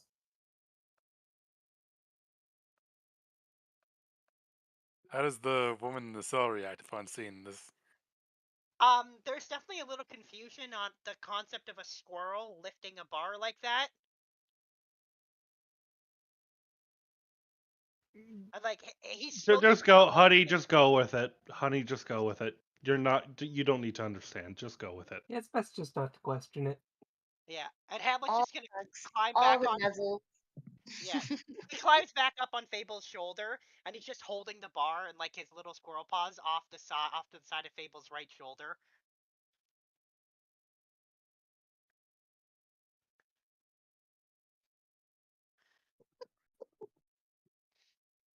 So the woman, All she done. steps out of the cell, and she says, "Thank you." So, you want to come with? She says, I think I do. All right, let's I'm get ready. going then.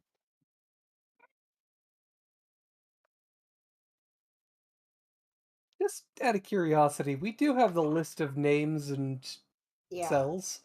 We That's shouldn't true. be able to tell which cell this is, right?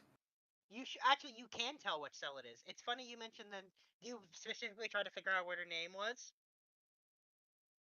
Yep. All right. Well, according to the list, her name is Don't Want to Be Here, and the occupation is Fuck You. Okay. That sounds right. We can stay. Yeah, okay, I like her. Yep. I was halfway concerned, is she some, evil dark super wizard that we're She doesn't unleashing on the remember who world, she and then it's is. just, the snarkiness is you know what, I mean, I don't for care all you anymore. know, she still could be. Yeah, but I don't care now. She's still could. All right. Well, she's tagging along. Miss Don't Want to Be Here. All right. Well, I'm gonna say you guys keep going. Yeah, we keep going. We keep searching. Yeah, it's not like we have a choice. I will say this, as you're walking, this feels like a weirdly long straight line for a prison. You know it's multiple floors, but it's still really weird. Mhm. This is really, really long.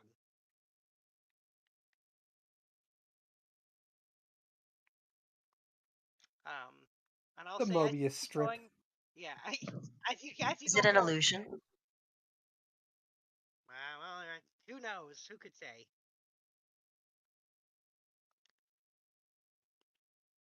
If I look for it to be an illusion.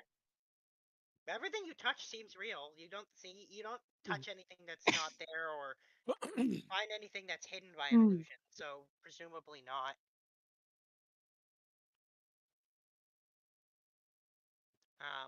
And as you keep going, you actually come to a fork in the road that is labeled a three-way fork. Well, I guess a four-way fork. One way you're going, and then three other paths. One says cafeteria.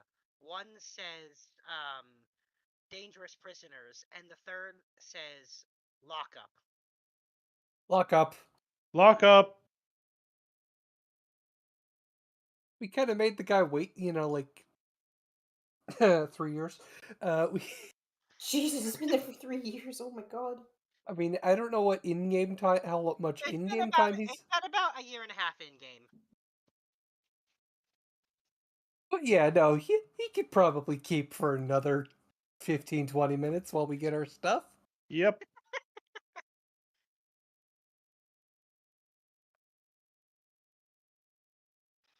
All right. Well, you made it very clear which way you're going, so you head down the path, the hallway that says lockup. And it doesn't take very long before you find yourselves in a room filled with what looks to be some kind of like security lockers. Are there any engravings or I mean, I say we just start opening them up if we Actually, can. Korbal's gonna reach out with his mind, see if he feels the presence of Death Clock. You do vaguely feel Death Clock in this room somewhere. It's hard to narrow down, but they're definitely in here.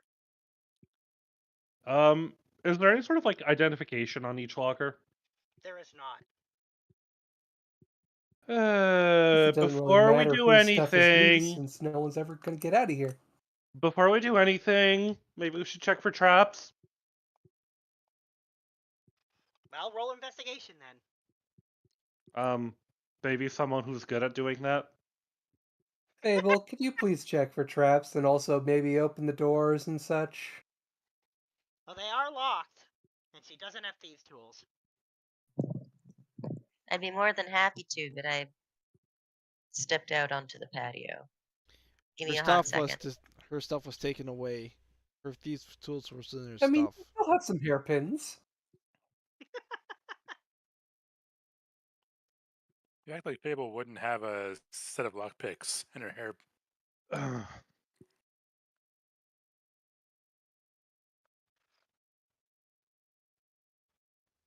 Like, I'd be shocked if she didn't have a set of hairpin lockpicks. Are you kidding? I have claws. They'll do. I'm just going old school. Old school cat. All right. Then we will put a modifier because your claws are good. They're not as good as thieves' tools, so we'll take a negative modifier. But please roll your thieves' tools. And we'll put a -5 on it for not actually having proper thieves' tools. Excuse me. So, DM, do you want to just roll investigation on her sheet for her? They're getting in the way of me teaching a lesson. That's a 20. All right. There are no traps that you detect. Okay, perfect. And then thieves' tools. Yep. And we'll take a small attribute question mark dexterity submit. Yep. All right. Well, that'll do it. So they're locked, but they're not like super locked. So you're able to pop. They're not like super locked. All right, you're able to pop the lockers open. The first locker you open, Just one bolt is open. Some random guy's clothes. Okay. Nothing interesting or distinct. Looks like he's like a construction worker or something. Honestly, it could be some of the people that we're probably about to freeze stuff. So. Yeah. The next set you open has like a fairly long, like full-length black dress, like an evening gown. Okay. Does it look like it's about the same size as the lady we just freed? I was about to say it does kind of have that same size as hers. Anything in there that would identify her? I'm gonna say in there as well, there is a staff that looks like a magical staff. Oh yeah, I bet it does. By, by the way, do I believe her when she says that she doesn't remember anything?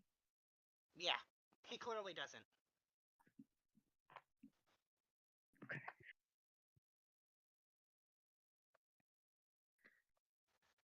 Well, maybe this will jog her memory. Do you tell her that that's her stuff?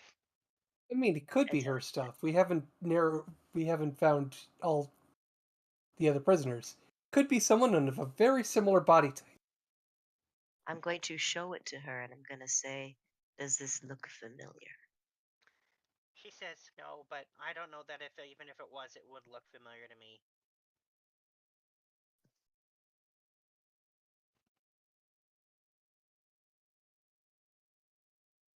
Well, how about this? We'll take everything with us. And then sort out whose is what's after we have, more magic to sort it out. Alright. She shrugs. At this point, she's just so lost, she didn't put up any argument or anything. Alright. Fable, you're able to open the rest of the lockers, and you find all of your stuff. Nothing else. Nothing else. Oh, sorry. You do find one of the lockers has a deck of playing cards in it. So you found all your stuff? Yep. My stuff. All Fable stuff. You find Korbal stuff, you find Silderfix's stuff, and you also find one locker that has a deck of playing cards in it. That's Den's. Well, we may as well grab that while we're here. No, I feel like we should leave that here. Aren't they just normal playing cards? These are the cards that Shiva made them. Okay. His sport cards to learn common. Yep. Oh. Okay, well those we'll take with us. Yep. Okay. What else? All right. So aside from that man's clothes and that thing, that's all there is here. Yeah. But we know that there are definitely more prisoners. Well, you assume, but there's certainly no other belongings here. But the prisoner list implies that there's more prisoners. Okay. Good to know.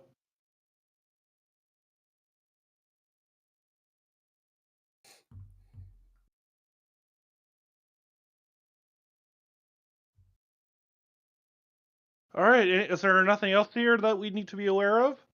Nope, just what I said was in there. All right, then I guess we're going to the high security area. Do you give the dress and the staff to the lady, or you just take it yourself? We may as well give it to her. We could give her the dress. No one wants to be in prison orange. Yeah. Is it the orange one or is it the standard black and white stripes? That's exactly what black and white stripes is what I was picturing. All right, so we'll get our shit on. We'll get so our unflattering. Yeah. We'll get our shit back on. We'll suit up. Barney Simpson style. She'll put on this evening gown, which is reasonably low cut, and she clearly struggles for a second to put it on. Like she's not used to putting on clothes like that. But as soon as she's wearing it, you can see it's a perfect fit, so it definitely is hers. I'm just gonna hold this staff for a second and cast Identify. Smart. Oh, that's a good idea. So that, when you identify, it says Hag's staff. Are you fucking kidding me? Nope.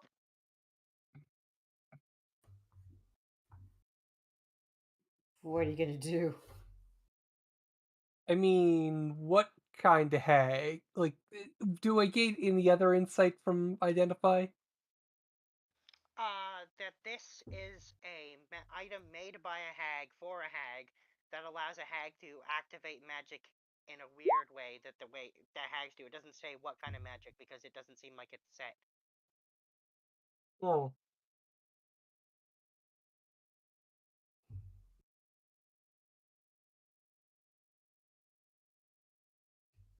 This is kind of interesting. Hmm.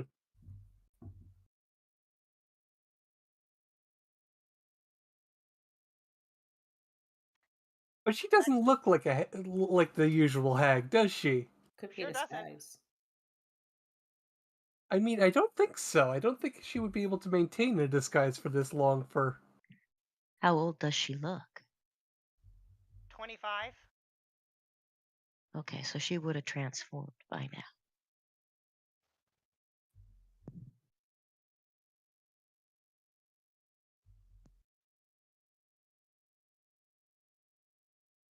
I mean, Oh, that how about this? I'll hold on to this. Let's bring her back to the prime material. We'll do some magic on her to help her try to regain some memories. And if it turns out she's not horribly evil, we give her the staff back.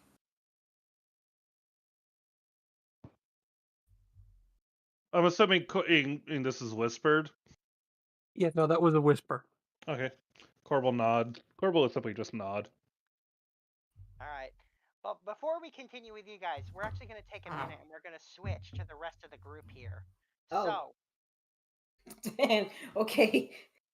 No, the rest of you. You guys are all just back home playing volleyball or something. Hey, volleyball's cool. Leave. We're in the hot springs. Yeah. Oh, that too. Yes, yes. Playing with the boys. For whatever reason, Korbal said he was going to figure out where Dem was, and then he took Fable and Zildafix, and you haven't seen anything of them. He I don't took know where Anthos went. too. Yeah. How long Anthos has was it just. been? I don't know, half a day. Is Anthos still just in the ethereal realm, or did he pop back? Well, he would have popped back as the spell wears off at this point. Oh. Okay.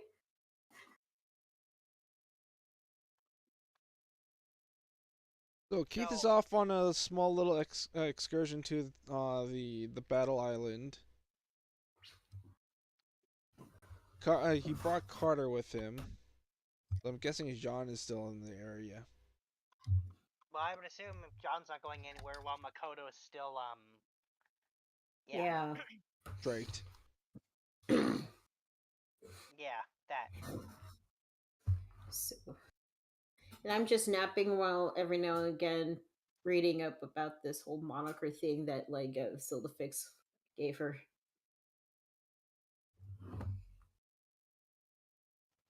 All right. All right. And the rest of you, what do you do? I am playing cards and leaving while I'm at it. Are you playing children's COD games? No. I'm playing a card with a magician, and he's teaching me how to fish. All he keeps telling me is pick a card, any card. What? That's was that a reference to something? He's trying to play Go Fish, but he chose a magician instead. So he's now just playing the is this your card game? I like that. Sure, why not? The close-up magician is at the hot springs. You guys get random guests. Why not? A close-up magician, sure. Yeah. Nah.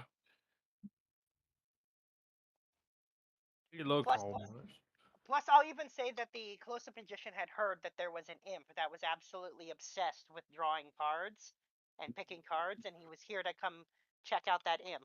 Sounds like his perfect audience. But then when he got here, he was told that he'd been missing for a really long time by another imp. Yeah, we're trying to get it back. Wait, DM, is he asking for that imp? Like, to me? I mean, he mentions to you that he was looking for that imp, but he already knows that the imp's missing.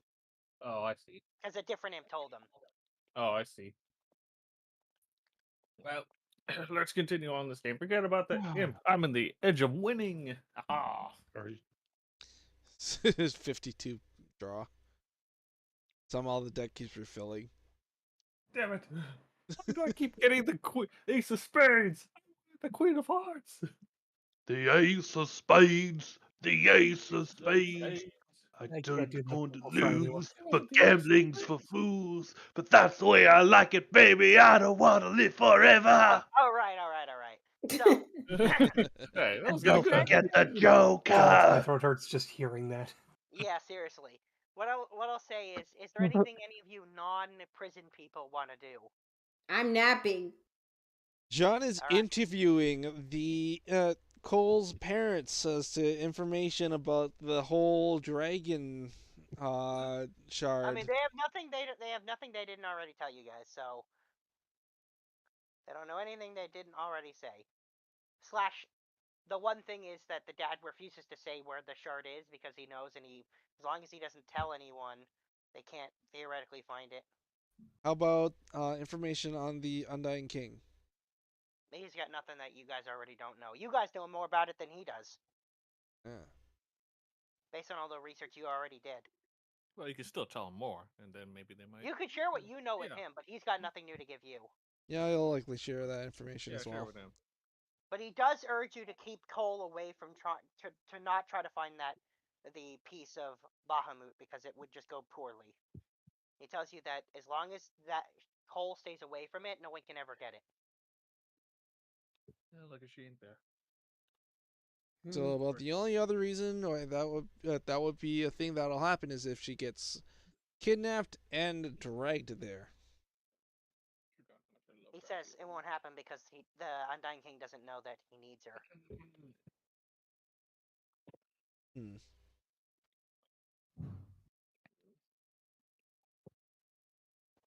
Well, the Undying King is likely to try to come at us to try to get. He won't ever. Not for 1 second would he think that Cole has it. That's the best part about giving it to her. Aww. Our kind are so prideful and look down on anyone that's not a pure-blooded dragon. They never once for a second think that Cole, who's a half-dragon, would have anything. Bruh. What the fuck? That was random. That was Crystal. Okay. Well then, if none of you have anything else to add, then we'll go back to the prison. Excuse me. The fact that we're all just chilling, like, not concerned. Enjoying my time in a Well, actually, out of cafe in the curiosity, city. like, I mean, we trust that Fable and Korbal can look after themselves.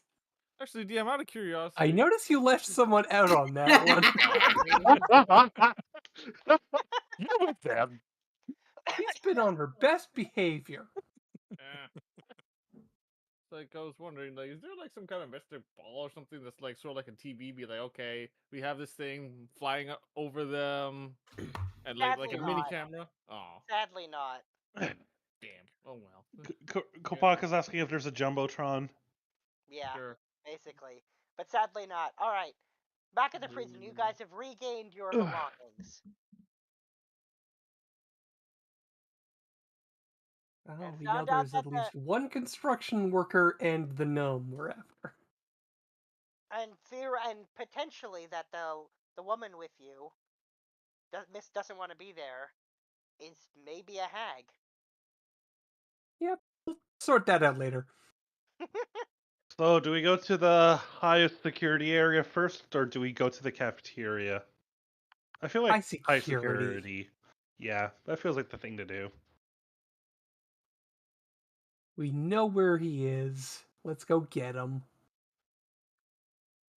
All right, you head back down the hallway to the fork in the road, so to speak, and then you head down the hallway for high security.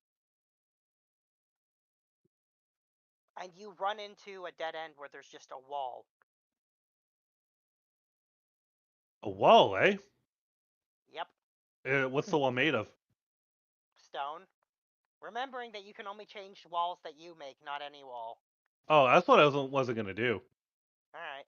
I was gonna see if I could summon earthly desires and have earthly desires carve us a way through the wall. No, there's only one way to find out. We're summoning the golem. We have it. The elemental. Something we haven't done in years. The spell fails. Of course, right? Because I'm bringing Can't a get into being. can't get into the demi-plane. Also, no. Is there any way to? I guess the next thing is. Hold on, let me look up the description real quick. Well, there's potential that it's an illusion and/or magic and a hidden door.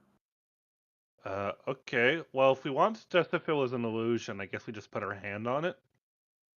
Feels real. Hidden door? Fable, could you poke around? Getting Chinese food, isn't she? I think I heard her she's pop back. back in. I think she's She is back in. If that's Okay. the case, I roll pop around. a roll investigation. Yep. Oh, I was just popping that to read it. Investigation. There you are. 22. All right, Fable, you find a hidden button. I haven't had great luck with those today. But it's a button. You're a and cat. You know what it does? Yeah, it's a button. Fable? Probably the only time I will ever say this to you. Push the button. Fable looks at Sildafix, looks at the button. Ear twitch. Fine, Lightning don't fast push the paw. button. No. Lightning fast paw. Just. You push the button. The wall in front of you slides open, and a wall slides behind you, blocking the path that you came from. I'm guessing it's kind of a weird little airlocky kind of deal. Ooh. I'm guessing there'll be another button on the way back out. I mean, I'm sure it's the same button. Yeah. I guess we just go forward for now. All right. Stealthily. Sure, we'll keep using the stealth roll you rolled earlier. Can we get? Oh, we're not allowed to get a new one. All right, you can roll a new one. I feel like a lot happened since the last one. Yeah, Much that's better. about right for Fable. Oh wow, that's a lot better. A lot better. That's typical for our She's a wizard. What do you want from her? All right, you guys got that stealthily. Oh, I forgot to roll for our your tag along. Hamlet. Oh, right. No, I'm not Tag along is totally not a hag. Totally not a hag, huh? Nah. Is that a new hag type that I'm not aware of? Totally not. 17. All right, you guys stealthily continue into the high security dangerous prisoner section. And unlike the last cells that were like bars with cells in them, these cells, quote like air quotes, are large spheres that you cannot see into. Very sci-fi. We're going very Magneto prison. Yeah, basically, and all of them are open except for one. Well, that was easy. Are there no guards Let's around? narrow it down. There are no guards. Yeah, I think we kind of killed and/or deleted most of the guards.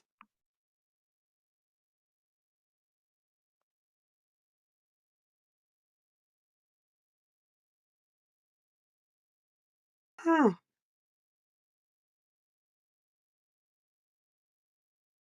right, well, let's see how to open this cell.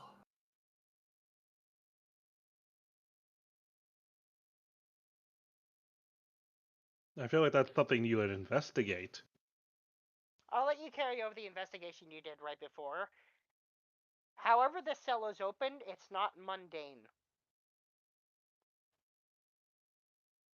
It's not mundane, eh? Yep. You're not going to find a button that opens it. Korbal gets out a Noxtroll and then looks to Steelfix and Fable. I mean, you have them, I guess. Can any of you think of a reason Of why I course, you might shouldn't? end up summoning every guard in the place, so, like the last time you did that. Yeah, There which were is guards to summon last time. I mean, I could be wrong. There could be still 100 guards waiting around the corner. I mean, do we want to risk it, or do we want to see if there's another way to open this? Risk it. Let me take a look. Well, that's what I was saying. I carried over your investigation from before. This is okay. This is like I was saying. This is however you open this cell, so to speak, is not a mundane method. There's no button or switch to open it. Whatever this is, it's just one solid sphere with no seams, nothing. You know it opens, but however it opens, it's through magic. Actually, pass me that key we stole earlier from the Here you go. lockbox. Here you go. And I'm going to cast Identify on the key. Oh, what do you know? It is a magical key called a skeleton key. Ooh. It can be used one time to open any door.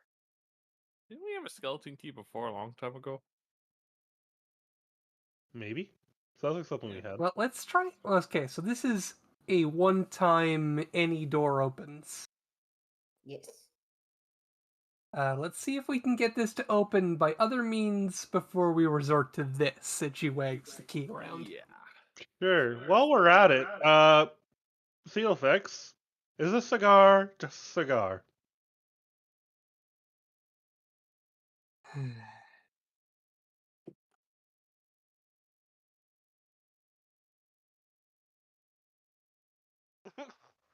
Anyways, she's going to just.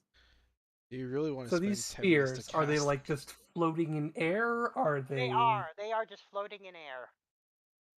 No way over to them?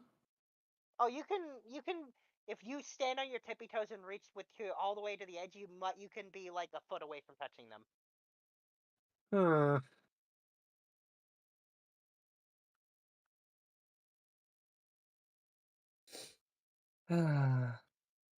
Don't have a lot of spells that would let me just. I don't have like just here have a platform spells.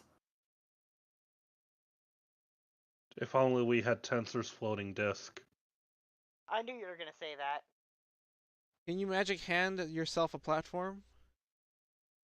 Oh, I know you're far too heavy No, for my that. mage hand isn't powerful enough to hold me. It's not big bees. I mean, Korbal could just go behind you and like lift you up with his wings. You know what? It's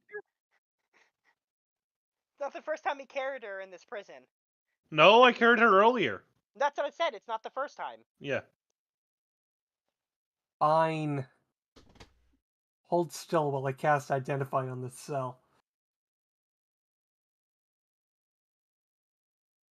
So I figure I can burn a third Identify to try and see if I can understand the magic of the cell itself. That sounds like a great idea. And you find out that this is a interplanar, interdimensional prison cell. It can only be unlocked by knowledge and control of the planes, whatever that means. Okay. So we need to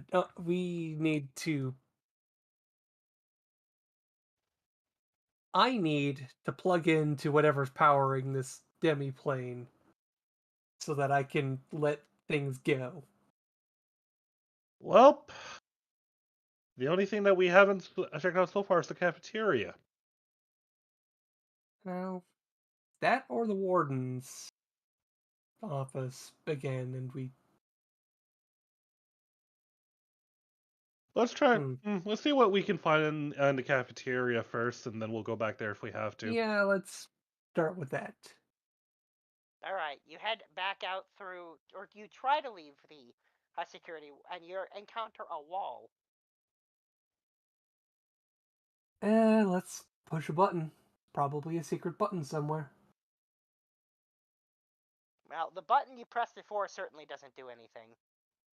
There's probably another button somewhere.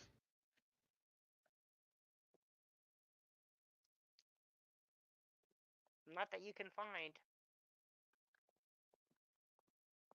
Based off the fact that the wall opened, how thick was the wall? I don't know, about 10 feet thick.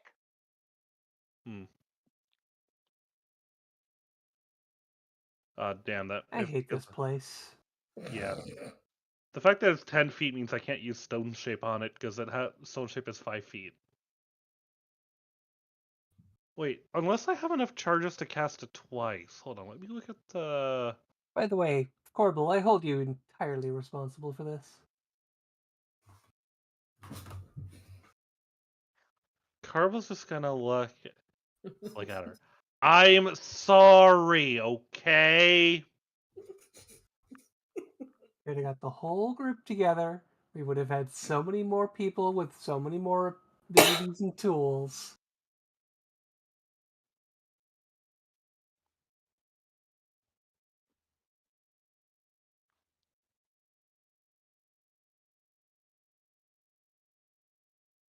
Ugh. Yeah, he's pissed.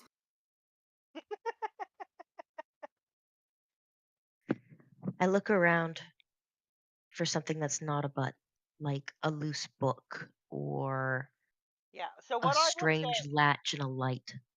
so as you're looking around, in the hallway you see nothing, but back in the room of the spheres, you do see one other thing. A Yeah. small hatch in the wall that if you didn't run your hand over it, you wouldn't find. I flick it. Alright. You flick it and it opens. There's a small passageway. It's pretty narrow. It's gonna be hard to fit through, but Korbal might have to take his armor off to get through. We take the armor off and we...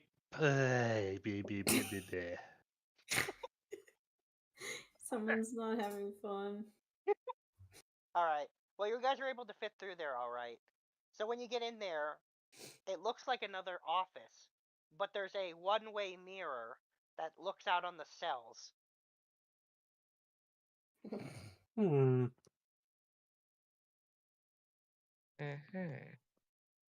I'm assuming there is like a desk and a chair kind of deal. Yeah, and this room is filled with buttons. Dozens of them. No. Okay. Fable.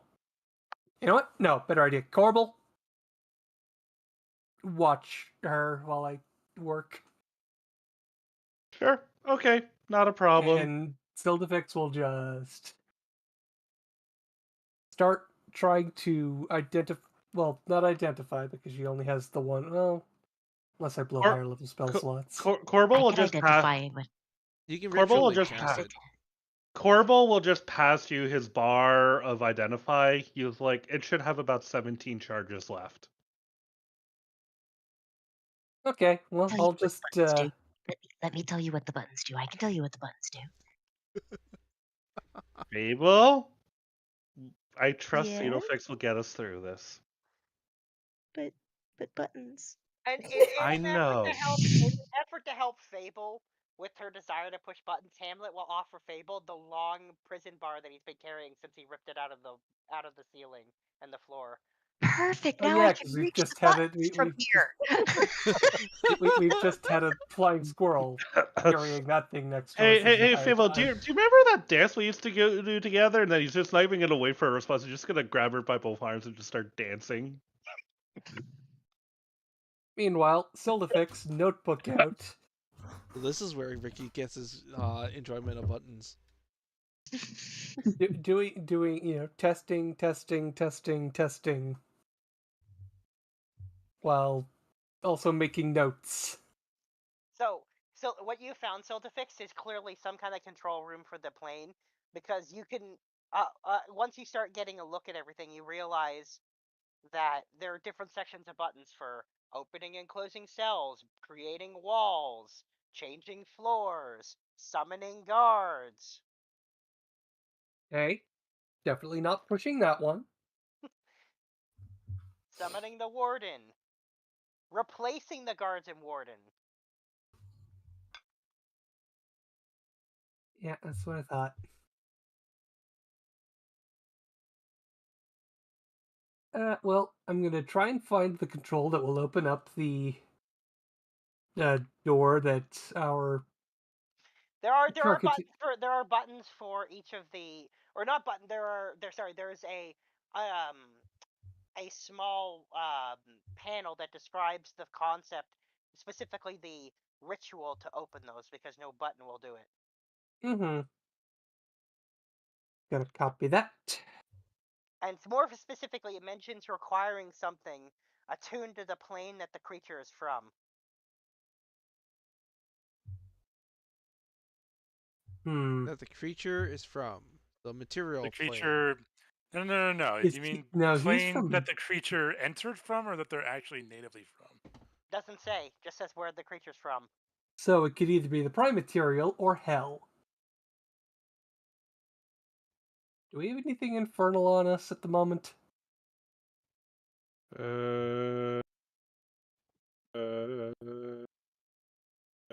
Yes.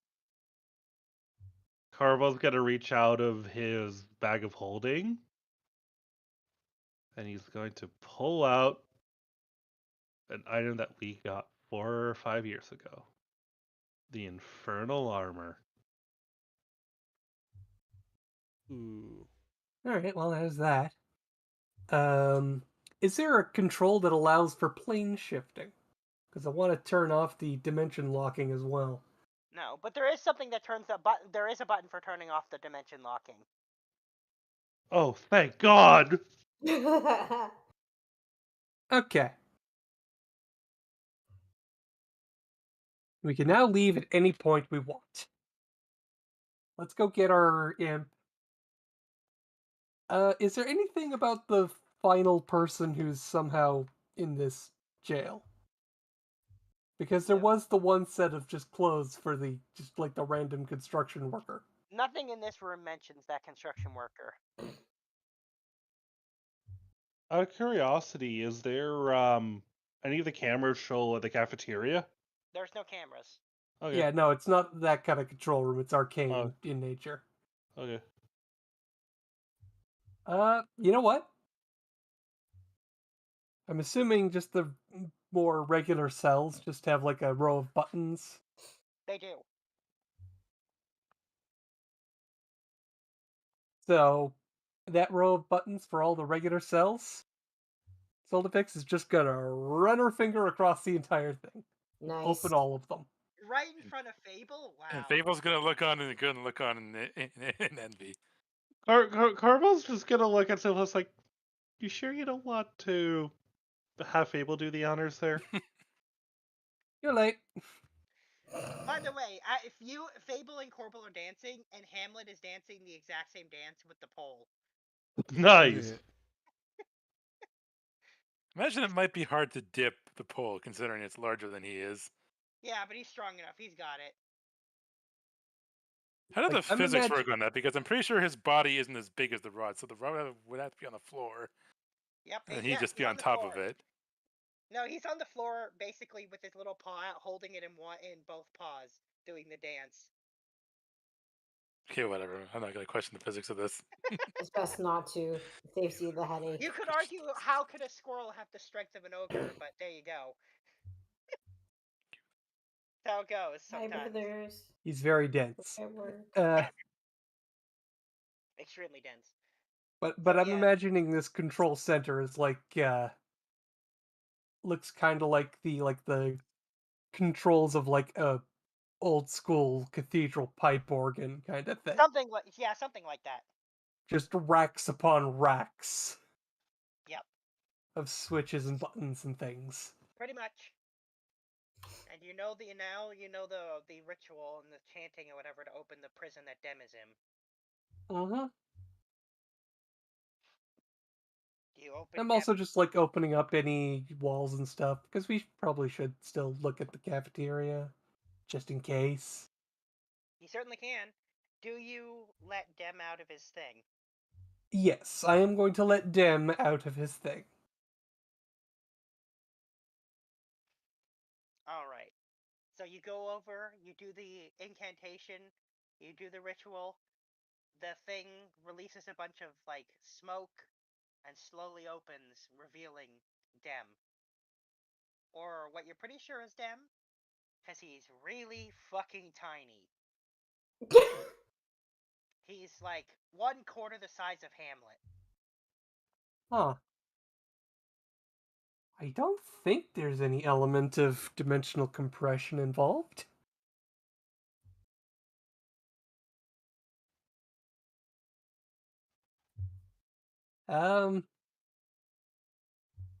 Can you get across?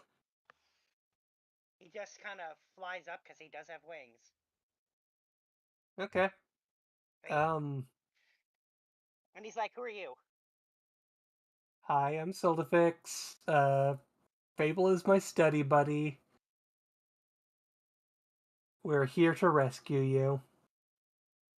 And he says, "Mistress Shiva sent you to rescue me?" Yep. Yeah, let's go with that. You can see him like tearing up. Not gonna mention how long we forgot. Yeah. I seriously did not remember giving him the deck of many things. I feel bad.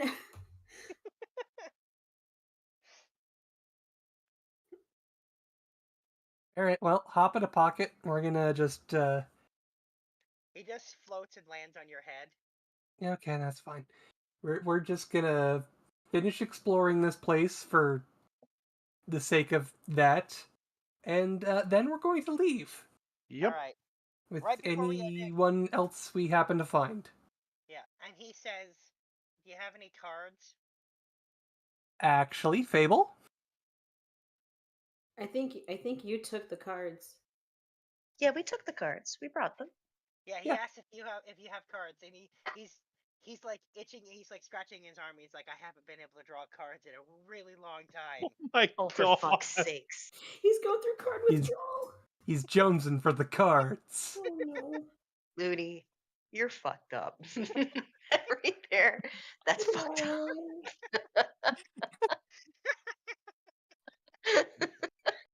I've let a lot of things slide in the past. Oh, this is where you draw the line. This is the line. This is the line. Not anything else that ever happened. This is the line. What a weird place to draw. Anyway. But so Dem reaches out for the cards, desperate. Is it a regular deck of cards? No, yeah, it's the cards that Shiva had made for him to teach him common. Yeah, so they're flashcards. Yep. They're still cards. He's getting his fix. He is getting his fix. Does he read out what the card says? He does. However, he no longer needs them to learn to know common. He's already learned it. He's just drawing it just to like draw the card. Cat. Apple. Cat. Punyani. Yeah, exactly. Doesn't even matter what the card says. The important thing is drawing the card itself. Wait till he learns how to draw 2 cards at the same time. He would never do that. That goes against his principles. He's a serious card drawer. Yeah, but if he has 2 cards at the same time, he can make new combinations before reshuffling. No. No. He doesn't care about combinations. It's the act of drawing the card that's important. And focusing on that. Anyway, we're going to call today's session here because it's 9:10. Oh. I know. I mean, yeah. I mean, we could also just sake of brevity say we check, there's no one else here, and we leave. Oh, I didn't say that. Oh. There's something in the cafeteria? Yes. There's more. Okay, well, we'll deal with the cafeteria next time. Yeah, in 2 weeks. Because Next there's no time. session next week. Dawn of destruction. Lenny, all I'll just say is this. Well played. I thought this would be something we could deal with quickly. Instead, we got a Benny Hill sequence out of it. Well played, DM. Well, look. look, it might have been simpler if you guys had gone after Dem right away, but because you took 3 real years to do this and mostly forgot about it, I had a long time to think about what's happened to Dem. Seriously, I genuinely don't remember this. You don't remember him drawing that card? No. I do. No, I did. I remember didn't. it, but yeah, I don't no. remember. I do. And I feel bad that I didn't remember. I just figured it was something that got resolved sometime Nope. a while ago. Nope. It never got resolved. Uh, And I never forgot. Of course you didn't. Why would a DM ever forget a convenient plot hook? I don't even remember why I'd let him draw the deck of many things. I told him not to draw it. Like that would stop him. Yeah. The imp is an addict. Yeah. And you specifically didn't take the cards away from him, was the problem. This was the inevitable result if he kept drawing. Eventually he was going to draw one of the bad ones. Considering how many times he drew from that, he had insane luck with the deck of many things. He turned into a demigod.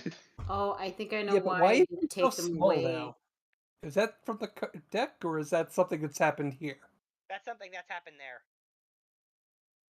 Yeah, she was gonna have a fit when this happened, when she finds out about all this. Oh, jeez. Just not gonna take this very well. And I wanted to use my afternoon to make those stupid golems. Nope. Whenever we're done here, that's what we're doing. We're making those dumb golems. I wish we were able to play next week. Dumb? Hey, broccoli! By the Well, way, I mean, making from a the golem sounds of from it, well, I must have to say, by the way, making a golem from a manual takes 60 days. Wait, what? Resting no more than 8 hours a day. 60 days to make a broccoli golem? Yeah. Yeah, golems are complicated things. You're not supposed to be able to just whip them up okay, on the okay, Looney. fly. At least answer me this. Like, are the golems, like, actually good, or is it just a meme? No, they're actually good. Okay. For some odd reason, all I'm thinking right now is Korbal making the butter pot from Rick and Morty. Okay, yeah, because when I saw those, I'm like, there's no way You these are pass serious butter. things. Oh my There's no way these are God. serious things. No, they're serious. I was serious when I gave those to you. Well, how much time do we have before the end of the world? 6 months. So in theory, I can make 3 of them. If you do nothing else but make golems. Wait, I remember when we made just Goldie. stupid amounts of money. You could pay someone else. Yeah, well, that's what I was about to say. Is to we just had churn out golems for you. Yeah, because we used, in order to make Goldie, we used a bunch of imps. Yep. So in theory, right, we could have a whole bunch of imps just tasked towards making those golems. Yeah, this isn't quite the same thing. These books are like the manual flesh golem, where if you can't cast spells of at least 5th level, you just take psychic damage for even trying. These can't be made by just anyone. Okay, well, if I was gonna do one of them, which one would you recommend I go for then? Depends on what kind of golem you want. You want a golem made of candy, chocolate, ice cream, licorice, or broccoli? You told me that these weren't, like, memes, though. They're not. It's loony. No. Stefan, it's Well, loony. Stefan, think of it this way. Broccoli is a living organism. So, more so than anything else. Also a plant, which means Silverfix can awaken it. Not to mention... Alright, do you have Emperor Donger as a friend? Who's he talking to? I don't know. I think he's suddenly talking to someone else. This account's gold. What account? What Elo's your account? I have no idea. It suddenly disappeared. Stefan, we can hear you. My main, I think, is only plat. Stefan, we can hear you. Stefan. I don't think he can hear us, though. I don't think he can hear us. All of a sudden, it just like... He's so funny when he does that kind of stuff. So yeah, So if we get our druid to druidcraft, he can repair the broccoli golem with it, right? That's not what Druidcraft does at all. Druidcraft just conjures A like DM. plants. Can I awaken the broccoli golem? Oh my god. Please don't. It is a plant. I guess so, yeah, because it's a plant. Oh no. Are you creating a playable Warforged? You know what? On that I mean, note, no, she is trying to, like, she is actually trying to develop Warforged. I'm back. Little did we know, We heard you, Stefan, by the way. Okay. So, I mean, I could hear that you were talking. I wasn't paying attention close enough to hear what you were saying. So, the question we were raising was, if you made the golem out of broccoli and the broccoli is plant matter, can Sildvix awaken the broccoli of golem to have more sentience? Because it is a plant. Yeah, she can awaken animals and plants. Can't do. That worked out so well for you last time. Yes, it did. Clearly, there were no repercussions whatsoever. Hello. Yeah, no repercussions whatsoever, for sure. All right, I have to go to play League with a buddy, but I'll see y'all next week. See you next All right. week.